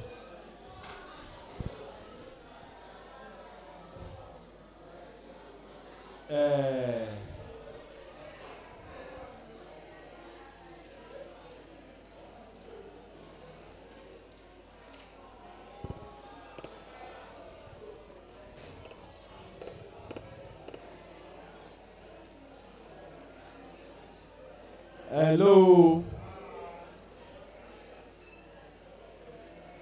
Ní báyìí mo fẹ́ jẹ́ kẹ́ mọ̀ wípé ìlú ilẹ̀ Yorùbá ń sọ̀rọ̀ tí wọ́n dẹ̀ máa gbọ́. A máa fi ìlú sọ̀rọ̀. Mo recognize presence ẹ̀. Kò sí mi yẹ kí n introduce ẹ̀ but mo máa recognize ẹ̀. This is Miss Ọ̀ṣun State. Omidan Ọ̀ṣun ló wọlé lẹ́ẹ̀kan yìí o.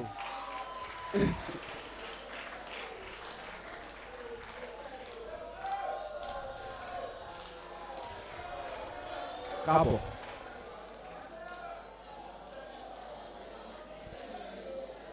Ìlú ilẹ̀ Yorùbá hello ìlú ilẹ̀ Yorùbá ń sọ̀rọ̀.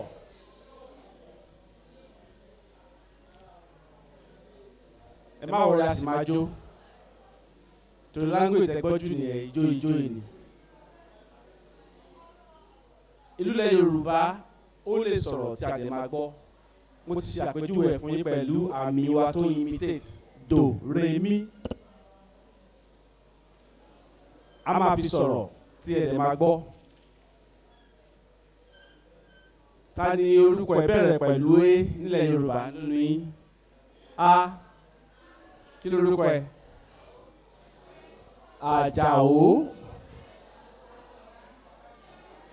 Ìyẹn ti kí ló dé?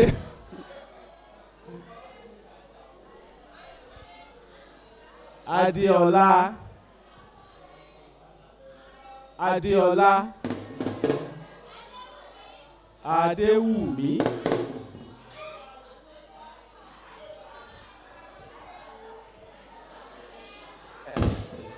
Ìwọ tó bá fẹ́ sọ̀rọ̀ wá náwó ni. Àìbínú ọlá. Tá bá dí pé ìlú máa sọ̀rọ̀ gbogbo alẹ́ ní àníkúrò bí.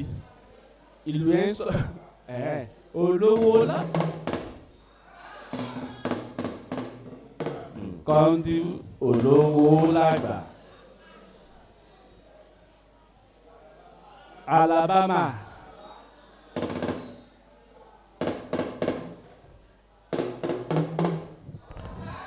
Ó lè sọ. Ní báyìí mo fẹ́ fi ìlú bá ọmọ mi sọ̀rọ̀ bóyá ó máa gbọ́.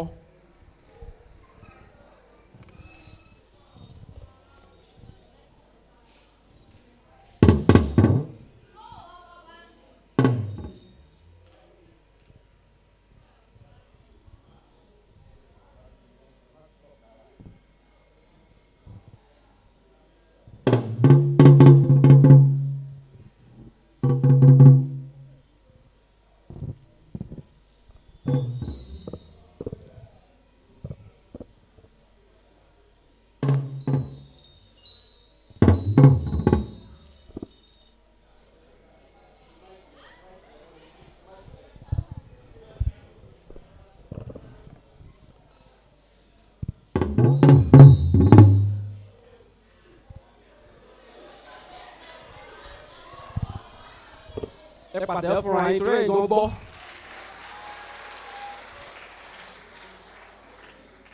ṣé ti rí pé lù yẹn lè sọ̀rọ̀ pé òun gbọ́ kò sí májì kankan bẹ̀ ju pé èdè tá à ń sọ náà nílùú yẹn ń sín jẹ ó imitate tones Yorùbá ni tí wọ́n dẹ̀ máa gbọ́ kétékété.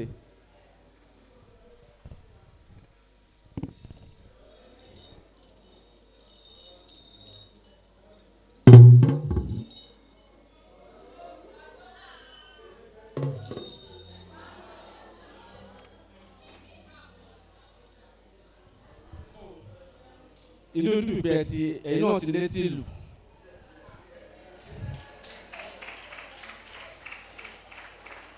ní báyìí láti lè jẹ́ oníjó nílẹ̀ Yorùbá o gbúdọ̀ létí ìlú torí ìlú tí àwọn òyì gẹ́gẹ́ bí òun náà lídà lòun náà tó dẹ̀ ní agbára láti lè tọ́ àwọn ọmọ ẹ̀yìn ẹ̀sẹ̀ náà wọ́n ti fẹ́ kí wọ́n ṣe. To be a good dancer, you must understand the tones, the speech of the drum. Because during the performances, the drum can ask you to do certain things. Tó bá dẹ̀ ti lè gbọ́ lù yẹn, ò bá àjò kíjó yẹn bá lù mú dáadáa. Gbogbo nǹkan tí lù ń sọ yẹn tó bá lè máa ṣe òun ṣoníjó lẹ̀ Yorùbá o. Ọ̀tọ̀ ni pé ojó bá lù mú. Ṣùgbọ́n gbogbo àwọn nǹkan tí lù ń sọ, àtàyè tó bá ń jó lọ́wọ́ pé ó ti wà tó kárí ni pé ó fẹ́ ṣubú. Onílù máa sọ fún pé Àṣàkẹ́ ṣe pẹ̀lẹ́pẹ̀lẹ́ lápá àlàáfíà rẹ̀ torí ó máa ná ẹsẹ̀ ńsìn akata ló máa ṣe ìlú ẹ ló máa sọ fún òun náà fi ọgbọ́n jó kúrò ńbẹ̀. àwọn tó bá jẹ́ ọmọ ọ̀jọ̀gbọ́n tí wọ́n gbọ́ ìlú tí wọ́n gbọ́ Yorùbá wọ́n máa pàtẹ́wọ́ kọ̀ọ̀kan wá fún lówó ṣùgbọ́n àwọn tá a gbọ́ àlè mọ nǹkan tó ṣẹlẹ̀ tó mú ẹni ẹ dìde kó a appreciate ẹ̀pọ̀ ọmọ yìí oníjó ni ó gbọ́ ìlú kò ṣe pé bóyá ijó ẹ̀ bá lù mọ́ nìkan ìlú sọ fún pé ó lè ṣubú níbi tó wà yẹn kò wá panic bóyá ẹ̀rù máa bà ó ti gbọ́ lù yẹn apá àlàáfíà ni wọ́n sọ pé lù yẹn kó ti máa ṣubú ó máa jó lọ sí apá ọ̀tún á wo ibi tó ti jó yẹn ó lè tún máa rẹ́rìn so ìlú àtòníjó wọ́n gbọ́dọ̀ jọ ṣiṣẹ́ pọ̀. ní báyìí mo fẹ́ ṣe àfihàn bí ìlú ṣe máa instruct dancer during performances.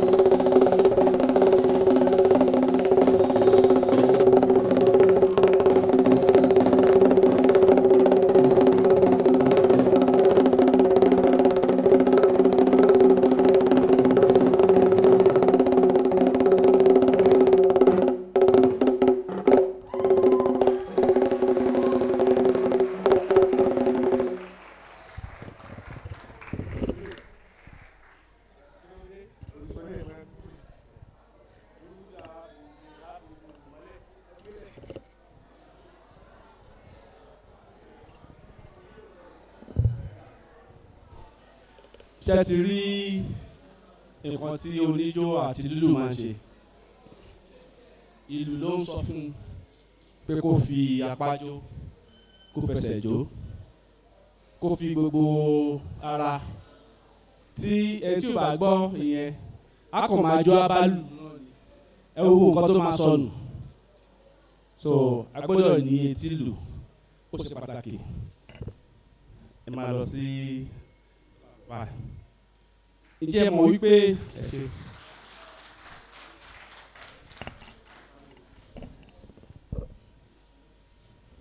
bẹ́ẹ̀ sì tún ní ìlú ó tún jẹ́ nǹkan tí àwọn bàbá wa máa ń lọ sí ojú ogun láyé jọ̀hún torí ìlú yìí ó ń sọ̀rọ̀ tí ó bá jẹ́ ibi tí wọ́n bá jẹ́ owó alẹ́ tí wọ́n free lọ́jọ́ yẹn àwọn náà máa fi ìlú dára wọn lára yá ibi tí wọ́n bá àwọn náà ṣe campfire àwọn ẹran ẹgbẹ́ tó bá pa wọ́n á jẹ wọ́n á wẹ̀ mu wọ́n dẹ̀ máa lù so àwọn bàbá náà ti ń tọ́jú ara wọn kí àwọn òyìnbó tó dé pé àwọn mínísítírì bó ṣe ń ṣe àwọn bàbá náà ń ṣe bẹ́ẹ̀ gẹ́gẹ́ bí jagunjagun tí wọ́n jẹ́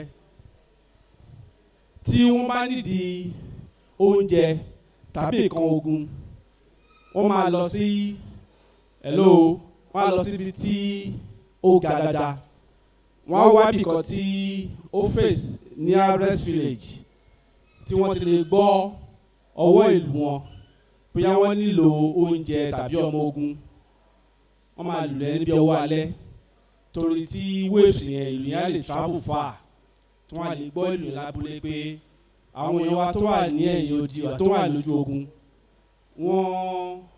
wọ́n nílò ìrànlọ́wọ́ wa o a gbọ́ òyìnbó ìlú wọn lálẹ́ àná wọ́n máa mú ròyìn yẹn lọ sí palace ìgbà míì gan wọ́n á sọ pé àwọn náà gbọ́ pé àwọn ti ń ṣiṣẹ́ lórí ẹ̀ so gbogbo àwọn tí ìlú ń ṣe ní àwùjọ wa kò kéré tí ó bá dé ààfin ní ìlú Ẹdẹ àti àwọn ìlú mi ilẹ̀ Yorùbá kó tó wọlé kábíyèsí ti mọ ẹni tó ń bọ̀ tó mì pé àwọn bàbá wa ti ní CCTV wọn kó tó di bóyìnbó gan ti ẹ̀yìn first wọn torí ìlú yẹn ti máa sọ wípé àwọn ọmọléèwé ẹ máa wulẹ̀ ẹ máa rọra kábíyèsí ti mì kú àlejò wọ́n máa fi ìlú yẹn kí wọ́n tún máa sọ fún kábíyèsí náà nílé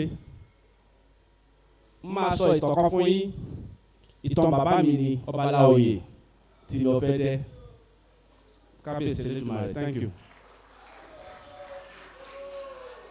ẹ ṣeun ìgbà tí Ọba Láòyè jẹ ọba torí ẹ náà máa wò pé prince ni ẹni tó dúnwájú wa yìí kí ló kan prince pẹ̀lú lù ọmọọba ni mí mi ò jẹ́ tí rí nǹkan tó bá àdìmẹ́ pé ọmọọba náà ran bàbá ẹ̀ lọ́wọ́ láti gbé àṣàgà torí ran ọba tí àwọn bàbá tó wà lórí oyè ní gbogbo ilẹ̀ Yorùbá ń sìn certificate tí wọ́n fún wọn ní traditional ruler lọ́n kọ síbẹ̀ but lẹ́nìí religion náà yín gbogbo wọn fẹ́ rí mọ́ jù nǹkan tó jẹ́ kọ́tsọ̀ wa gan wò gbé lárugẹ mọ́ ṣùgbọ́n èyí ni ó wù èmi jù yàtọ̀ sí kókó tó wù mí ilé ìyá bàbá mi náà ti máa ń lò so ilé ìyá ni bàbá mi ti mú ìlú wá sí palace èyí náà lè sọ wípé a kì í nílé bàbá ká má nílé ìyá so bàbá mi gbé adé lọ́wọ́ ọ̀tún ó gbé lù lọ́wọ́ òsì ó dẹ̀ fi kí polongo àṣà káàkiri àgbáyé kò dẹ̀ ń tí ẹ bá gbọ́ pé wọ́n ní Ministry of Art and Culture Nàìjíríà lè ní Ọba Láòyè ló bẹ̀rẹ̀ thank you torí pé àìmọye ọdún ni Ọba Láòyè fi cultural troupe ẹ̀ tó fi represent Western region tí tó fi jẹ́ ìgbà tí Queen of England wá Nàìjíríà Ọba Láòyè and his palace drummers náà lọ welcome ẹ̀ àwọn náà entertain ẹ̀ àwọn náà ṣe everything tó yẹ pé èyí ó jẹ́ kí Queen of England and Ọba Láòyè kí àjọṣepọ̀ wà láàrin wọn tó múnádóko gan èyí ni Nigeria government náà wọ́n dè nílé ní tí wọ́n fi ní Ministry Art and Culture and Information wọ́n kópa ńgbà yẹn ni Ọba Láòyè ló jẹ́ kí wọ́n lè ní ṣùgbọ́n torí ńgbà yẹn gan ó jẹ́ chairman fún National Antiquity Commission tó ń pè ní National Museum lẹ́nìí ó ti jẹ́ chairman fún 4 years so gbogbo nǹkan báyìí ni Ọba Láòyè ti gbé ṣe ìlú yẹn náà jẹ́ ló jẹ́ kó ló fi wọn gbogbo àgbáyé pé this man can do this so ó jẹ́ nǹkan tí Ọba Láòyè fi mọ̀ báwo náà ṣe wá mọ̀ Ọba Láòyè ìgbà tó jọba tán láyé àwọn òyìnbó amúnisìn ni bó ṣe jọba tán àwọn òyìnbó yẹn wá kí wọn kò sí nǹkan tó ń jẹ́ chairman local government gbà yẹn ọba lórí ìlú ẹ̀ bí wọ́n ṣe dé Ọba Láòyè ti gbọ́wọ́ ìlú wọn pé òun lálejò òyìnbó 3 àwọn 2 ló wọlé àwọn ìlú náà sọ fún bẹ́ẹ̀ o bí kò máa fìlú sọ̀rọ̀ fún mi láti géètì bí sìn kí lè máa mọ àwọn tó ń bọ̀ tó máa wọlé sìn ìlú lè ṣe bẹ́ẹ̀ fún wa. bí wọ́n ṣe ń lùlù yẹn Ọbaláwo ti gbọ́ pé àwọn òyìnbó aláwọ̀ funfun àwọn mẹ́ta ẹ káàbọ̀ sí Jàjàlẹ̀ dé tìmí àgbàlẹ̀ kú àlejò. wọ́n tún sọ àwẹ̀ kọ́lọ̀ mọ́tò tán gbé wá gbogbo nǹkan pa àlejò ni àwọn onílù yẹn máa sọ details ẹ̀ fún ọba. bí wọ́n ṣe wá wọlé àwọn méjì ló wọlé bàbá sọ fún wọn pé ẹnì kẹta yín ń kọ́ ó yà wọ́n lẹ́nu pé láti distance táwọn ti park báwo bàbá ṣe mọ̀ pé àwọn mẹ́ta làwọn wà. bàbá sọ fún wọn àwọn onílù sọ fún wọn pé àwọn tó ń bọ̀ yìí wọ́n ti fi ọkàn wọn ti fi blọọkì rí àwọn òríran pé wọ́n ti park síwájú àwọn pé kán sọ fún wọn kó bá wọn kán wọn adjust. bàbá sọ fún wọn pé kán jọ kán lọ bá wọn park mọ́tò yẹn dáadáa. àdé ẹni tó wà nínú mọ́tò ṣé kí ló tí ò fẹ́ wọlé ẹ̀rù bà wọ́n. bàtọ́ fún yẹn náà ròyìn nínú mọ́tò ó wọlé kò sọ̀rọ̀ pé àwọn ò ní pẹ́. bàtọ́ débẹ̀ bàbá ṣe gbogbo àlàyé tí mo sọ nípa lùdùdùn bá ṣe máa ń fún bó ṣe máa ń sọ̀rọ̀. bàbá wa sọ fún wọn wípé kí wọ́n lè mọ̀ pé ìlú ń sọ̀rọ̀ o kí wọ́n sọ nǹkan tí wọ́n máa fẹ́ kí bàbá wa gbé ìlú tiwọn tó wà lórí ìtẹ́ tó máa fi ṣeré pé àwọn máa pe onílù méjì kí wọ́n lè máa gbé ìyáàlù kan bọ̀ látẹnu gate. bàbá dẹ̀ ṣe bẹ́ẹ̀ wọ́n fi lù yẹn pé Àyànkúnlé Àyàntúnjí ẹ máa gbé ìyáàlù kan bọ̀.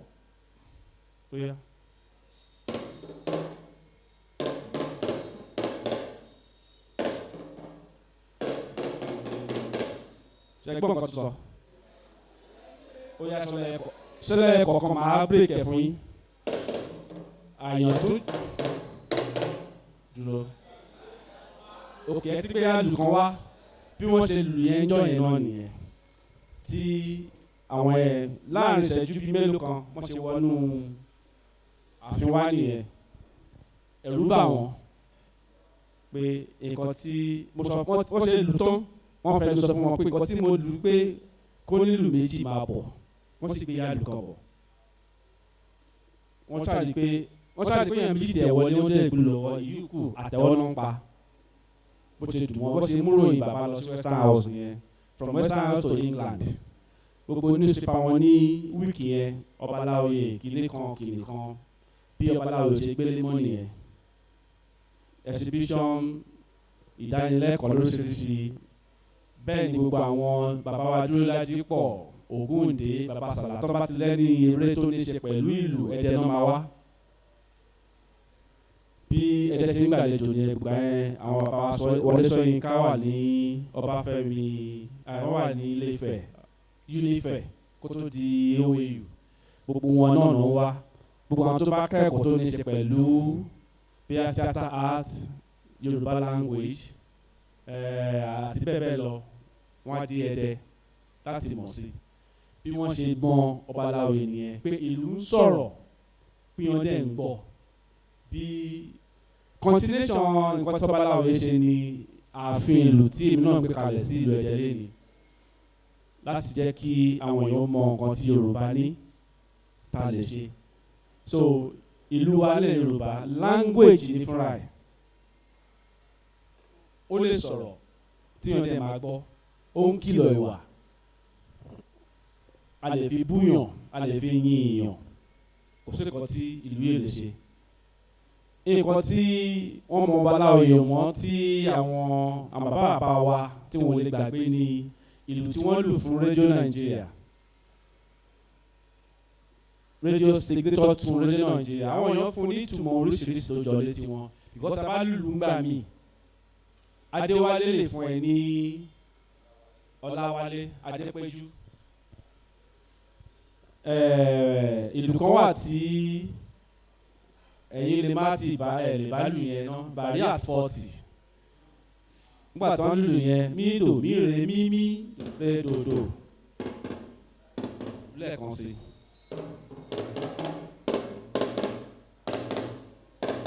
ìgbà yẹn à ń wo sinimá àgbéléwò kan tá a pè ní ṣàgbélékù ni àbí èwo ni náà Fádèyí Olóró ni main actor but title eré yẹn gangan ààrẹ sáré ìlú ni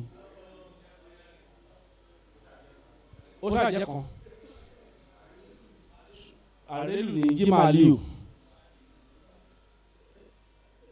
eré yẹn episode ní tẹ́lẹ̀ náà wọ́n ń sìn yẹn ni every week la máa ń wò ẹnìkan wà ní eré yẹn tí wọ́n pè ní Fádèyí lórúkọ yẹ gbọ́njúbà kó tó kú ó kú náà ń sìn pé 3 years Fádèyí lóró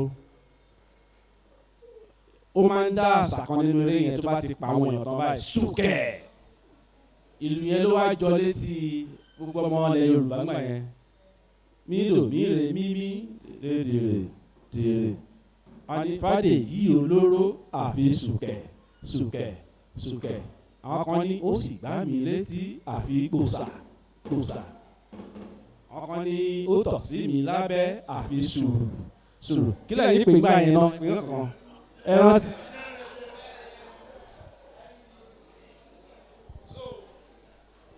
ìlú yẹn ní interpretation various interpretation àwọn èèyàn fún tí àwa gan gbà yẹn ta sì kéré à ń japa bí àjẹpé agbọ́lù àṣírọ́ọ̀dì kò ṣe kọ́ tá a gbọ́ nìyẹn o kò ṣe kọ́ tí lù sọ nìyẹn o ọdún kan mo wá pàdé ẹni tó lùlù Barrister yẹn gangan Adéròjú tẹ bá rántí orin yẹn ẹ ṣáàtì fún Bari at 40 ó wà lọ́la thank God for technology bẹ́ẹ̀ tí ẹ ò ti dà yín gbà yẹn ẹ máa ẹ ṣe ó bá yín àbí ẹ bá ó kọ pé ọmọ o èyí pẹ́ dàgbà ẹ rí i pé Fádèyí olóró àti ọmọ òpè dàgbà sójọra wọn tí onílù bá ń lùlù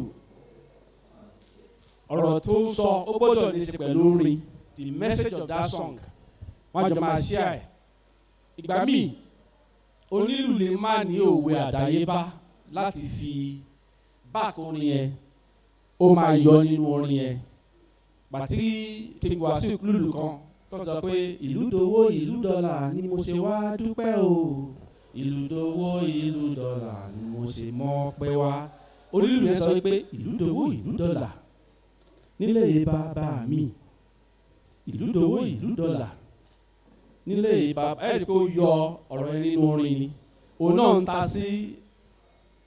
sí Wasiu Wasiu náà sọ pé orin dowó orin dọ́là òun náà sọ pé ìlú dowó dọ́là nílé bàbá tòun náà inú ìsásùn kan náà jọ ń da everything sí ṣùgbọ́n mi a máa ń yọ ọ̀rọ̀ nínú orin gbàmí o lè má sí òwe tí wọ́n lè má gbé wá gbà yẹn but ẹ ṣàlàyé lu nǹkan tó wà nílẹ̀. Adéjújú nítorí gangan ni ẹ pé orin ọjọ́ bí ni Bari at 40 ni táìtù orin yẹn. Adéjújú ní pé nǹkan tó ń lù ni wọ́n rò pé akéré àti dàgbà dàgbà dàgbà. Tó bá mu àbí kò bá mu. Ọmọ o èyí pé dàgbà dídì àti dàgbà dàgbà dàgbà. Ṣé ó jọra wọn àbí kò jọra wọn? Àti dàgbà dàgbà dàgbà. Táwọn sọ pé Fádèyí olóró àfi súkẹ̀ súkẹ̀ ẹni kó takora wọn kò jọ.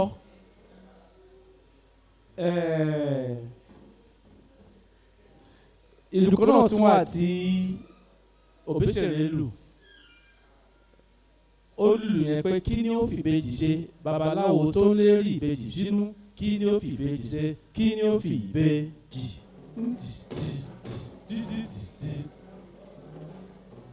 Ọya wá kọrin yẹn fún wa.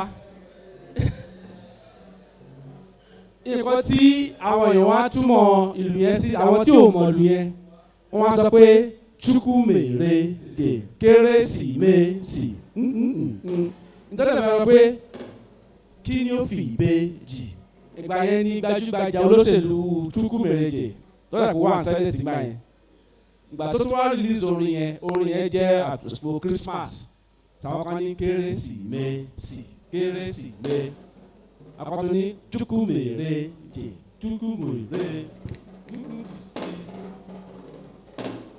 The last ọ̀rọ̀ tó wà nínú ọ̀rọ̀ yẹn ni onílù yẹn fi ń ṣàlùjọ kí ni ó fi ìbejì ṣe babaláwo tó lérí ìbejì sínú kí ni ó fi ìbejì ṣe kí ni ó fi ìbejì lẹ́ka ló wá fún ní ìtumọ̀ tó jọjọ́ tí wọ́n fẹ́ kọrin yẹn gan fún wa ìlú ìrántí ẹ̀. Obesere ẹ pàtàkì fún Obesere in the house. àkúlí wà láwùjọ ọbàdàn mo gbére mi dé alákàndé ọlọ́run mi ò fẹ́rọ́ ọmọ aráyé ò fòdodo ṣe mọ̀ pé kíṣù tó dìyàn àgúnṣu lódò alákàndé kàgbàdo tó dẹ́kọ̀ o níṣẹ́ la lọ̀ wọ́n papọ̀ o tí ó bá sì tẹ̀yìn lórí ọ̀pẹ epo pupa ò lè wáyé tí ó bá sì ta lákàndé o àṣà ò lè nítumọ̀.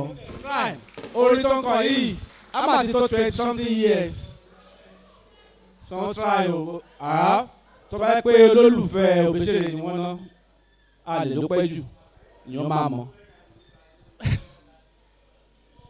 So ìlú ilẹ̀ Yorùbá bó ṣe máa ń sọ̀rọ̀ nìyẹn màá wá lu ìlú tí ọbaláwo yẹn lù tí gbogbo wọn fún ní ìtumọ̀ tí wọn ò mọ̀.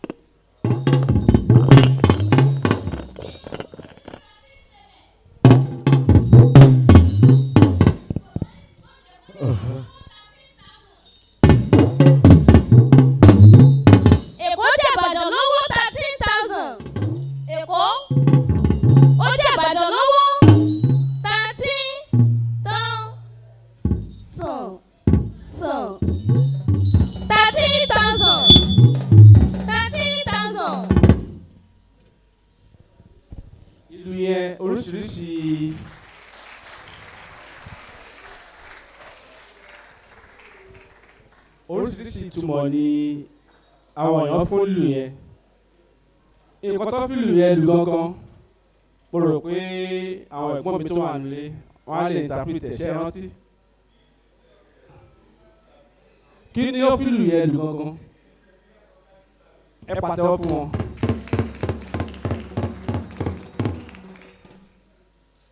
èyí náà wò èdè Gẹ̀ẹ́sì náà fi lù lù o Yorùbá ní almost 24 interpretation fún. ọdún kan tí mo lọ sọ̀rọ̀ nípa ìlú ilẹ̀ Yorùbá ní NYSC camp ní Ẹdẹ. Gbà tí mo dé abala ìlú rédíò Nàìjíríà yẹn gbogbo tribe tó wà Nàìjíríà ló ní interpretation fún yẹn. ìdí ni wípé rédíò Nàìjíríà ní òun nìkan náà ló wà ń gbà yẹn tó o bá ti lè gbọ́ ògbọ́n nǹkan mi. So ìlú yẹn náà ní interpretation táwọn Haúsá fún Ìgbò náà fún TV kò sẹ́ni tí ò ní ìtumọ̀ fólù yẹn ọjọ́ yẹn àwọn kọ́pà oríṣiríṣi kálukú ń jáde tó ń sọ nǹkan tí ìlú yẹn jọ létí wọn lọ́dún náà tó mú mi ṣiṣẹ́ kan lórí ìlú yẹn documentary lórí ìlú yẹn láti gbọ́ gbogbo èdè tí ó interpret ìlú yẹn ó máa bọ́ sórí ẹ̀rọ ayélujára láìpẹ́ tẹ́ gbogbo yẹn á lè mọ bí ìlú ṣe ń sọ̀rọ̀ àti agbára ẹ̀ bí a ṣe fẹ́ mọ bí ilẹ̀ Yorùbá ṣe ń sọ̀rọ̀ sí so iṣẹ́ lọ́wọ́ lórí ẹ̀ torí jọ́ tí mo ti gbọ́rọ̀ yẹn mo ti rò pé màá ṣiṣẹ́ lórí gbogbo ẹ̀yà tó wà ní Nàìjíríà tí wọ́n bá ti lè wà above 50 wọn kò máa mọ history behind that signature tune so iṣẹ́ lọ́wọ́ lórí yẹn. So ìlú ilẹ̀ Yorùbá ìdúdó ni mo láǹfààní láti sọ fún wa lénìí nípa ẹ̀ láti má dá wa lára jùjùjù tí ẹ bá fẹ́ mọ̀ sí ẹ kàn sí ààfin ìlú àbí online wa ìlú pọ̀ tí Yorùbá ní ṣùgbọ́n ìlú dúdún la lè sọ̀rọ̀ lórí ẹ̀ lé ní ìwé àgẹ̀rẹ̀ àpéntí bẹ̀m̀bẹ́ bàtàsẹ̀ tí wà ń bẹ́ o Sáwórodẹ ẹ ti rí lábẹ́ fi ìlú wọn kò sílù tó ń jẹ́ Sáwórodẹ jọ please ornament tó fi decorate ìlú ni ó dẹ̀ tó máa advance mọ́ ara ìlú ìyá ìlú dúdún lẹ ti máa ń rí Sáwórodẹ kò sílù tó ń jẹ́ Sáwórodẹ o ara ìlú dúdún lẹ ti rí ìyá ìlú dúdún àpàlà gángan gúdúgúdú bẹ́ẹ̀ ni a máa ń lu ṣẹ̀kẹ̀rẹ̀ pẹ̀lú ẹ̀ àrò náà a máa ń lu pẹ̀lú ẹ̀ àwọn ilẹ̀ Yorùbá ó lè sọ̀rọ̀ tọ́wọn náà dúró bíi lídà ni wọ́n tí àwọn náà dẹ̀ ń bá àwọn èèyàn wọn sọ̀rọ̀ on guide wọn láti jẹ́ kọ̀ọ̀kan tí wọ́n fẹ́ ṣe so mo ìjà ní ìbéèrè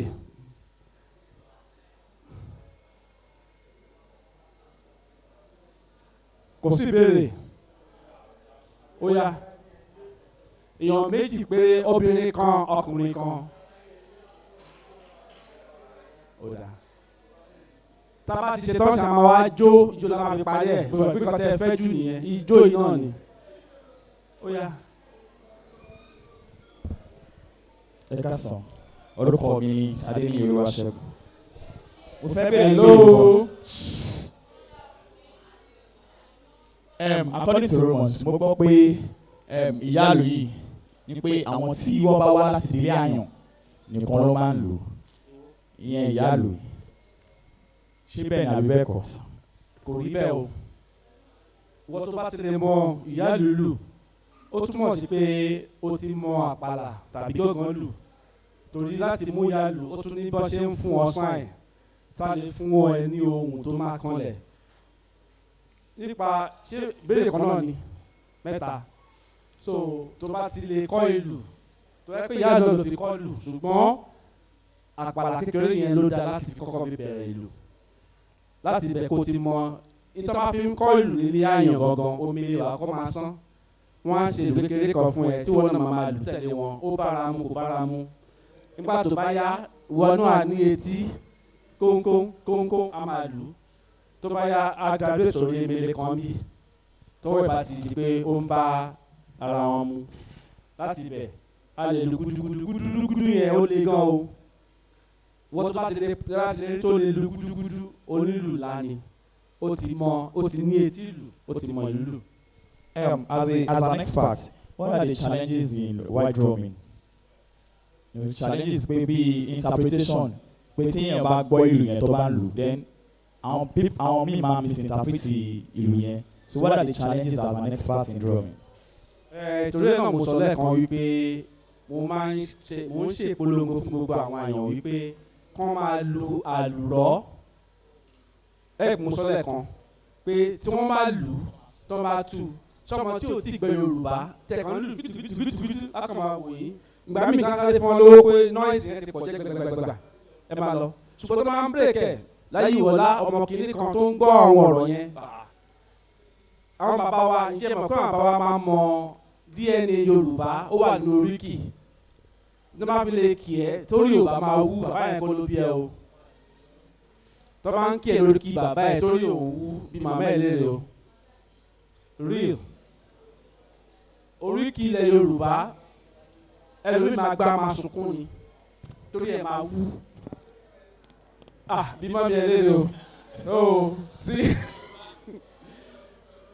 torí bóyá wrong oríkì ni kàn change password yẹn so oríkì tí wọ́n máa ń lù yẹn a máa ń sọ fún wọn pé kí wọ́n máa tù torí ẹni tó bá ń lùlù fún ẹjọ́ máa inspire ara yín ni tẹ́ni ẹ kò náwó fún ẹ tó ń gbọ́ tó kàn mí rí báyìí wọ́n náà máa flow bàbá tí àwọn tún gbé béèrè jáde ó mọ̀ kó ń gbọ́ nǹkan tó ń lù ní ó máa jẹ́ kí onílù gan inú àdùn á rí kan mú lọ sílé so a máa ń tọ́ láti sọ fáwọn èèyàn pé kí wọ́n jẹ́ kó bèrè kẹta sáré bèrè. Okay, the last one is this wọ́n ní ṣẹ̀kẹ̀rẹ̀ kì í lè gbé ìbànújẹ́ like where does this word come from the source of the word the adage or. ṣẹ̀kẹ̀rẹ̀ kò kí ń lọ sóde ìbànújẹ́ ṣẹ̀kẹ̀rẹ̀ yẹn wọ́n fi represent gbogbo àwọn ìlú náà ni torí ṣẹ̀kẹ̀rẹ̀ gan kò kí ń dá òde lọ ó represent pé nígbà tí wọ́n ń ṣe òkú ọ̀fọ̀ ọmọ 10 years wọ́n á kó lù lọ síbẹ̀ because ṣẹ̀kẹ̀rẹ̀ gan ò kí ń dá ṣiṣẹ́ tẹ́ pé ṣẹ̀kẹ̀rẹ̀ bá máa débẹ̀ gan a máa kíyàn ní òde ìbànújẹ́ kí ni bí kí ló lè jó ìbànújẹ́ bí ọ̀fọ̀ iná àbí ilé jó ẹ̀wọ̀n ló ń lùlù àbẹ́lẹ̀ kan bọ́ sínú odò ẹ̀ ló ń fìlù gbé so ó dúró pé a lè kó lù àlùjó torí tìfọ́n kò lọ síbi tí nǹkan ìbànújẹ́ ti ṣẹlẹ̀ so àwọn Yorùbá máa fi ń ṣèwúre náà ni ó dẹ̀ tún ní ọ̀rọ̀ tó tún jáde nínú odùfà ni torí gbogbo ọ̀rọ̀ Yorùbá tábàtàpá ní dọkumẹ́ntì gbogbo dọkumẹ́ntì Yorùbá wà nínú Ifá kò dẹ̀ sí nǹkan tó ní kí kámákà nípa Ifá ó ti wà online tàbájẹ́ kí religion kéèjì wa ibẹ̀ àwọn náà sọ pé we learn every day ẹ má yẹ kí religion ta wà kó kéèjì wa pé ó lè search fún àwọn Babáfáyẹmí Professor Wande Abímbọ́lá gbogbo wọn ti kọ oríṣiríṣi ìwé wà online tá a lè kà tí ẹ pé wàá fi ní òye kí náà ń ṣe ní ẹ̀sìn yìí kí làwọn yìí náà ń ṣe ní ẹ̀sìn yìí so ìwúre ni ó tún jẹ́ wọ́n tún máa fi ń sọ̀rọ̀ náà ni so ìlú náà ni ó represent. Orúkọ mi ni Ọba Eso Abẹ́tì. Ọba Eso. Tí Yorùbá ní ìlú o. Ìlọrin. Mo ti ní orúkọ yẹn náà ló jẹ́ kí n béèrè. Ǹjẹ́ òtítọ́ ni pé ìlú kan wà tí wọn kò gbọdọ̀ lù sí etí olówó nílẹ̀ Yorùbá? Sí etí olówó ó pàkàṣọ o.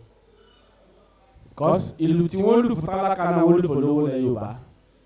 Pé bóyá ìlú kan á wà tó bá ti jẹ́ pé bóyá wọ́n ṣe àkànṣe ìlú tó fẹ́ fi ṣiṣẹ́ fún olówó yẹn ló máa jẹ́ tó ti ṣiṣẹ́ sí lọ́dẹ̀ ti porúkọ ẹ̀ sí but pé ìlú kan wà kan lù fún olówó ìwọ̀nba tó ṣe kéré tó yìí mi ò tí gbọ́. Ẹ jẹ́ kí n ṣe ní àlàyé dáadáa wọ́n gẹ́gẹ́ bí wọ́n ti ṣe sọ mo ti ṣe gbọ́ wọ́n ní ìlú náà tí wọ́n bá lù sí etí olówó ó ṣeé ṣe tó lówó náà bá jó sí kó lò sí. Wọ́n ṣiṣẹ́ sí ni ṣé àrí oníjó àbí onílù tí olówó ṣẹ̀ nílẹ̀ Yorùbá láìmọye tí yẹn bá wà wọn á ti finish wọn tán. Ìbéèrè kejì ǹjẹ́ òtítọ́ ni pé ìlú kan wà tí wọ́n fi àwọ̀ ènìyàn ṣe ní àti ẹni ayé àtijọ́? Èmi ò gbọ́ rí ṣùgbọ́n tẹ́ bá wo àwọ̀ èèyàn ẹ̀mí àwọ̀ èèyàn ò lè gbé kò lè gbé torí nǹkan tó jẹ́ kí àwọ̀ àwọn ewúrẹ́ yẹn gbé ó yàtọ̀ sí tàwọn èèyàn kò lè gbé ìlú yẹn gan-an wọ́n lè rí ṣe àwọn àwáwí láti fi bà àwọn àṣà wa jẹ́ ni so ẹ má dá wọn lóhùn àfà.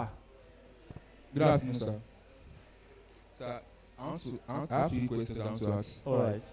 So the first one is, how do we get to listen to Alujo and know them? How do we get to listen? Báwo la ṣe máa ní etí ìlú? Láti létí ìlú, I told you, mo mentions look at má dá wọn lóhùn. Mo sọ fún yín pa do re mi tí a fi ń lùlù. Òun náà là ń lò láti lè gbọ́ ìlú. Kí lorúkọ ẹ? Ìdòwú. Dòdò mí.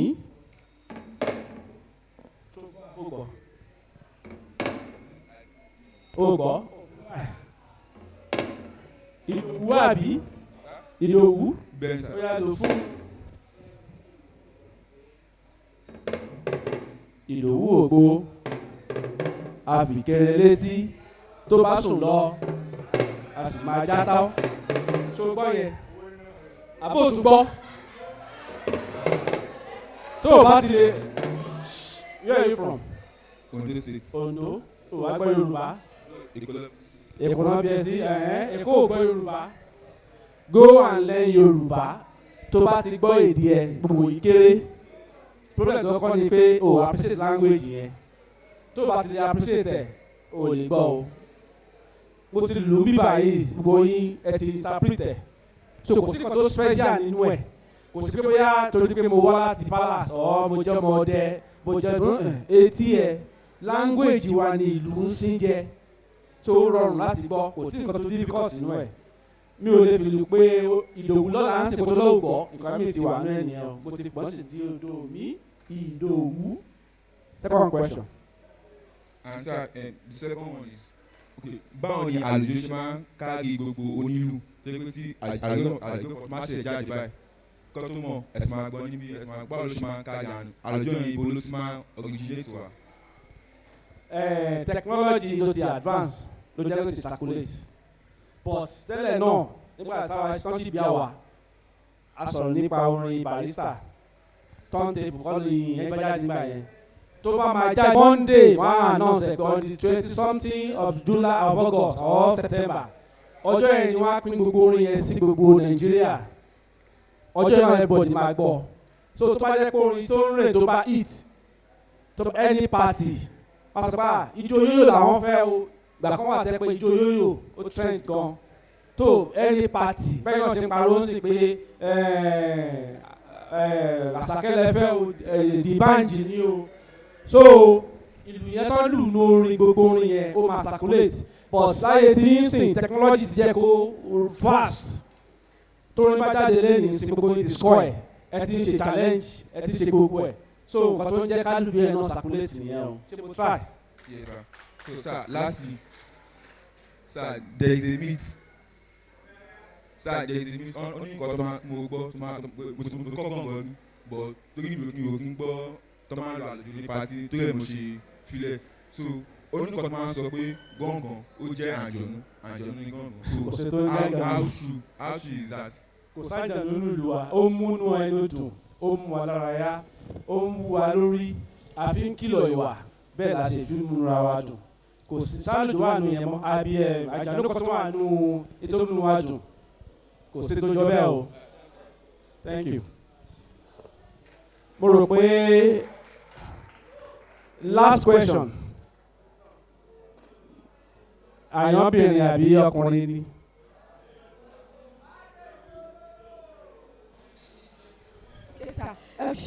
So mo fẹ́ béèrè kí ni ayílẹ́rẹ́ ní kí ni ìlú because there was a time tí mo witness ẹ̀ àwọn onílù àti àwọn obìnrin kan ń tẹ̀lé wọn so obìnrin yẹn ń yí nílẹ̀lẹ̀ ibi tó bá ti rí omi ọkọ máa dà sí ara wọn àti ara àwọn onílù yẹn ṣé nǹkan wà tó ń jẹ́ ayílẹ́rẹ́ sà ayílẹ́rẹ́.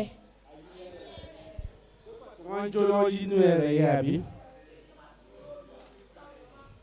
ṣẹ́rí gbogbo pé ẹ̀mí gbé ẹnìkan tá a rò pé chọ́ọ̀chì ló ti bẹ̀rẹ̀ kò sí ọ̀rọ̀ religion ò sì pé bóyá tí nǹkan yẹn bá wọ yàn lára kò sí tí ò lè ṣẹlẹ̀ so kò sí pé nísìnyí ó wà ìpín tó tù wà lórí wa dìbò lára nìkan sí bóyá lù yẹn wọ̀ lára tó ṣe ọ́ ẹ rò pé ẹ̀mí gbé ẹ ti máa wò bóyá ọmọ ṣẹlẹ̀ ni àbọ̀mọ CAC ni ẹ mọ̀ pé bí a ṣe lè gba nǹkan sára yàtọ̀ síra wa so ìyẹn ló máa ń fẹ́ lómi tẹ́ ẹlòmíì máa sunkún tó bá gbọ́ ìlú tó dùn tẹ́lẹ̀ àwọn oníbalẹ̀ tẹ́ pé ó máa torí ẹ̀ mo fi sọ ọmọ mi tó ń béèrè pé àjànú ọkọ̀ ò sí nínú ìlú o bí ó ṣe ń dùn mọ́ wọn lórí ẹ̀ bóyá àjànú kan ló ń kọ̀ǹtró ẹ̀ kò sí kan tó jọ bẹ́ẹ̀ so bí àwọn yẹn ṣe gbádùn ìlú yẹn sí wọn lára ló mú wọn máa yí lẹ̀ so kò sí nǹkan tí ó wà against ẹ̀ wọ́n enjoy ẹ̀ ni.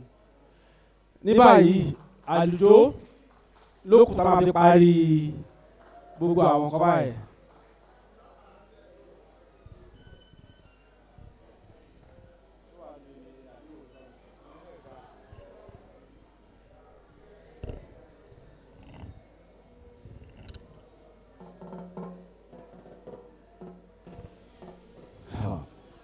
mo máa kọ́ yín ní ijó kan mo dẹ̀ máa kọ́ yín lórin kan ìlú kan tí màá kọ́ lù ú sí ni mo máa ń lù yẹn fún àwa ọ̀dọ́ late Professor Akéwùmí Ṣọlá ló ní ewì yẹn hello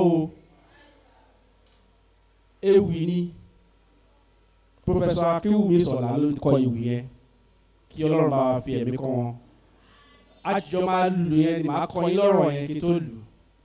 Just after me tètè sóge mi ò gbọ́ yín o kò mọ́ bá sóge pẹ́ má tètè sóge kó o bá lè sógo pẹ́ àkàrà tara ẹ̀ lọ́pọ̀ orin ò wáyé mọ́ínmọ́ín ṣe sùúrù odò nígbà sọ. Gbogbo wa mọ̀ bí a ṣe ń ṣe mẹ́mọ́ àtàkàrà ṣàlì pé tẹ́ bá wo nǹkan tó fi ń ṣe lọ́kàn náà ni nínú ohun èwì yẹn pé àkàrà kánjú pé ẹ wo ẹ dàbí sínú epo yẹn bẹ́yẹn ìyẹn ló túmọ̀ fún àwọn ọ̀dọ́ tá a fẹ́ gba short pé tó fẹ́ ṣoge pẹ́ àbò fẹ́ kó pẹ́ àkàrà àti mọ́ínmọ́ín ọmọ ìyá ni wọ́n kí ni wọ́n fi ṣe mọ́ínmọ́ín kí ló ṣàkàrà wọ́n fi epo sí àbí bọ̀sọ̀ epo ẹ̀wà yẹn tí mọ́ínmọ́ín wọn máa dà sí wọn á tún rò mọ́ àkàrà ní no bẹ́ẹ̀ ṣe ń gbé sórí kìnìún yẹn ẹ máa dàbí síbẹ̀ bẹ́ẹ̀ ẹ wọ́n wo bó ṣe pọ́n mọ́ínmọ́ín lé wọ́n mú ewé bíi mẹ́rin wọ́n fọ́ pot wọ́n set àwọn igi sínú ẹ̀ wọ́n fẹ́ yín sí i wọ́n fi dé sí i wọ́n fi gbogbo ẹ̀ ṣe ìyẹn ló dúró fún atọ́lẹ̀ fabala wípé obìnrin tó dúró tó ń ṣègbéyàwó fún ẹ̀ bó ṣe máa ń yẹ obìnrin lọ́jọ́ ìgbéyàwó ẹ wò bó ṣe yọ ọmọ tó dúró tó parí iléèwé ẹ̀ tí gbogbo fámìlì máa wá bá ṣe graduation gbogbo ẹ̀ ó ní mọ́ínmọ́ín ó fara balẹ̀ torí ẹ̀ àwọn ọ̀dọ́ ẹ jẹ́ ká má tètè ṣoge ká bá lè ṣoge pẹ́ jẹ́ ti mọ́ báyìí tètè ṣoge.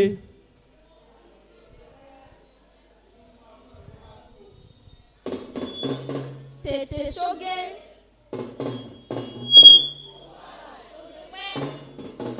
má tètè ṣoge kó o bá lè ṣoge pẹ́.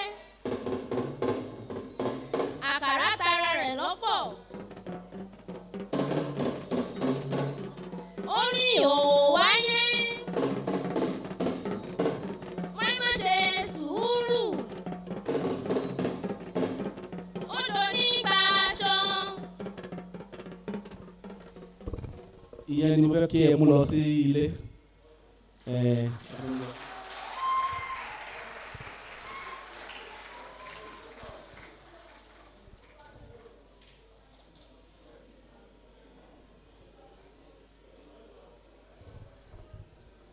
nínú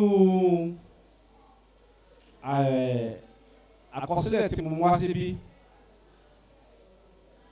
a rí pé talking drum ó dúró as a leader. nǹkan tí mo tún fẹ́ kẹ́ mú lọ sílé ni pé when the drum speak when the drum speaks the community listen when the leader leads with the purpose the world respond so tí gbogbo wa bá lè tẹ́yìí tí wa tá a fara balẹ̀ láti jẹ́ good leader kò sí nǹkan tí a lè achieve so ní báyìí mo nídìí ọkùnrin 5 obìnrin 5 fún ijó ẹ̀yin yòókù máa jó tí ń bẹ̀ yẹn àwọn ajó ń bíbà.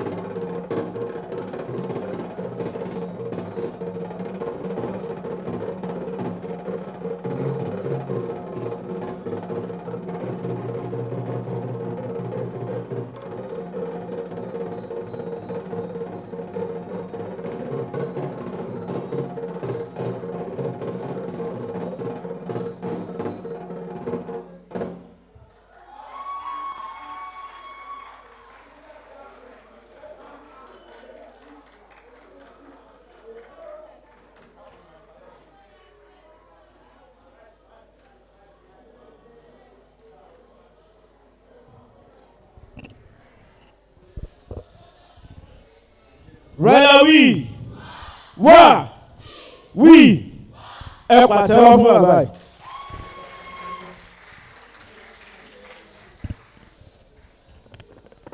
Before we present this appreciation award, it is a pleasure to let you know that our guest speaker is not here alone. He has in his entourage the current queen of Osun State. That is Miss Osun. Please, can you come on stage with a thunderous round of applause? Welcome with me, Omidan Adewale Peace Oyedamola, the Miss Osun 2025. Àtẹ́wọ́ yẹn ò tó fún o. Ṣọ́lẹ̀wà. Ṣojojú gbèsè. Ṣódùn wò lójú. Àbí ká mú sílẹ̀ Ryla ni. Ṣé ká mú dúró sí Ryla? Ẹ̀yà Alabama, ṣé ká mú dúró sí Ryla? ATM is on seat now. Àbí ká ṣe ìránṣẹ́ pé Akíndélé ni. Oh, yeah, encourage yourself.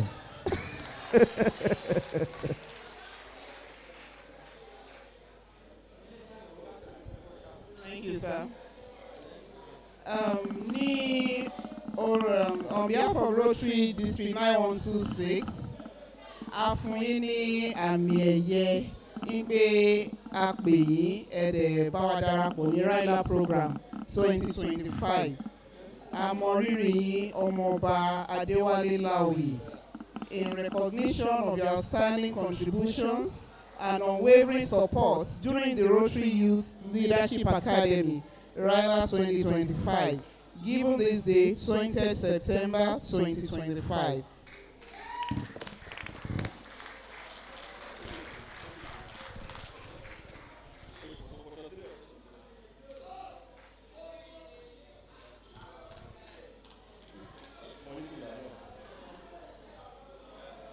Asu Fuyini Filaino on behalf of Ryla 2025. Yes, sir.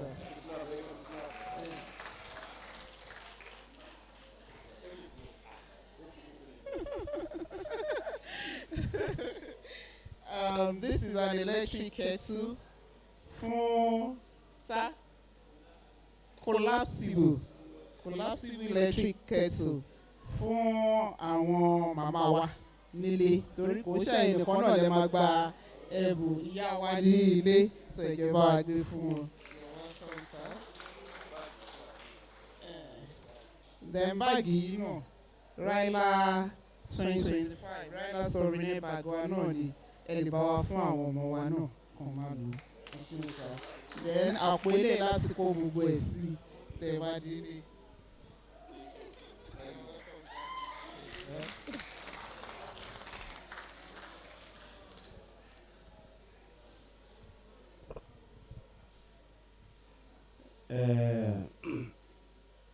On behalf of Afilu, I'm saying big thank you for this wonderful gift.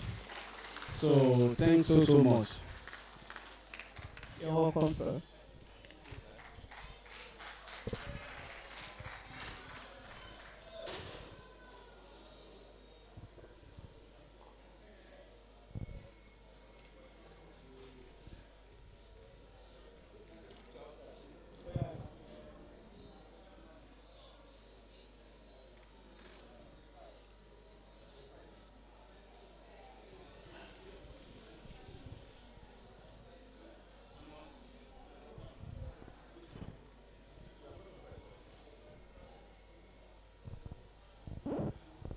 Atama, Atama, Atama, Atama, Atama, Atama, Atama. A big one, a big one, a bigger one, bigger one, bigger one, a bigger one, a bigger one, a bigger one. Ebi ti ń pa yín, ó ti yé mi.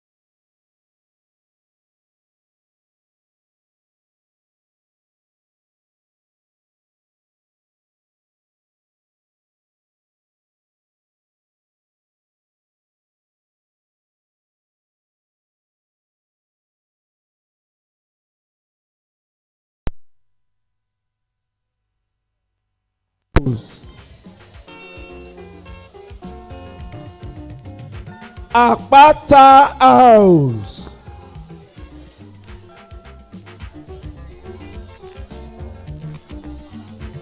Razak Akindele House. Halaba Quadri House. You have just 2 minutes to send your representative forward. Anything after that, we have to continue. We cannot continue waiting. Just one representative from each house.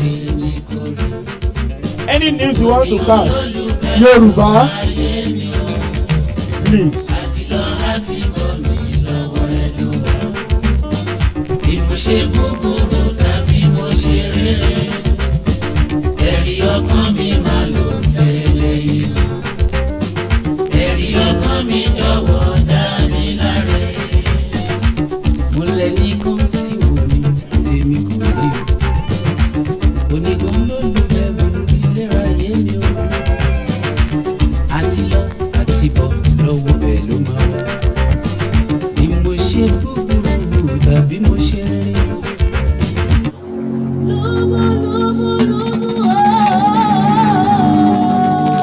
Are we ready, please?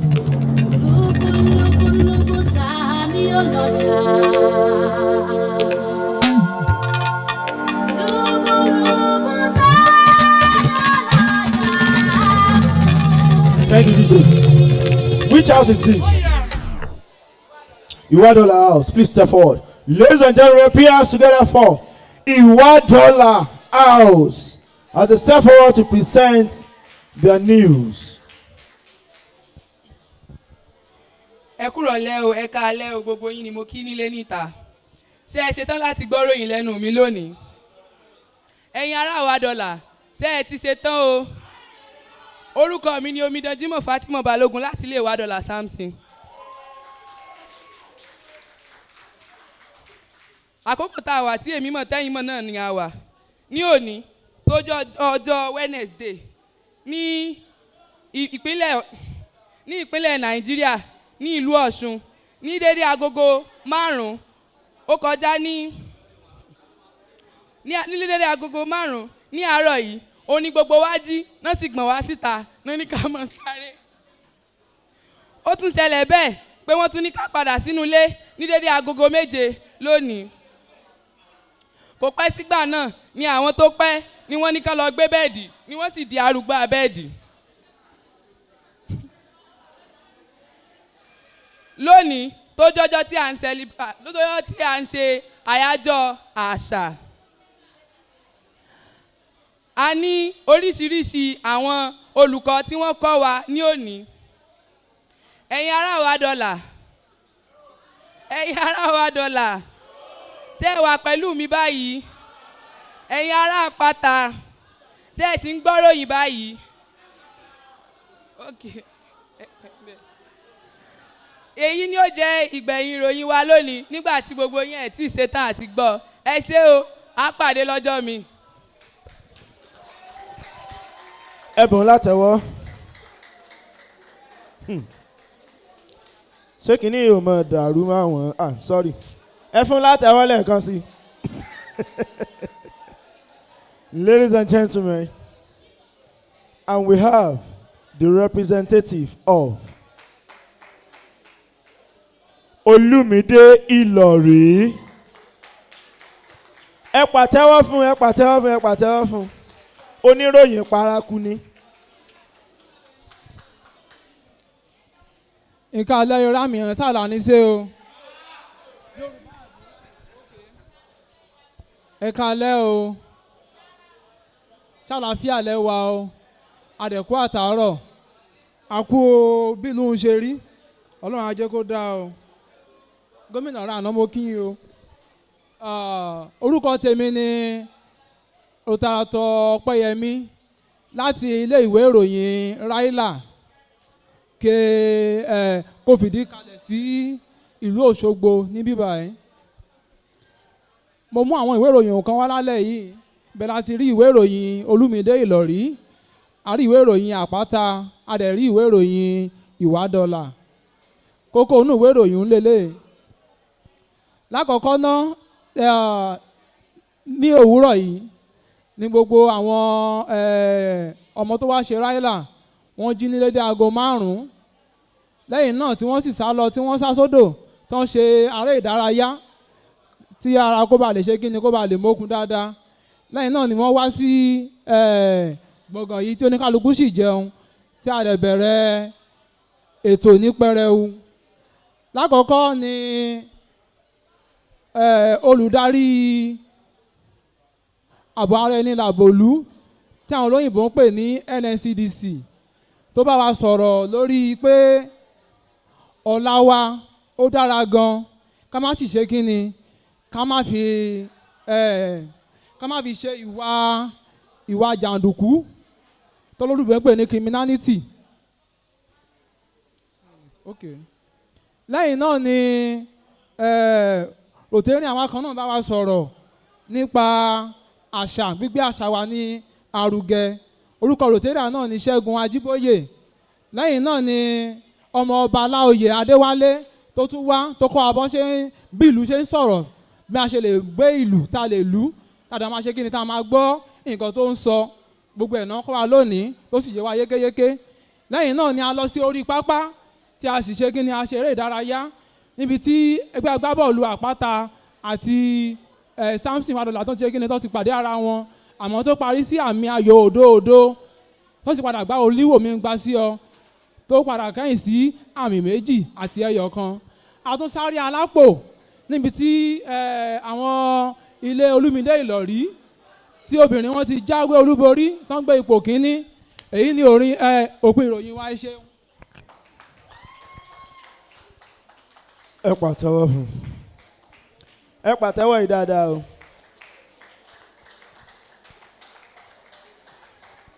Ó ṣe ní láàánú pé mi ò lè ṣe àtúnṣe mọ́ nígbà táwọn kan ti bẹ̀rẹ̀ sí ní kà. Tẹ́ ẹ bá parí à á pè yín sí àkíyèsí. Ní báyìí ẹ jẹ́ ń pe Alaba Quadri.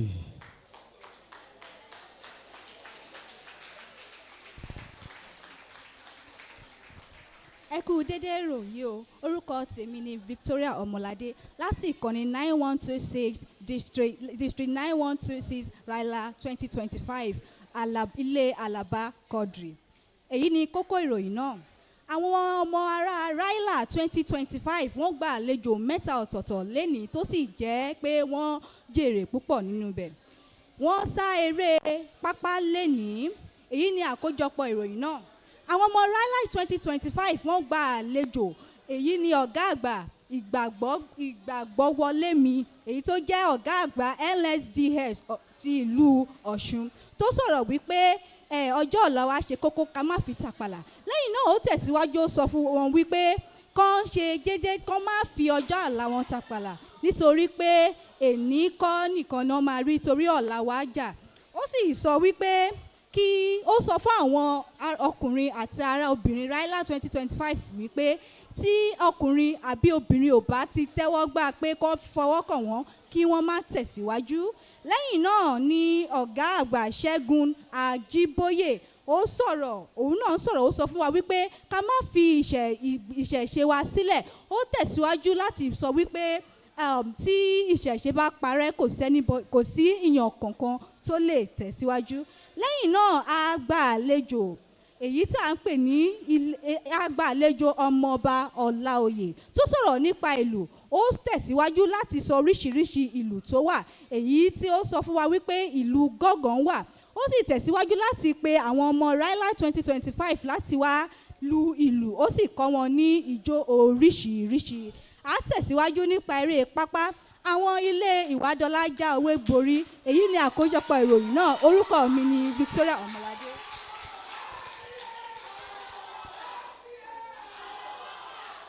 Ẹ fún látẹ̀wọ́ dáadáa. Right now, welcome on stage the representative of Àpáta House. Ẹ pàtẹ́wọ́ yẹn, ẹ pàtẹ́wọ́. Ọ̀fẹ́ làtẹ́wọ́, ẹ pàtẹ́wọ́ ọ̀fẹ́ ni.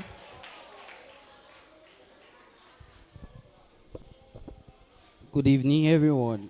I by name is Haq Abdul Qadir Olamileka, popularly known as Idising. Ryla news today. President Tinubu returned from a Paris work vacation with eyes on economic reforms. Federal government suspend the 4% import charge, easing pressure on manufacturers. Nigerian top global unicorn valuation but rank in low overall innovation. Sport, Akpata Giants beat Dwarf of Alabama. They score of 2-1. On penalties, Rasak team defeat Olokoishe after a 2-2 draw, winning 1-0 in penalty. Back to world headline. US President Trump arrived in the UK from a state visit with PM Keir Starmer. TikTok's deals deadline extended in US-China negotiation until December. Indian Neeraj Chopra begins defense of his javelin title at the World Championships in Tokyo. The World Health Organization make World Patient Safety Day, focusing on newborn and child care. This is Ed Font. A round of applause for him. A round of applause, a round of applause.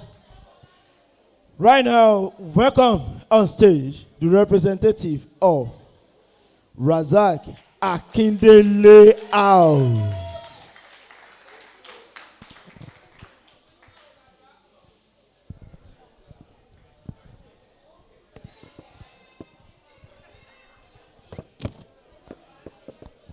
Ẹ káalẹ́ ẹ̀yin akẹgbẹ́ mi, orúkọ mi ni Olúwagbọ́tèmi Adéoyè láti iléeṣẹ́ rédíò Rasaki Akindele. Èyí ni kókó inú ìròyìn tí mo mú wá fún yín ní alẹ́ yìí. A bẹ̀rẹ̀ ìpàgọ́ àwọn Rotary ní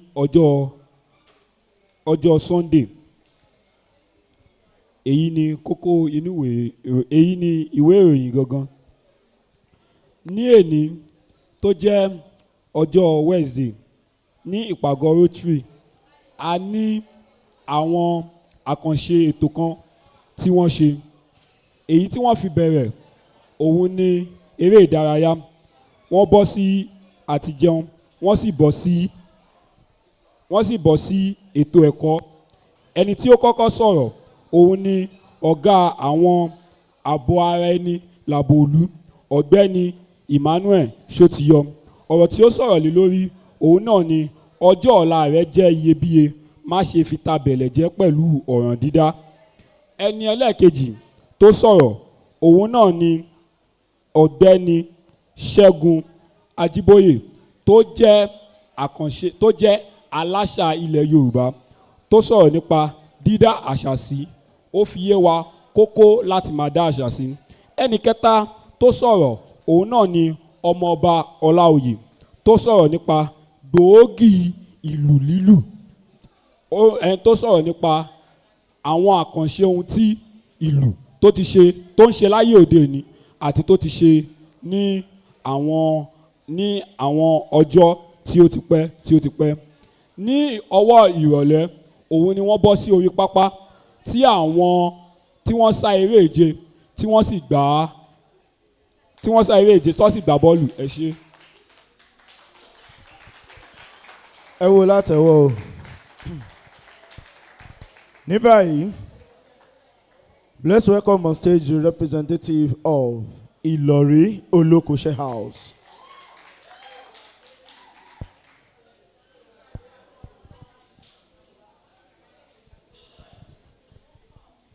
Good evening, everyone. This is Ìlọrí Olókòṣe's FM 91.5 News. This is Ryla 2025 Daily Newsletter, Mid-Camp Report. Rotary District 9126, September 17, 2025 updates. Rotary Ryla 2025 Leadership, Culture and Fun in full swing. The Rotary Youth Leadership Academy 2025 is officially 4 days in, and the energy in the camp is at all-time high. Since the camp opened on Sunday, September 14, 2025, Rylarians has been immersed in a life-changing experience filled with leadership training, personal development section, cultural exploration, and plenty of bonding moments. Day one was welcome and orientation. The camp kicked off with registration, allocation of residents, and a welcome ceremony, where participants were introduced to the camp rules and regulations. The excitement was palatable as participants settled in and began connecting with fellow Rylarians. Day 2, opening ceremony and talent hunts. Monday started bright and early with morning prayers, drills, and breakfast. The opening ceremony was graced by Ryla officials, Rotarians, and special guests who encouraged participants to maximize the unique learning opportunities. We had our first section, which was abstinence and protection, the twins pillar of sexual responsibility, by Rotarian Dr. Niyi Abdul.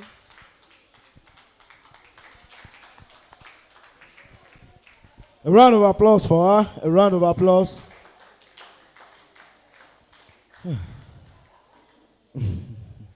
And of course, we have come to the end of news casting session. Don't worry, the result is going to be announced before the end of the day. Right now, cultural fashion parade. Are you ready? If you are not ready, you are disqualified. The representatives of fashion parade should step forward. DJ, give us soft music. Maybe just shake body small.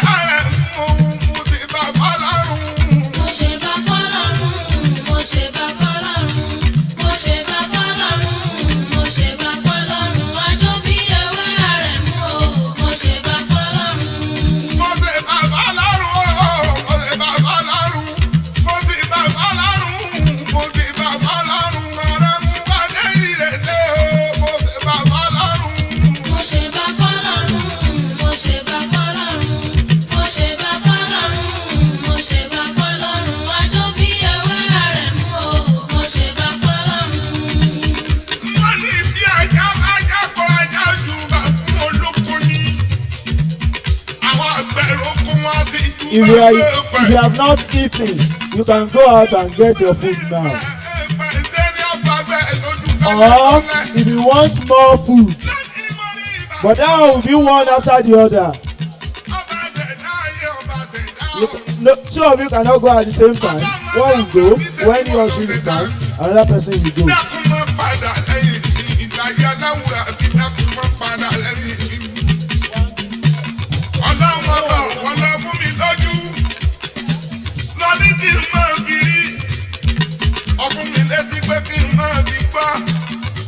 Ọ̀fun mi lẹ́nu pé kí n máa fi sọ̀rọ̀. Yóò ní ewé ọ̀rẹ́ fún ọdún wá ní kí n máa fẹnu ọ̀hún náà kọrin èmi ààrẹ fún babaláńsì àgbà. Gbogbo ọmọ dúdú pátápátá gbogbo ọmọ yòó.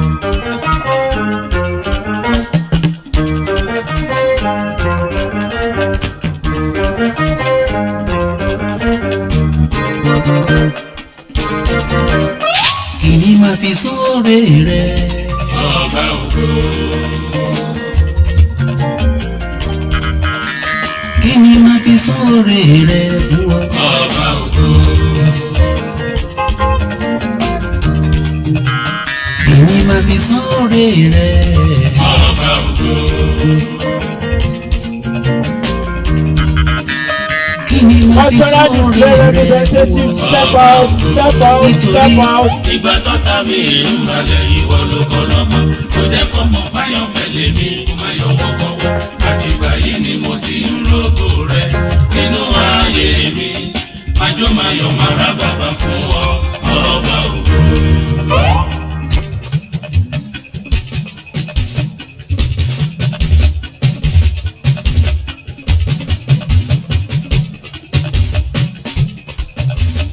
oore tí bàbá ṣe òkójọ mi lójú. cultural fashion parade not beauty pageant o. oore tí bàbá ṣe òkójọ mi lójú. cultural fashion parade step forward one male one female. oore tí bàbá ṣe òkójọ mi lójú.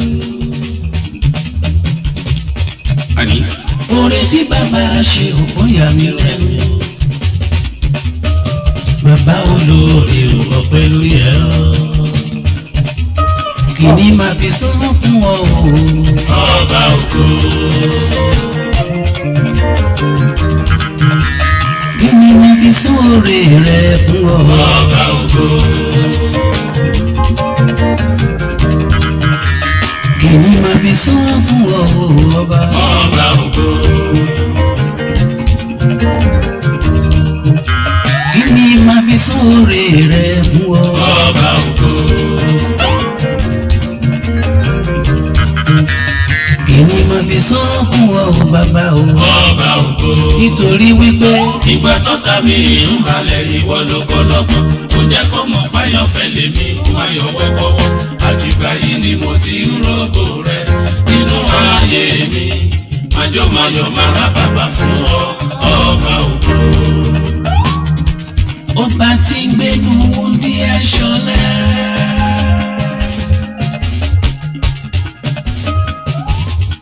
ọba tí ń gbénú adélé bọ́ ṣògo. Dubara na da wata suna da haske, kin biya ta seke soyayyar mu har abada. Ko rana da wata sun daina haske, kin biya ta seke soyayyar mu har abada. I love you baby, Sarauniya baby. I love you baby, soyayyar mu har abada. I love you, baby. Sarauniya, baby. I love you, baby. So yeah, more abada. Nasa mafiya kyakkyawa, duba yarinya san kowa. Ke na baiwa amana, amanar zuciyata. Mama used to tell me, when you find a good girl, don't you ever let it go. Yeah. Ajiya ki ganta.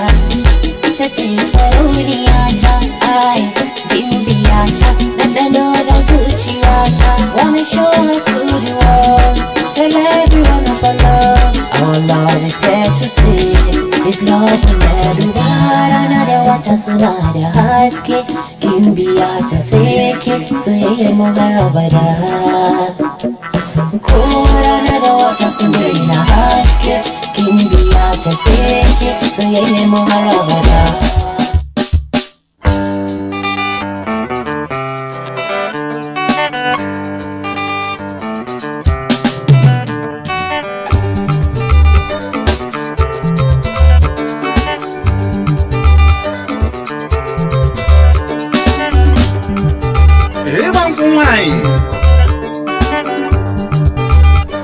Ụfọdụ na-agbanye bụ mmanya, ụfọdụ agbanye ịkwa nkwụ, nke ọ bụ na-agbanye ya gbancha bụ ofufe omenala Igbo amaka.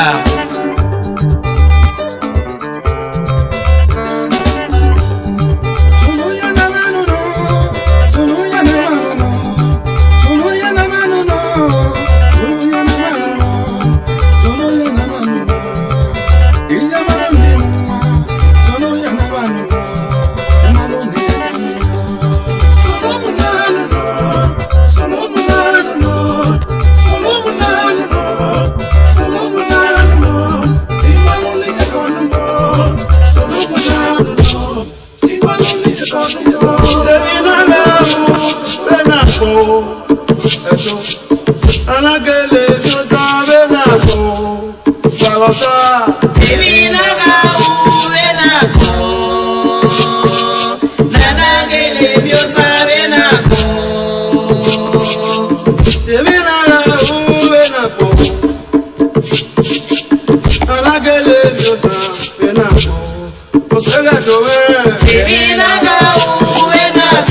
cultural people, you are really delaying us. Come in with whatsoever you want, presentation you have. We know how to judge you. So don't waste our time any longer. Just come in, come and have your presentation, and let's move on. The Mr. and Miss Ryla is just very careful. Ryla, we. Ṣé lọ make up ni? Àgbàlagbà bá ta fọ ilé lèwe omi ire ni mo dúpẹ́ fọlọ́run o. If you have your representative, come and sit down now. You have just 5 minutes more to decide. 5 minutes.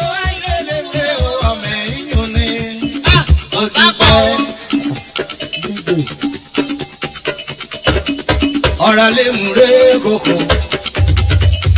ṣeré lè mú ré koko, yàrá lè mú ré koko. Orí mọ́mọ́ ọ̀rọ̀ tèmi ṣe, ṣeré lè mú ré o.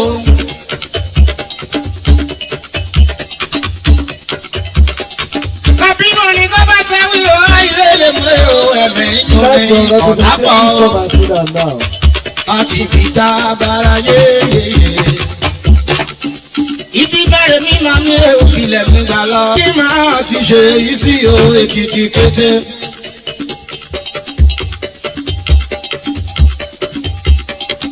Kí máa ti ṣe yìí sí o Èkìtì kété. Kí máa ti ṣe yìí sí o Èkìtì kété. Bẹ̀rẹ̀ lúgẹ́ kó lólùfẹ́ mi dé ní Èkìtì kété. Kí máa ti ṣe yìí sí o Èkìtì kété. Mo bá lálẹ́ mọ́ múdàmọ́dà Èkìtì kété. Kí máa ti ṣe yìí sí o Èkìtì kété. Ewé lálẹ́ náà mi dùn dé olówó àgbèrè o. Èkìtì kété.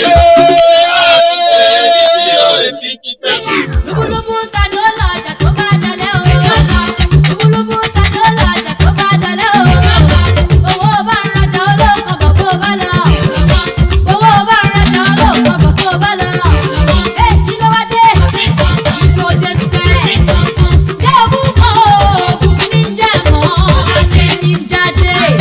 Kí ni jẹ́ kò? Kí ni jẹ́ ṣẹ̀rẹ́ o? Ọmọ yẹn ń jẹ́ ọmọ yẹn.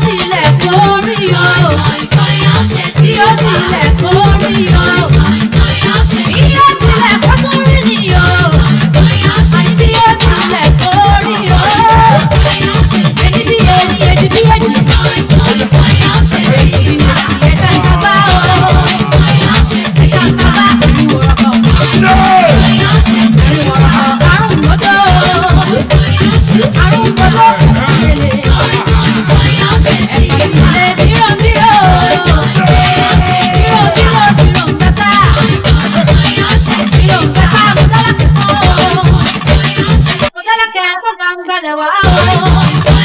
Àti yóò tilẹ̀ kórí o. Yóò tilẹ̀ kó tún rí ni o.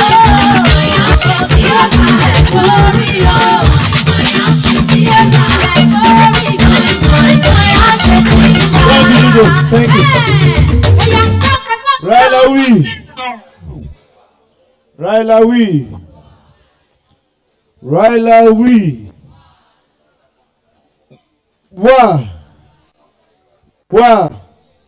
We.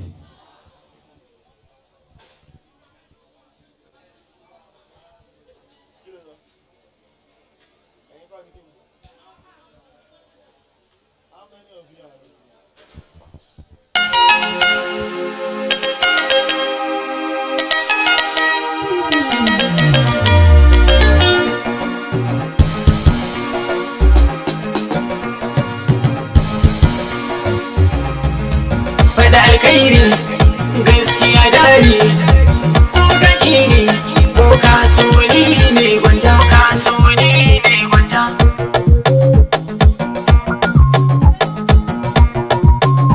na ce fada alkhairi gaskiya jari ko kaki ne ko kasuwani ne gwanja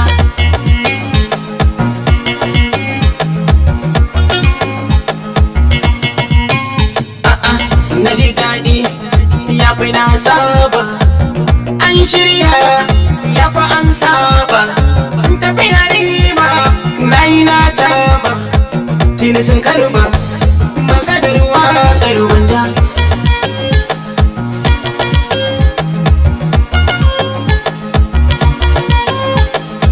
idan na biyu wake gano ne yanzu. Ladies and gentlemen, it is cultural display time. And of course, all our houses, they are ready in their fantastic and beautiful attire. Wallahi. Ìgbà tí mo rí wọn ta mo discover pé àti rí nǹkan kan bí tá a wà yìí. They are fantastically ready for us. And of course, on this note, the single Rallyrian, join me to welcome on stage Iwadola House. Keep clapping, keep clapping, keep clapping for them. Keep clapping. David Bamukida. Hey, Utibelesi, Tambana Yakuna Yongo, Wajana Adam Zongo. Sama, Oribo, hey. Nauni Sunane Yusuf Muhammad Gida Samson Iwadola House. Sunana Mariam Daga Iwadola House. Sunana Eric Joel. You said that our dressing depicts who we are. Now my opponent, let me ask you, looking at me, which faith do you think I belong to? A Muslim, right? You see, you have been deceived. I'm never a Muslim. I am a Christian. I am a credo Catholic, and this is my rosary. I am here to redeem the daughters of Zion and the sons of Adam. Ina wuninku. Na kawo gaisuwa daga Ryla chair, Ryla secretary, Ryla committee. Sunana Alhaji Joel Eric da kyakkyawan mata na nan sunanta Fatima. Na gode sosai na kawo muku. Na zo ne roke zarafinku na minti kaɗan. Muna so mu nuna muku cewa akwai zumunci tsakaninmu da 'yan Arewa da Kudu da Hausa da Yoruba duka muna nan tare. Mun zo ne kuma muna neman zarafi na mintoci kaɗan ku ba mu kunnenku. Na gode. Ẹ káalẹ́. Orúkọ tèmi ni Ọ̀gbẹ́ni Ọ̀kín ọmọ Idris láti Ìwádọ́lá. Orúkọ tèmi ni Omidan Ọmọrìnkẹ́ láti ilé Ìwádọ́lá. Ẹ gbà mí láyè kí n pe olùtukọ̀ wa Ọ̀kín àṣà. Ìgbà ńlá mo dé ọba gbọ́nmi kankan ńlá mo dé baálẹ̀ odò. Mo ti gbóyin dé dádì àwálá ọ̀gá àṣà mo ní ẹ̀ dádì ẹ̀ mọ̀ kúrò ẹnu mi ni. yọbí ńlọ́lù ni wọ́n pẹ́ gímọ̀kú níjọ́ ebi ń pẹyẹ májẹ̀mí àgbẹ̀ ni wọ́n mọ̀lẹ́ lọ́nà òsì ọ̀dọ́ ni wọ́n mọ̀ sí dídẹ̀yìn lójú ogun apẹ̀rẹ̀mú balẹ̀ ni wọ́n á ṣe di pẹ̀rẹ̀mú balẹ̀ lápálápá kò yí ogun kò délé ẹ̀yìn mọ́ olùgbọ́n àgbẹ̀mọ̀jà àlàkárógún dádé bí ìlàlá ogun lọ́sàn-án bí olú kò ní rẹ̀ ní dẹ́dẹ́dẹ́ kámọ́ gbọ́dọ̀ délé ẹ̀dẹ́ òkè tìmí láwọn gbọ́dọ̀ ogun tìmí torí ẹ̀wà ọ̀sọ̀sọ̀ rọ́mọ lóru ní gbọ̀ngàn báyìí ló torí gúgúrú rọ́mọ lápadà nílé èdè olùgbọ́ àgbẹ̀ ọmọlẹ̀ lọ́nà òsì yọ́bí lọ́lú ìlàlá ẹ̀sọ́ òun ó lọ sọ̀rọ̀ ẹ̀gẹ̀sẹ̀ ẹ̀sọ́ ní ọ̀wẹ̀ ẹ̀sọ́ lèmi gangan àjọjọ́ sọ́ra wa.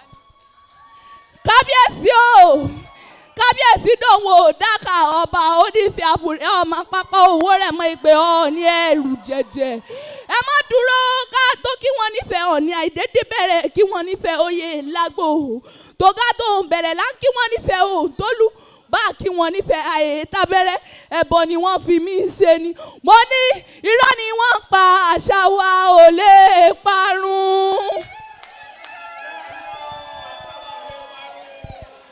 ẹ fún wọn látẹ́wọ́ o. ẹ̀yin àgbà o òye ẹ̀yin àgbà tẹ́ bá rí pé àṣẹ yìí ẹ má rojọ́ wá síbi tó ṣòro ọmọ yìí la jẹ́ ọgbọ́n òde nìkan. àwọn haúsá ń jó tó mùsùlùmí o wọ́n ń jó. taimaka mana Allah wajidin ka kare mun da sharin duniya jalla Allah wajidin ka raba mun da bakin dan Allah dan musuku musuku musuku musuku dan musuku musuku musuku musuku wani gaya na kwashe to amma burkutu ban sha ai ruwan kwakwa ne na dora kebishi yarinya bishi kebishi yarinya bishi bishi ku zauna daidai na soyayya ko yanzu everybody should come inside except those that are performing. If you are not performing and you are outside your house, you will be disqualified. Everybody should come inside except those that are performing.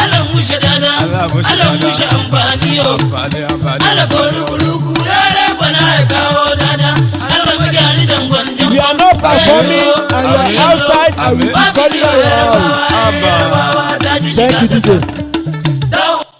Thank you, DJ. Right now, welcome on stage, Akpata House.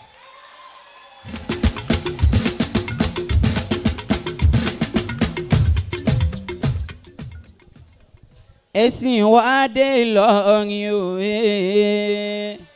ẹ̀sìn wa dé Ìlọrin o Ìlọrin Àfọ̀njá ẹ̀sìn wa dé Ìlọrin ẹ̀sìn wa dé Ìlọrin o ẹ̀sìn wa dé Ìlọrin o Ìlọrin Àfọ̀njá ẹ̀sìn wa dé Ìlọrin ẹ̀sìn wa dé lù wá o ẹ̀sìn wa dé lù wá o Ìlọrin Àfọ̀njá ẹ̀sìn wa dé lù wá ẹ̀sìn wa dé Ìlọrin o ẹ̀sìn wa dé Ìlọrin o Ìlọrin Àfọ̀njá ẹ̀sìn wa dé Ìlọrin. ọmọ Ìlọrin ni wá fa àti Ìlọrin láti wá sí ìyá yín fa. Okay. Ìlú Ìlọrin nílùú mi júwe ìlú rẹ̀ káwọn bó ṣe rí. Ìlú Ìlọrin nílùú mi júwe ìlú rẹ̀ káwọn bó ṣe rí. Gẹ́yàlí mi ìlú Kùránì tẹ̀gàn kan kò sí rẹ̀ láyé. Ìlú Ìlọrin nílùú mi júwe ìlú rẹ̀ káwọn bó ṣe rí. Gẹ́yàlí mi ìlú Kùránì tẹ̀gàn kan kò sí rẹ̀ láyé.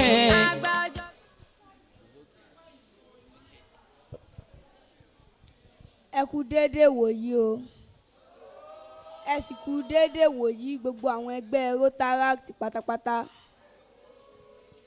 àti ẹgbẹ́ Àpáta láti wá o.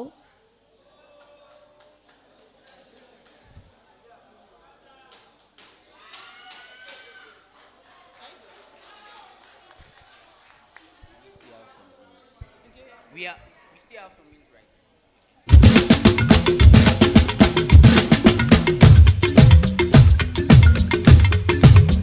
báyé bá ti ń yé ìṣọ̀lá ká máa bá wọn yín. ọ̀pọ̀ àpá láti sún fáìnàlì ó ti kúrò ní ìtàtijọ́ ìṣọ̀lá tó ń dé mọ́sẹ̀lẹ̀ o.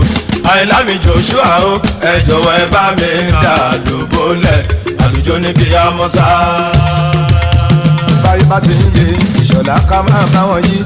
ọ̀pọ̀ àpá láti sún fáìnàlì ó ti kúrò ní ìtàtijọ́ ìṣọ̀lá tó ń dé mọ́sẹ̀lẹ̀ o. àìlámi joshua o ẹ jọ̀wọ́ ẹ bá mi dà lóbólẹ̀ àlùjọ ní kí á mọ́ sá. ìlú Ìlọrin ìṣèlú fìtínàfà. fìtínàfà. Ìlọrin ìṣèlú jàgídíjàgan ìlú tó jìnnà síná tó sún màlì gánà Ìlọrin ní ìlú Ìlọrin ìṣèlú fìtínàfà. Please encourage them. A round of applause. A round of applause. You still don't understand the fact that you don't have to exhaust your time. You can be concise and meaningful. And ladies and gentlemen, let us welcome on stage Alaba Quadri House.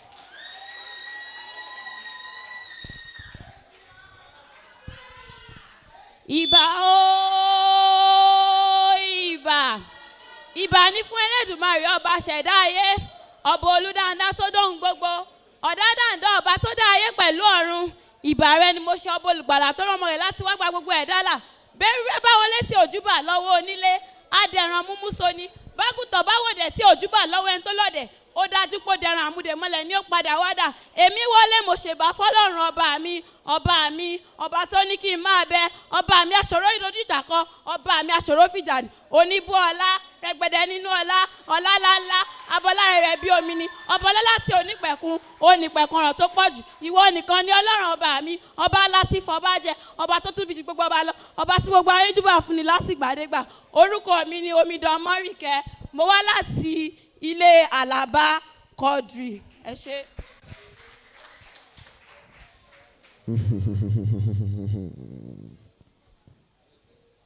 In a land of peace, the land that is filled with joy and honey, in a land of myth and a time of magic, the destiny of a great kingdom rests on the shoulders of a young boy. there is a group of His people name responsible for the growth of this community. Àmọ́ ọlọ́gbọ́n dorí ẹja mú náà fi ṣe.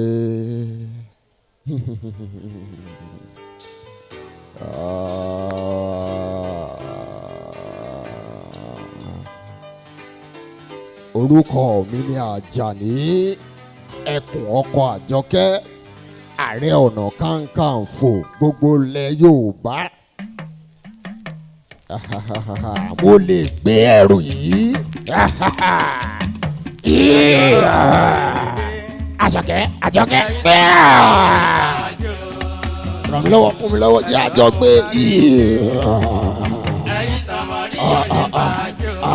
Ṣé wọ́n fi èso kan kíní yìí wọ́n lẹ̀ ní.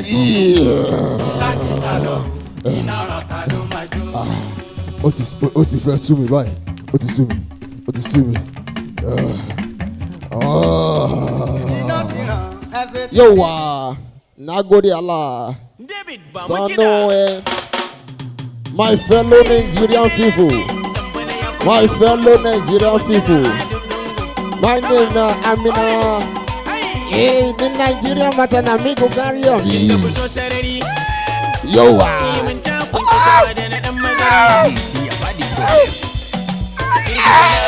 If you say this thing don't be my power, don't be my power, don't be my power, don't be carry on. Iye karo ti na ba.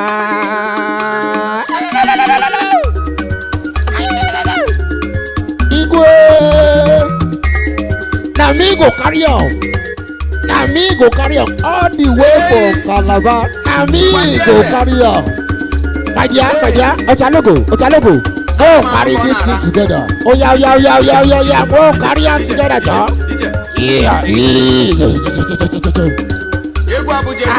Chukwu Emeka, I be Chukwu Emeka, I go carry on.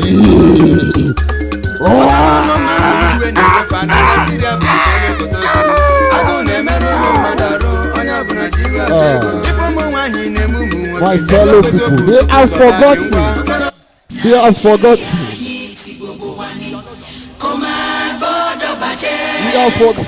Torí kò sí ibòmíràn tí a lè lọ, àjò lè dàbí ilé.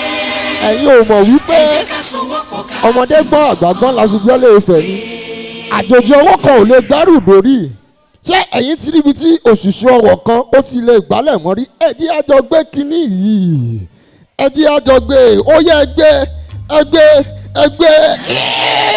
United we stand. Torí kò sí ibòmíràn tí a lè lọ, àjò lè dàbí ilé. Ẹ jẹ́ ká sowọ́pọ̀ ká fìmọ̀ ṣọ̀kan, gbé kémi gbé. Please give them a round of applause.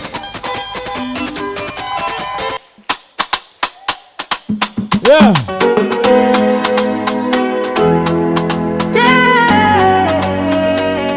Right now, it's getting from the cradle of the tough and tougher. And of course, we still have outside 2 to 3 houses. Let us welcome Olumide Ilori House.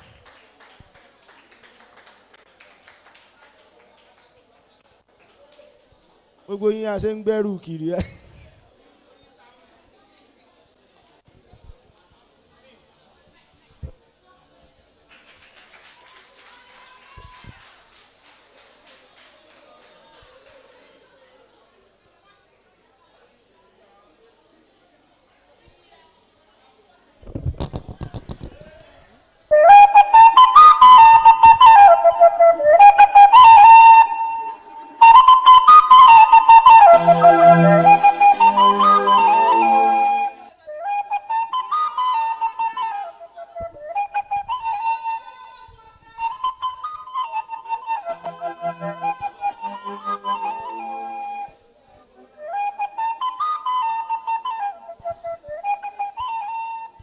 Ní ọgọ́rùn-ún ọdún sẹ́yìn, ìlú kan wà tí ó ní ọ̀pọ̀lọpọ̀ òrìṣà tí ó jẹ́ orísun ọrọ̀ ajé fún wọn.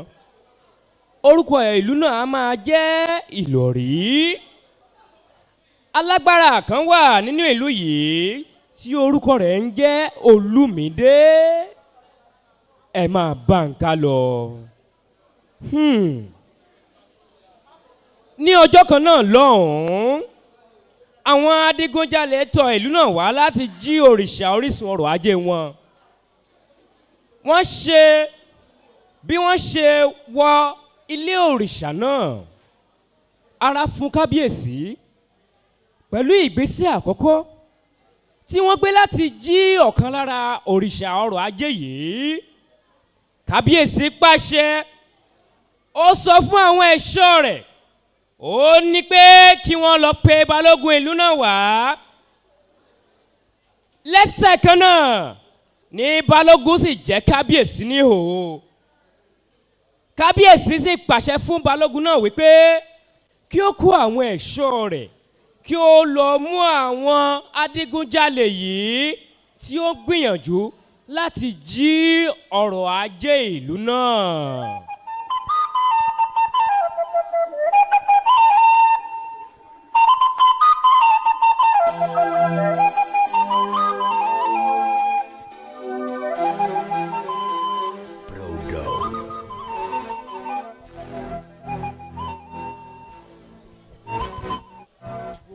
Sáré kíákíá bá mi pe àwọn ọmọ ogun rẹ, pàápàá jùlọ kékeré àdó. Láìpẹ́ yìí làwọn adigunjalè wọlé tán wá gbé ọrọ̀ ajé wa lọ. Bá mi lọ kíákíá, ó mi sọ pé ẹ gba ọrọ̀ ajé náà wá padà. Èmi Olúmídé, kò ṣẹlẹ̀ láyé àwọn bàbá mi, kò sì ní ṣẹlẹ̀ láyé mi. Ta ló láyà náà tó wọ ìlú wa tó wá gbé òòṣà ọrọ̀ ajé? Lónìí náà láàrin ẹ̀yìn rẹ̀ àfàsẹ́yìn tirẹ̀. Tọ́mọge bá dégi nínú igbó ìdágìrì a sì máa dálẹ̀ ẹlẹ̀. Kékeré awo tẹ̀lé mi ká lọ. ó tún ọbí tó dé òun ó tún ọbí tó dé òun ó tún ọbí tó dé òun o. ẹ̀jẹ̀ dájú táwọn fi pọ̀lú mọ́ ewúrẹ́ tó bá da ifá nù iná àgbàrá ẹ̀jẹ̀ ló sùn ajákẹ́jẹ́ tó bá jẹ́ fún èkété tí wọ́n ajá náà bá kú ìwọ̀n máa ń ya dìgbòlugi ni. ó tó bẹ́ẹ̀ ta ni ẹ́ ń bọ́lá ti wá ta ni èmi kúlíkúlíkù ní fún ọmọ òkú kìndádọ̀ àtàǹpá àti tọ́tù àtìgbà táyà kan ṣe fẹsẹ̀ kò ní kẹ̀ àtàrún takò tàbí ọ̀tà tẹ̀sí kìíní kọ̀ǹdọ̀ ọ̀yẹ́kọ̀ rárá ṣe aeroplane. ìbẹ̀rẹ̀ mọ̀ kọ́fà mọ̀ ń yá yẹn ń wèrè ajá ni wọ́n lọ sóde ìwárọ̀ ewúrẹ́ ló lọ sóde ìwárọ̀ ewúrẹ́ ò mọ òun wọ́n fi pe ewúrẹ́ sóde ìwárọ̀ àgùntàn ní lọ sóde ìwárọ̀ àgùntàn ò mọ òun wọn náà fi pa àgùntàn sóde ìwárọ̀ ajá ní lọ sóde ìwárọ̀ ajá nìkan ló mọ òun wọn ajá lọ tìjí mẹ́rin ilẹ̀ mọ̀ pé ilẹ̀ mọ̀ pé ilẹ̀ mọ̀ pé ilẹ̀ mọ̀ pé tọ́wọ́ ní kẹ́kẹ́ mínísà wọn lé alára kẹ́kẹ́ mínísà wọn lé àjẹrò ẹ̀jẹ̀ dájú táfi fọ̀lúmọ́ ewúrẹ́ tó bá da fánù iná àgbàrá ẹ̀jẹ̀ ní oṣù ajá kẹjẹ tó bá jẹ èkété tí wọn ò bá kú ìwọ máa ya dìgbòlugi ni lónìí ó sì ṣe wọ́n lulẹ̀ kó kú wọ́n lẹ̀ kó kú wọ́n lẹ̀ kó kú wọ́n lẹ̀ kó kú.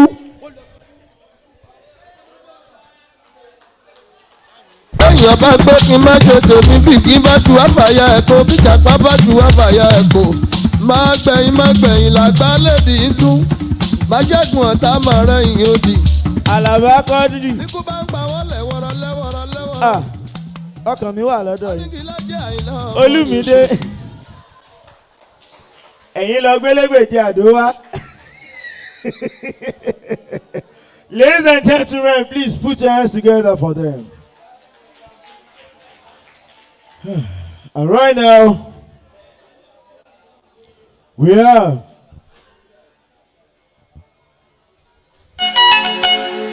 let's welcome on stage Razak Akindele out.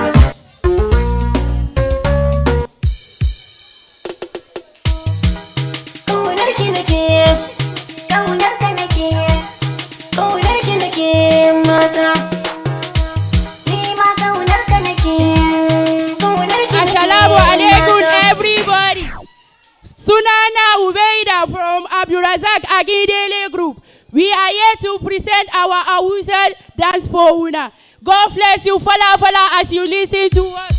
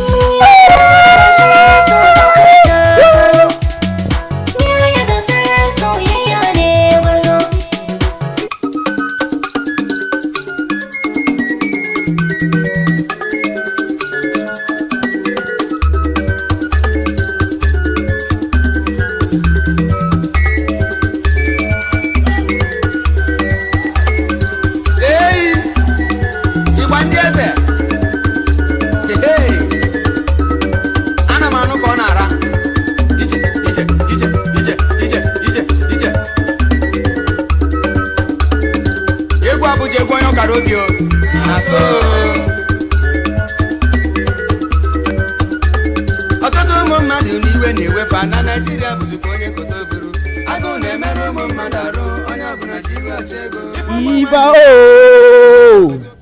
Ìbà o àwa ti júbà káwa tó ṣeré. Ìbà o àwa ti júbà táwa tó ṣeré. Ìbà o àwa ti júbà káwa tó ṣeré. Ìbà o àwa ti júbà káwa tó ṣeré. Mo ṣèbà akọ́dáyé o aṣẹ̀dá ọ̀run o alágbára kábíkábí ọ̀wọ́ kẹ̀mbẹ̀ rébi ìjà iná fẹjú kẹ̀kẹ́ o iná kúkú mẹ́ni tó dáhùn òní kọ́kọ́ lé ayé lọ́wọ́ o òkè tí ò lè ṣá o òkè tí ò lè yẹ̀gẹ̀rẹ̀ àlejò tí ń ṣe onílé kọ́ni kése kọ́ni onílé káyàkájò o alábẹ́nu à ń sá wá alábẹ́nu à ń sá sí bàbá mi ọ̀wọ́ kẹ̀mbẹ̀ rébi ìjà adúró ti ni aṣáájú ogun lálọ akẹ́yìn ogun lálọ.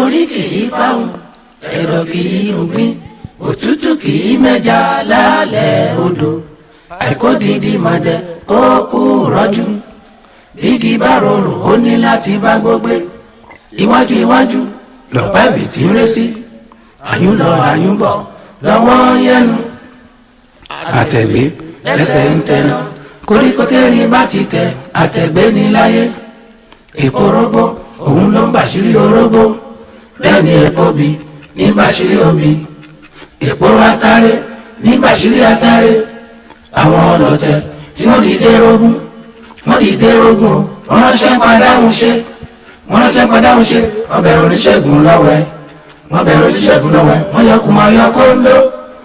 kùmọ̀ wọ́n fẹ́ wọlé ọ̀la wọ́n ní kàkà kẹ́kùn má jèrè káfí ṣàwádà wọ́n ní abẹ́ àdìpátá wọn ránṣẹ́ pé òdùdú bàbá múra ó fàṣẹ sẹ́nu ó bẹ̀rẹ̀ tẹ́lẹ̀ wọn lóru. màá fàṣẹ bẹ́ẹ̀ sọ̀rọ̀ ẹ jẹ́ pàtẹ́wọ́ fáwọn ọmọ tó jáde. ó ti fẹ́ máa fún mi lókun lọ́rùn kìíní kélé bí àwọn bàbá mi kan sì wà tí mú ká láti bí ìjẹrin. abẹ́rẹ́ ògùdọ̀ kọ́ ọ̀hún aṣọ. Now, the participants of beauty pageants, please step forward, step outside. Your coordinator wants to see you now. 1, 2, 3, 4, 5. Within 2 minutes, be outside. Then, are you ready? Ilé wo ló kù yìí náà?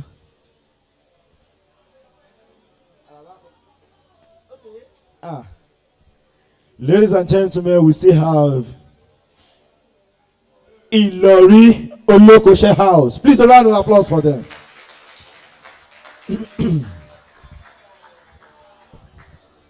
Mojúbà kọ́dá ayé o, mojúbà ṣẹ̀dá ọ̀run. Wọlé ewúrẹ́ tó wọlé tí ò kàgbò, ó jẹun àmúso. Àgùntàn tó wọlé tí ò kàgbò, ó jẹun àmújẹyán. Àwa Ìlọrí Olókoṣẹ́ wọlé akárà lé akárà dùgbò. Káyé ó yẹ wá o.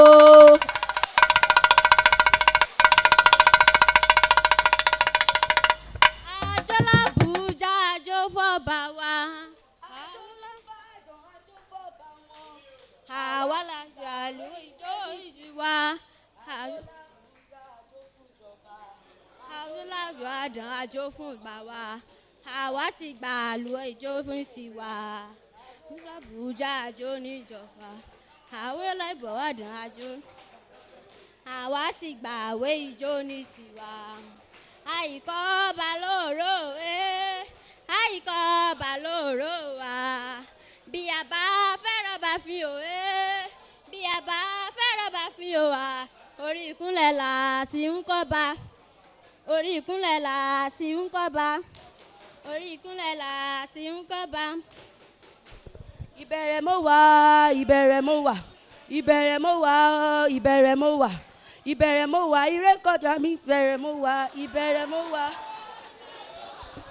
Ìbẹ̀rẹ̀ mọ́ wá ikú lè kọjá ìbẹ̀rẹ̀ mọ́ wá ó lè kọjá ìbẹ̀rẹ̀ mọ́ wá òkè o ìdàgbàsókè ìdàgbàsókè o ìdàgbàsókè ìdàgbàsókè mi wá ìdàgbàsókè ìdàgbàsókè o ìdàgbàsókè ìdàgbàsókè o ìdàgbàsókè ìdàgbàsókè ìrẹ́wà mi wá ìdàgbàsókè jáwé sẹ́nu kórìíjà òdì.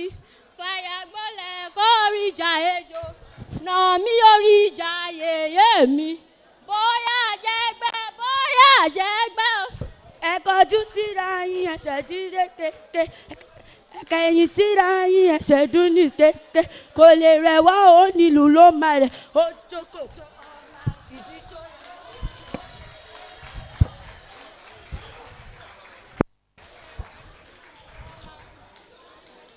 Jókòjó ọba fìdíjó ojú.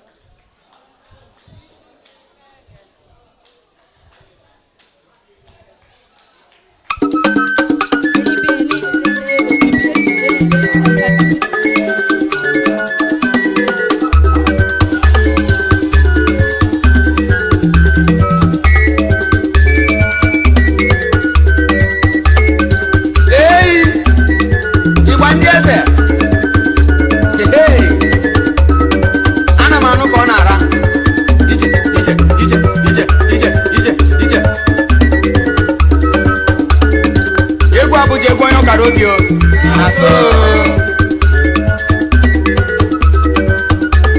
ọtụtụ ụmụ mmadụ n'iwe na-ewefa na Naịjirịa bụzikwa onye kotoburu agụụ na-emerụ ụmụ mmadụ arụ onye ọbụla ji iwe achọ ego ịbụ ụmụ nwaanyị na-eme ụmụ nwoke eziokwu eziokwu chukwu zọba anyị ngwa okorobịa mụrụkọ n'anya hụ maka ụmụ nwaanyị bụ onye kotoburu iyo aha ngwa ngwa ka anyị gbaba egwu Abuja oho everybody ọya ngwa ngwa ka anyị gbaba egwu Abuja nwanne ihe aha ngwa ngwa ka anyị gbaba egwu Abuja oho everybody ọya ngwa ngwa ka anyị gbaba egwu Abuja iyo aha ngwa ngwa ka anyị gbaba egwu Abuja oho everybody ọya ngwa ngwa ka anyị gbaba egwu Abuja eyi isi kote bụ ọgba ya nụ obodo anyị bụ igwe a na-agwa mmadụ agwanụ nwoke na nwaanyị na-akwadozi Abuja ya bụ na chọrọ ije gbuo ozu na Abuja ije ije ije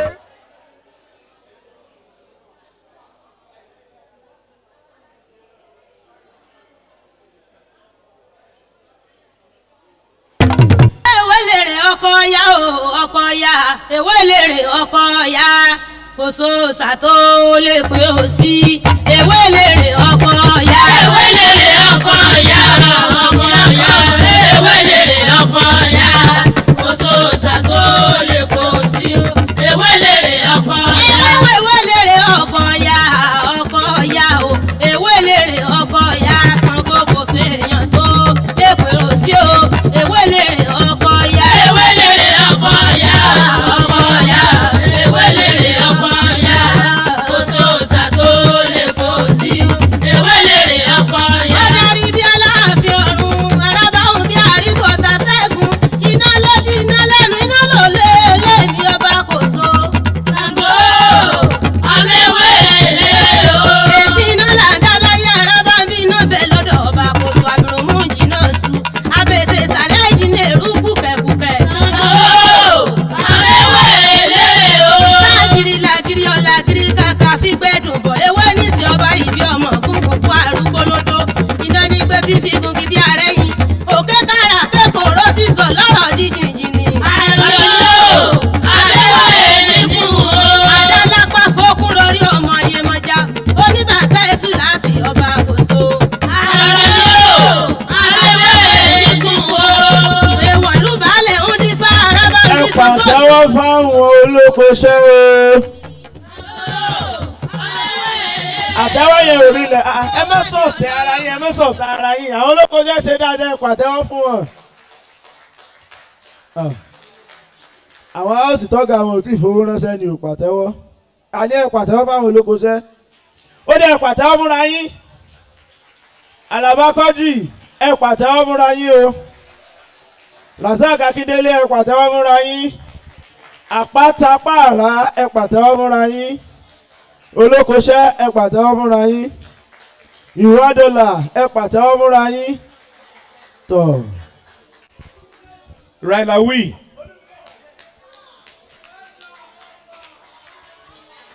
Ryla we. Are we tired? Are we good to go? We are not good to go. And maybe we'll go home to go. Let's go to hostel to go and sleep. If we are tired, so that we'll discontinue. So no score. And today is recorded 0 for everybody. Ryla, I am here this evening to make a clarification. What we actually prepare for today or tonight is to have cultural parade, not playlet or drama. Keep quiet.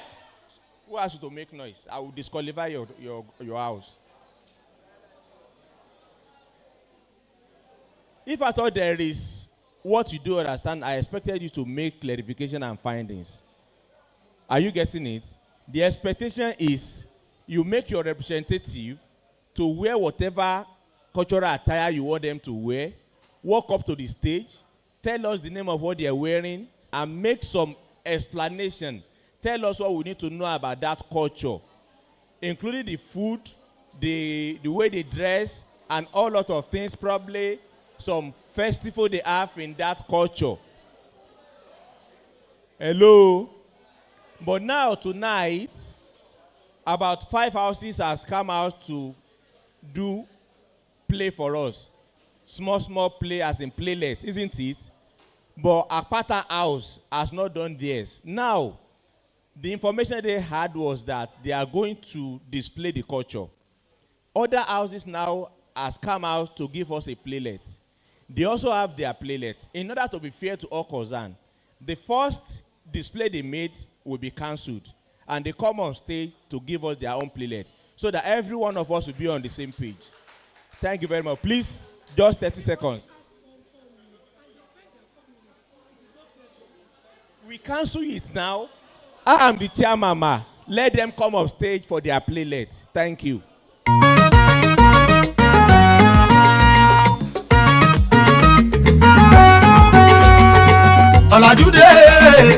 Ọ̀làjúdé làwa gbàgbé àṣà ìdílé wa. Ọ̀làjúdé làwa gbàgbé àṣà ìdílé wa. Civilization ló jágbá gbogbo tàdá ìbá. Ọ̀làjúdé ooo. Well, I wouldn't know how this happened, but if Akpata is not ready in 2 minutes time, then we will have to cancel any other activities that they might want to perform. Akpata, are you ready? Akpata, are you ready? You have just 2 minutes to be on stage. Ọ̀làjú ṣàlàyé, ọ̀làjú ṣàlàyé, òyìnbó ló ṣe wédiwé. Ọ̀làjú ṣàlàyé, òyìnbó ló ṣe wédiwé. Ọ̀làjú ṣàlàyé, òyìnbó ló ṣe wédiwé. Ọ̀làjú ṣàlàyé, olótì dáyé tipẹ́tipẹ́. Ọ̀làjú ṣàlàyé, ó tó wá di mọ́rí gìtá. Ọ̀làjú ṣàlàyé, ẹṣin ti dáyé tipẹ́tipẹ́. Ọ̀làjú ṣàlàyé, ó tó di pọ́n wá gùn mọ́tò. Ọ̀làjú ṣàlàyé, dáyé tipẹ́tipẹ́. Ọ̀làjú ṣàlàyé, ó tó di pọ́n káwọn kú pàdé o. Ọ̀làjú ṣàlàyé, ìlú ti dáyé tipẹ́tipẹ́. Ọ̀làjú ṣàlàyé, ó tó di pọ́n wà lógóòlù. Ọ̀làjú ṣàlàyé, oṣù ti dáyé tipẹ́tipẹ́. Ọ̀làjú ṣàlàyé, ó tó di pọ́n wà kàtíkè o. Ọ̀làjú ṣàlàyé, kúta náà fi ń ṣáná gbà kan. Ọ̀làjú ṣàlàyé, kápẹ́ ó máa lo ṣáná òyìnbó. We have 20 seconds more. Are you ready? Ẹ̀yin àgbà òye ẹ̀yin àgbà tẹ́ bá rí pé àṣẹ yìí ẹ má rọjò wá síbi tó ṣòro ọmọ yìí là jẹ́ ọmọ òde nìkan. Are you ready?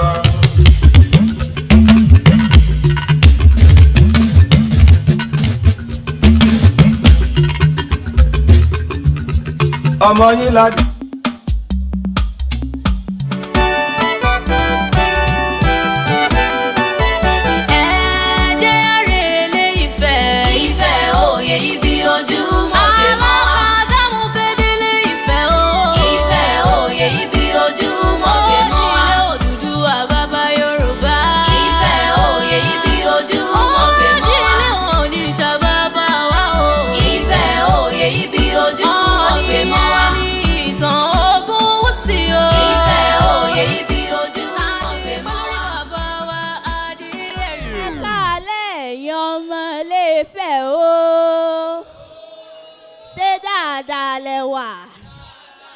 Kí ló wá gbé yín wá sọ́dẹ̀ mi lásàálẹ̀ yìí? Ṣèbẹ́yìn náà lẹ́ni ká wá ságbàlá yín lálẹ́ yìí pé ẹ máa sọ̀tàn ẹni tó bá gbàgbé àṣà rẹ̀ fún wa.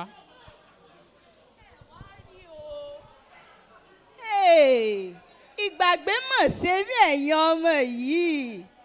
Ẹ̀yin náà ó dàgbà o, àgbà yín ó dalẹ̀. Ṣé wá rí ìtàn alẹ́ yìí? Ó dá lórí ọmọkùnrin kan tá à ń pè ní Tádé. Ẹ bi mí pé kí ló ṣe Tádé? A bí Tádé sílùú àwọn òyìnbó. Ṣé wá rí ibẹ̀ láti tọ́ dàgbà? Nígbà tí a wá rí pé ọmọ yìí ti ń sọnù lọ sínú ayé, kò mọ̀ sà, kò mọ̀ ṣe wa mọ́. náà bá ní tọ̀ kọ́mọ ọ̀bọ̀ padà nílẹ̀ bàbá tó ti bí ń bò ó sì dé padà lọ́mọ ìbá ṣe bó ṣe wù ú ṣáṣá àti ṣe wá bẹ́ẹ̀ ni ṣe wá rí i nídìílé àwọn Tádé ó ní eégún kan tó ń pè ní eégún abániṣẹ́tẹ̀ bẹ́ẹ̀ ni eégún abániṣẹ́tẹ̀ ṣe rí eégún abániṣẹ́tẹ̀ yìí máa ń pọ̀dán oríṣiríṣiríṣi Tádé wá rè yìí ó wá wò ó pé kí lòun lè ṣe láti fi rí i dájú wípé kò sí ohun bí àṣà àti ṣe mọ́ ló bá parapọ̀ mọ́ àwọn funfun àwọn aláwọ̀ funfun ló bá ní tọ̀ òun fẹ́ ta eégún tiwa o tí jẹ́ abániṣẹ́tẹ̀ bẹ́ẹ̀ ni ọmọ mi ǹgbà tó tà tán ó kúkú rí tà ǹgbà ó tà tán ló bá di pé káwọn ẹnì kan máa gbé lọ sọ́dọ̀ wọn ṣùgbọ́n kan wá wà pẹ̀lú eégún abániṣẹ́tẹ̀ o tán bá ti gbé e kúrò níbì kan ibi a bá fìdí rẹ̀ tẹ̀dó sí kì í kúrò ń bẹ̀ lẹ́yìn ọdún kan nígbà tó wá di wípé kán wá pẹ́ tí ó gbé eégún abániṣẹ́tẹ̀ tí ò sí òun rèé kò mà ṣàtìṣe torí wípé ẹni bá mà ṣàtìṣe ó ní oríkì kan táǹkì abániṣẹ́tẹ̀ tó lè fi ṣèdí bí ò bá tí ì dọdún kan ṣùgbọ́n a sì ní kò sí wàhálà nítorí eléyìí ó sì kú. Ilé Ifẹ̀ ní orírun ayé ìlú Oòduà bàbá yóò. Ẹ pàtẹ́wọ́ fún wọn o. Èdùmàrè tó dá wa sífẹ̀ kó má ṣe bàfẹ́ jẹ́ mọ́ wa lórí. Olúwa kó máa City Trend TV Dance Club. Ẹ pàtẹ́wọ́ fún àwọn àpáta lẹ́ẹ̀kan sí i. Thank you. Thank you very much. Thank you. Ryla, wow. It's been a wonderful night, Abi. Are you enjoying yourself? Everybody, my lolly. I deride all of you. Now, are we ready? Ẹ̀yin tèmi báwo ni o? Wọn ò wà rárá. Right now, let's move straight to the first appearance for Mr. and Ms. Ryla 2025. DJ, you give us a very nice music while we welcome each of them on stage.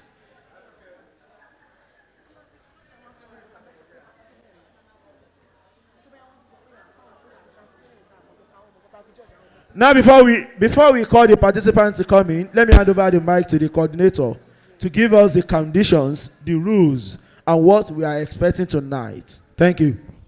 Ryla. Okay, so tonight we are going to be having the first appearance of the pageants, and that's their cultural, that's their casual appearance. And what they are going to be doing for us is they are going to be introducing themselves to us, and they are going to be showing us their talents. Because, of course, we need a Mr. and Miss Ryla that is talented. So, we are going to be judging them on 3 major criteria tonight. Number 1, appearance. Number 2, their confidence. And number 3, their talent. Each of these criteria carry 10 marks. We have the judges here, Rotarian Tracy and Rotarian Timileyin, and myself. So, please, right about now, we are going to be calling on our contestants. DJ. Contestant number 1, please come in.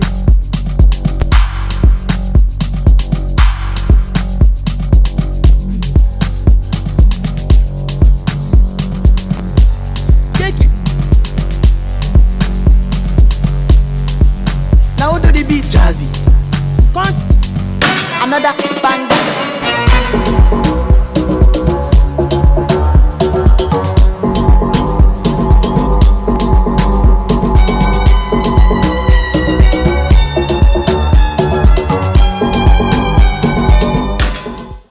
Good evening, everyone. Good evening, my judges. Good evening, everyone. My name is Joy Adewale Ademide. I'm from Yellow House, Razak Akindele. Thank you very much.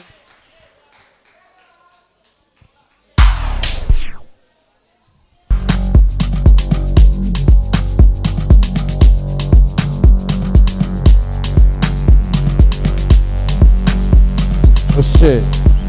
Now do the beat jazzy. Another banger.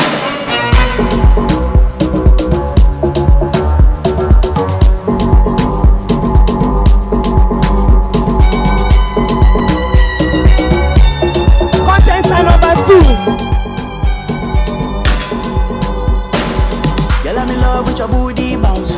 Girl, I'm in love with your booty bounce. In love with your booty bounce. Girl, I'm in love with your booty bounce. Girl, I'm in love with your booty bounce. My niggas on the tumba, mula. Mula. My niggas on the tumba, mula.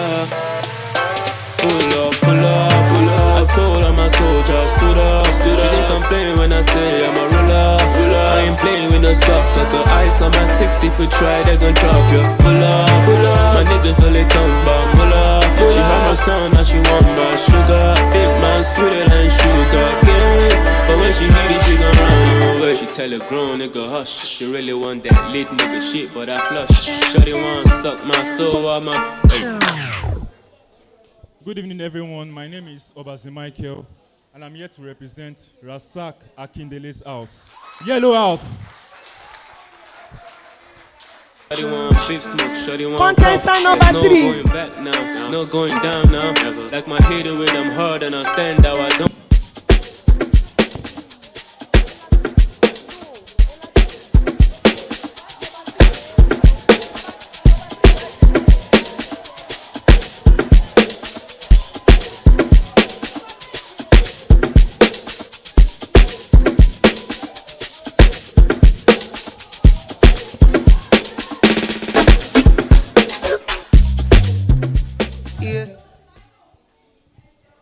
Good evening, everyone.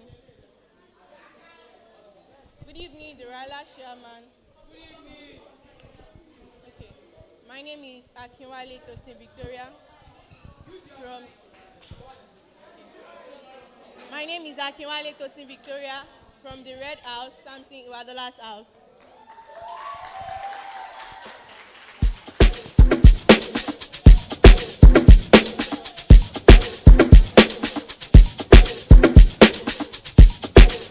Contestant number 4. Ikú máma pa àwọn akẹ́kọ̀ọ́ mi sórí ibi kèlè.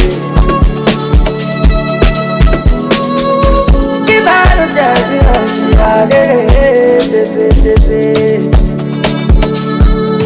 Ikú wá kọ̀ọ̀tà ní ìkọ́lẹ̀ rírọ̀ orin tó pa mọ́tò ẹlẹ́nu ìfẹ́. Good evening, everyone. My name is Bolarinwa Olamileko Mohammed from Samson Iwadola House.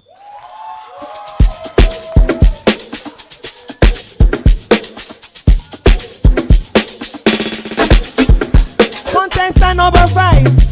Yeah. Contestant number 5. Good boy. It's in a me, take it easy. Catch some cruise, my keys. You spoke one for me, days. Come on for the body, no they breathe. Put on your shoe, make it stand like this. All your sorrow, make it dance them free. If you know be kalala, yeah. If you know be kalala, get them put. One my joke. Good evening, everyone. I'm contestant number 5. I'm Golden Yola from Yesterday Lori Olokushe's house.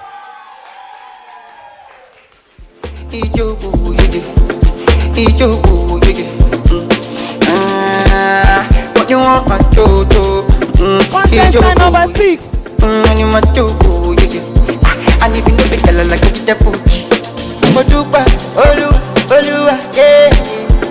Joy is coming, joy is coming. Odupa, Oluwa, yeah. Joy is coming. Only a little boy. Odupa, Oluwa, yeah. Joy is coming. My IPDJ sir, the Ryla committee chairman, fellow district officers in the house, Ryla committee persons in the house, my fellow Rotaractors and fellow Rylians. I am Alashi Gold Olabode from the house of Miss Yetunde Suzanne Ilori Olokoshe.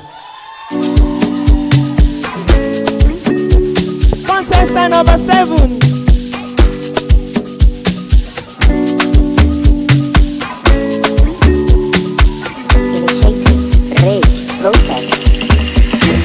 Loving you is primary, only you know can be. When I sing my melody, you alone may harmony. Good evening, fellow Rotarians, Rotaractors, ladies and gentlemen. My name is Akpa Okagi Alima. I'm representing Alabama's club. Thank you. My baby,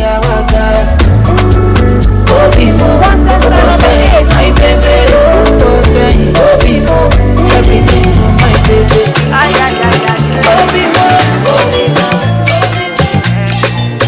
I'm all alive.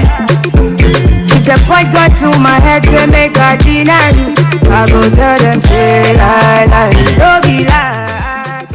Protocol duly observed, distinguished Rotarians, fellow Rotaractors and Rylians.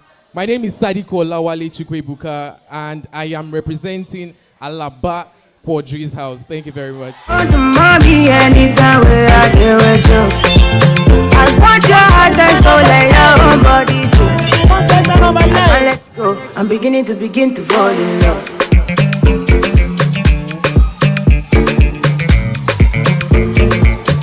I'm beginning to fall in love.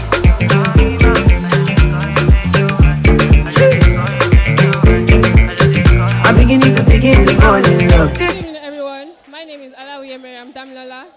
I'm contesting for Miss Ryla, a representative of Olumide Ilori House, a BSc holder in biochemistry and nutrition, and a graduate from Fountain University. Thank you. Contestant number 10. Yeah, there you know. Okay,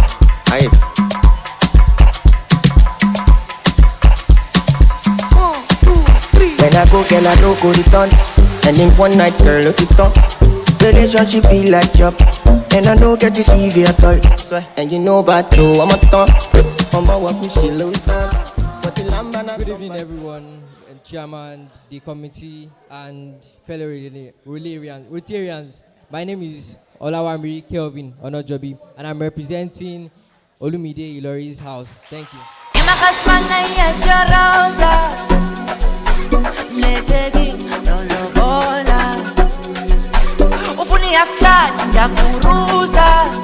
Contestant number 11.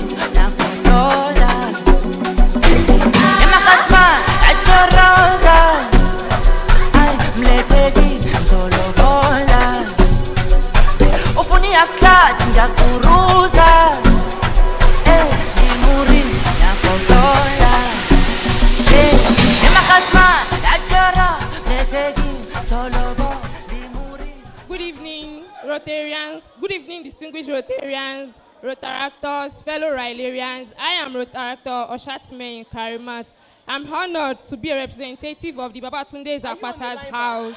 Are you guys on a line? For the Ryla 2025 pageantry show. Let's make this an amazing show. Thank you.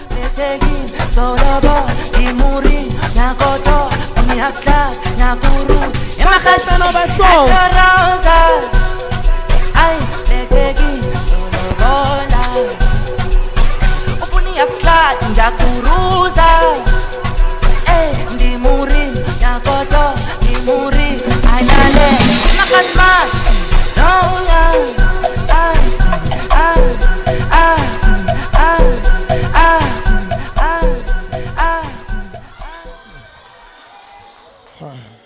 Good evening, esteemed Rotarians, Rotaractors, and my fellow Rotarians. My name is Oladejo Daniel Timileyin. I am honored to represent the house of Babatunde Akpata at the Ryla 2025 pageantry show. I am excited to show our house spirit and creativity. Let's make this event unforgettable. Thank you.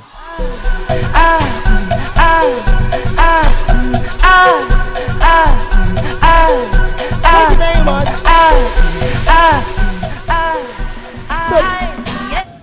Can we have all the contestants on stage now? Contestant number 1.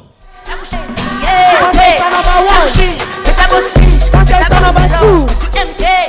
Contestant number 3. Contestant number 4. 5. 6. 7.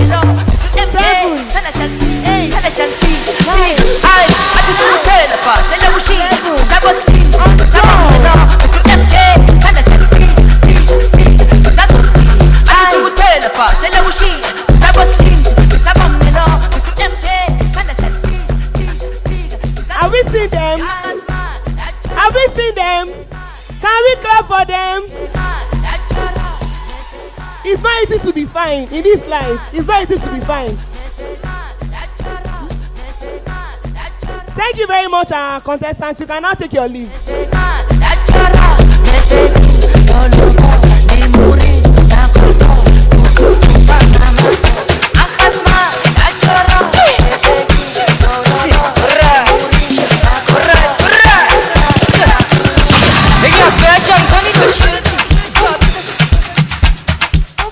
Now it's time for our talent show. We're going to be bringing them on stage to show us their diverse talents, whichever talent they want to show us, because we want a talented king and queen. Contestant number 1, please come up stage.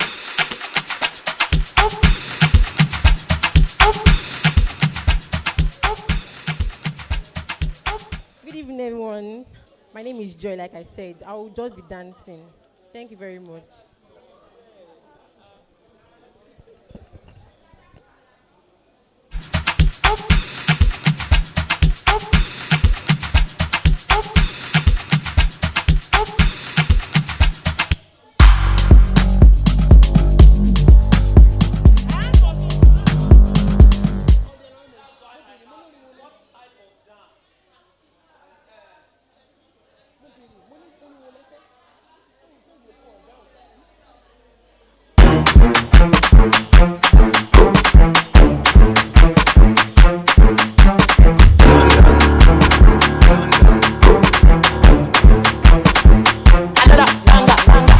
All of my guys on the time, they tell me every party animal.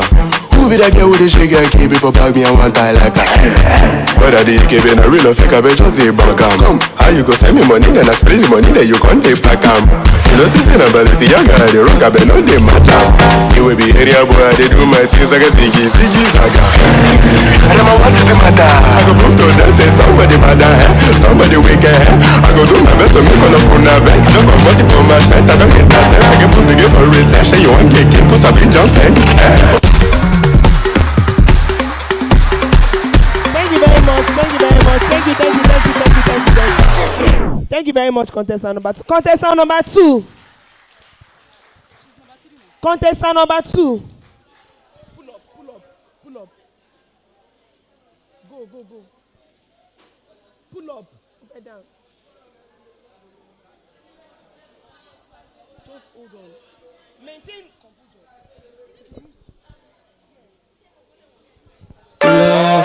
My niggas on the tumble, mula. Yo! Mula. My niggas on the tumble, mula. Pull up. I told I'm a soldier, suda.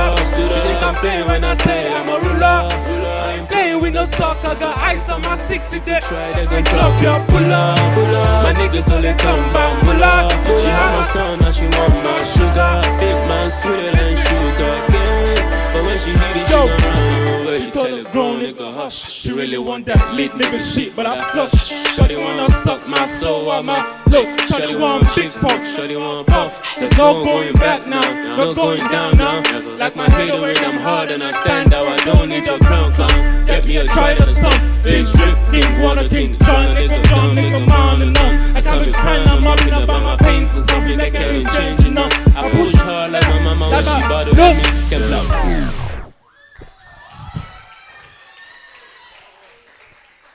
Number 3. Contestant number 3.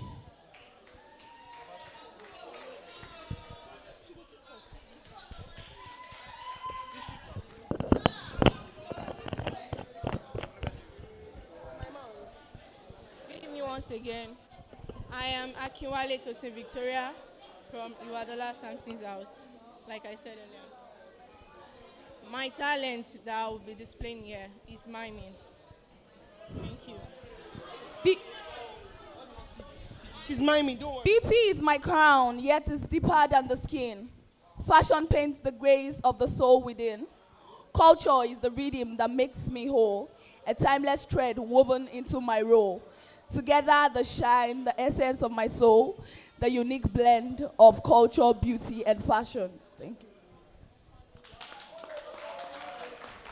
Contestant number 4.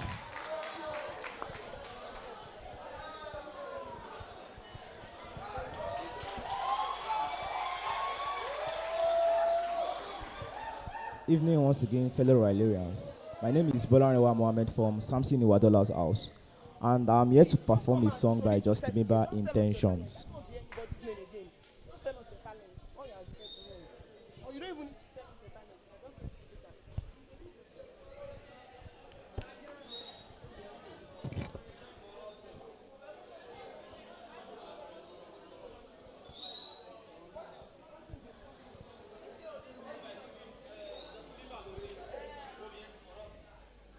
Okay, I want to perform Benson, Totori. Benson, Buju, Totori.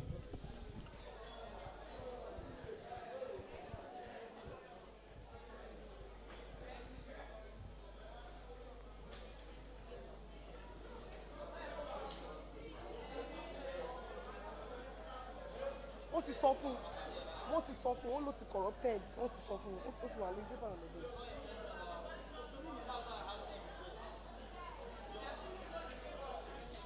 Intentions by Justin Bieber. Buju, Totori. Yes, Buju, Buju.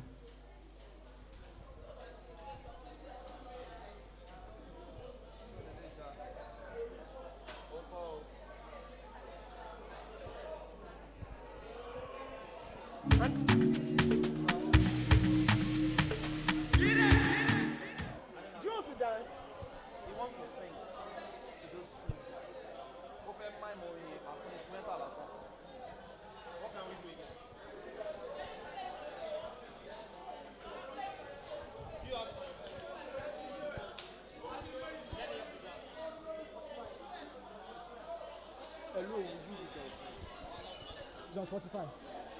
Just 45. I can play that. Okay, let's sort it. Why they are sorting it? Contestant number 5, you come back. Don't worry, he will come back. He's coming back. While he's sorting it, contestant number 5, please come up stage.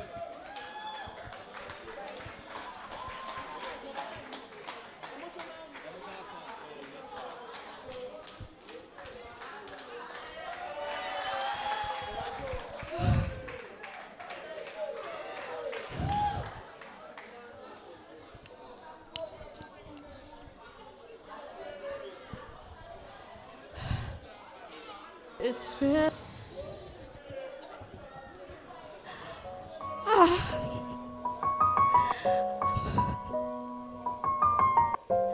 Yes, I'm gone. I'm gone. You know, go to imagine Lawani. Yes, I know. I'm not being contented. I'm not being contented at all. When did it start? No, when did it start? God! You are gone. I'm gone. When did it start? Yes, I remembered. Now I remember.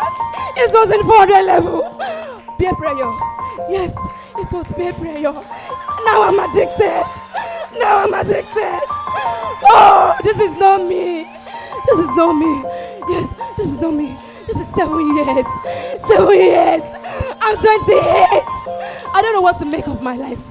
Yes, I remember 4 years ago. 4 years ago, I was in the uni. I was hoping to get a degree, but no, I didn't get it. I was addicted. Thank you. Peer pressure made me. Peer pressure turned me into this. No. Thank you. Contestant number 6. What are you doing?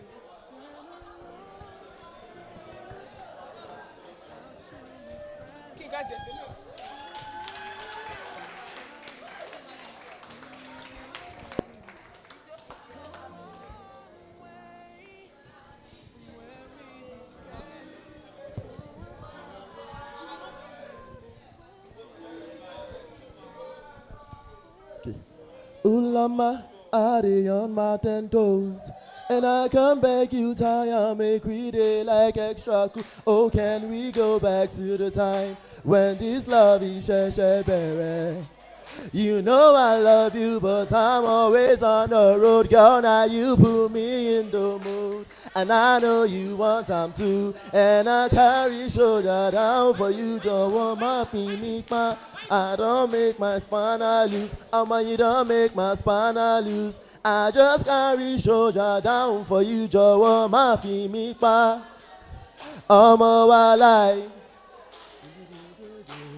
I'm on your ringtone, no one come out for my head, no one come out for my head. I'm a wild never seen a girl so fun like you in my life, I must confess. Say, pè mí lórúkọ, ó yá ò fà mí nírúgbà, ó na. Sọ̀rọ̀ sí mi anyhow, mama. Sọ̀rọ̀ sí mi anyhow, my darling. I know it no easy to understand me. You know I love you, but I'm always on the road. Girl, now you put me in the mood. And I know you want that too. And I carry so Thank you very much. Contestant number 7. Contestant number 7.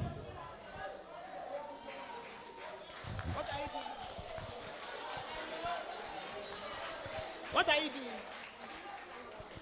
Tell him the song. And it's like, don't play too fast. You see now? Any song. Play any song. Play any song.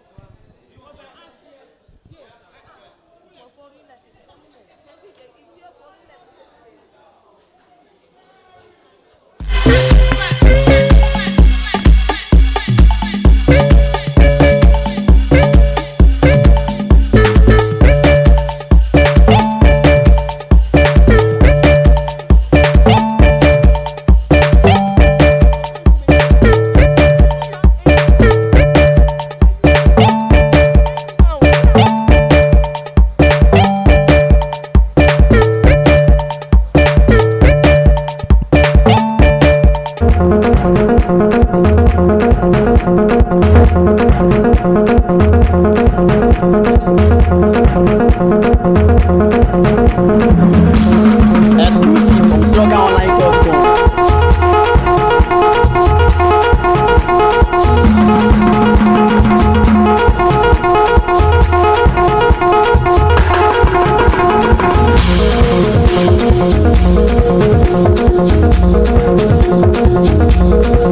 Thank you.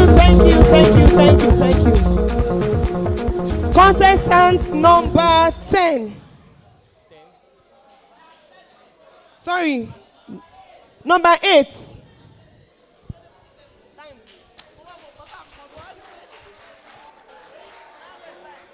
Good evening, everybody.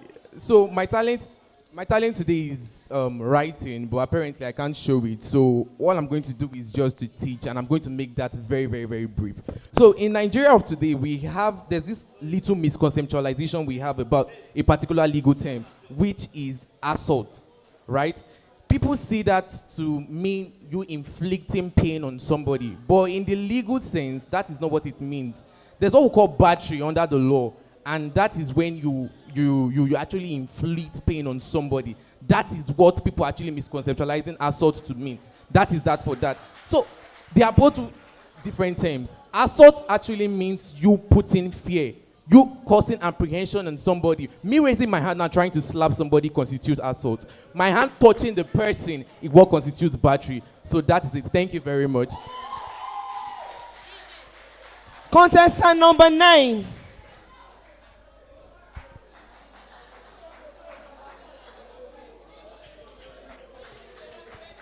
Good evening, everyone. My talent is dancing.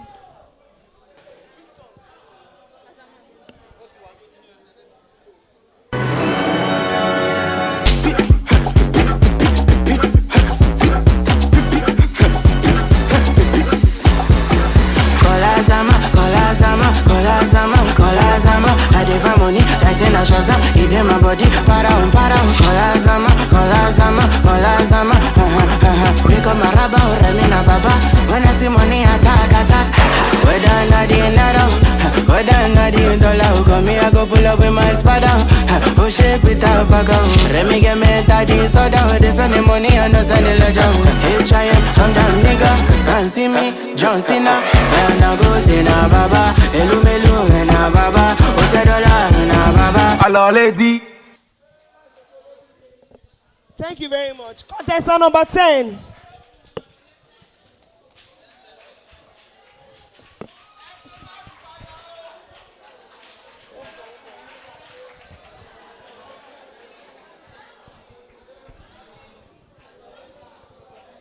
Good evening, everyone. I'll be giving a dark poem about depressed youths. Gun in my hand, silence in my head, one cold bang, one final stand. I could make myself dead. The metal frost against my skin. Life's loud troubles crowds my mind. Maybe I'll be calmer then. Or maybe I could trade one more hot for time. But the world will keep on spinning. If I lay quietly in the ground, the earth will turn without my heartbeat. Would peace be what I found? Voices in my ears. Choices to be made. Choices to be made. And what do you call it? Good. Is the end already here? Have I dug my own grave? Or am I just afraid of my own fears? Thank you. Thank you very much. Contestant number 11. Contestant number 11.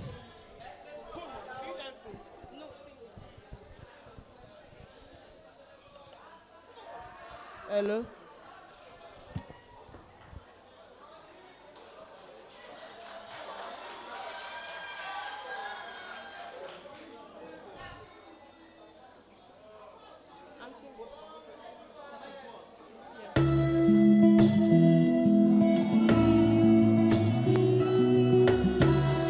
More music on trendybeats.com. Anybody we won't fight you, may they come, they already know. I'll be right beside you, like the wall of Jericho. They don't know, they don't know, they don't know what's going on. Monagiso, Monagiso.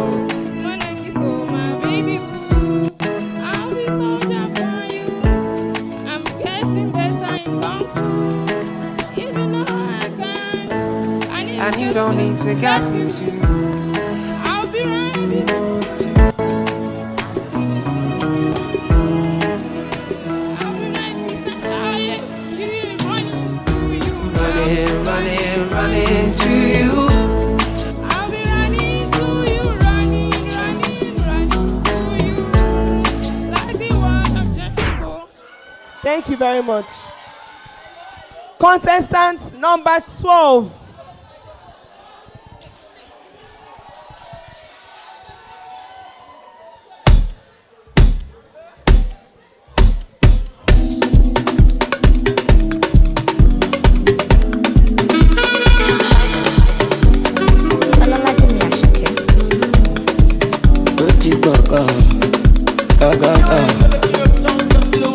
Ẹ má fagilítì ọkọ̀ o, kẹ má fi wèrè wèrè. Ẹni bá lò ló lè mọ̀ àbó lè ṣàlàyé. Báwọn ọmọ bẹ́tà ti pọ̀, keep your money tó bá ń bọ̀. Lókè lókè la máa lọ, ẹni pé balẹ̀ ṣága ìyàtọ̀. Bébí wa ọ̀ọ́ mi ò ráyè kí èèyàn fẹ́ràn kan jẹun. Kò jẹ́ ló jẹ́ ọ̀ọ́ kò ṣe wọ nígbà ẹgbẹ̀rún. Àbá Vanessa, ẹbẹ̀rẹ̀ mú kẹ́gbójú, yé ìsìnlẹ́ta. Olówó olólóyún aṣọ kéríkéríkè gbọ̀ngbọ̀n mẹ́tẹ̀ máa jókòó òdì dandan. Super extravagance lọmọ èmi là ṣàkẹ́ mẹ́dọ̀. Baby you catch my feelings, I'm getting weak. You dey shock my head like Ghana, this your booty, how you from Ghana? Ọmọ olómi ká máa nà ọ̀yà má ṣe jẹ́ kọ́mọ̀. This your booty fit to jà wáyà ó gàdé sọ́mọ̀. Ìgbàdí yẹn fẹ́ kí n ṣe wáyà into your àgbà. Ọmọ olómi yóò máa dá àṣà. No pressure, wọ́n dábọ̀, ọ̀gá díẹ̀ nílò ló bọ̀.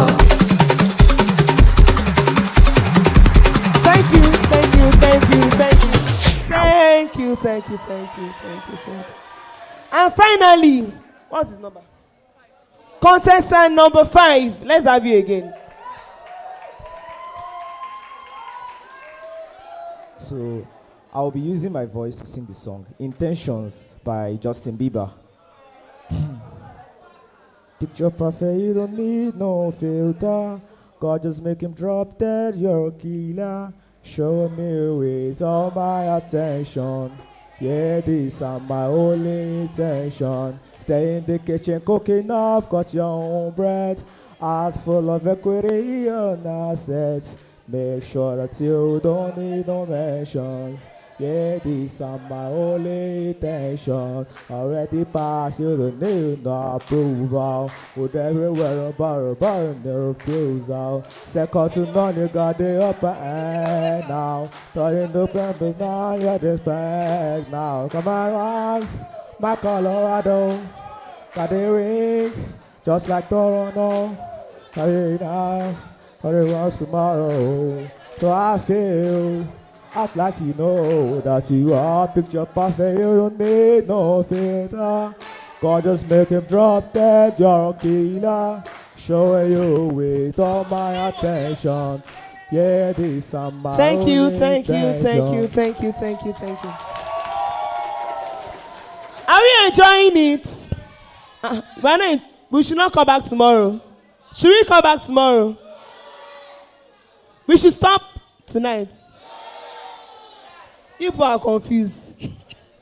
Okay, so thank you very much. This brings us to the end of the casual outing. And tomorrow we are going to be having the cultural/creative outing and the formal outing tomorrow. We look forward to seeing you. Till then, stay jiggy.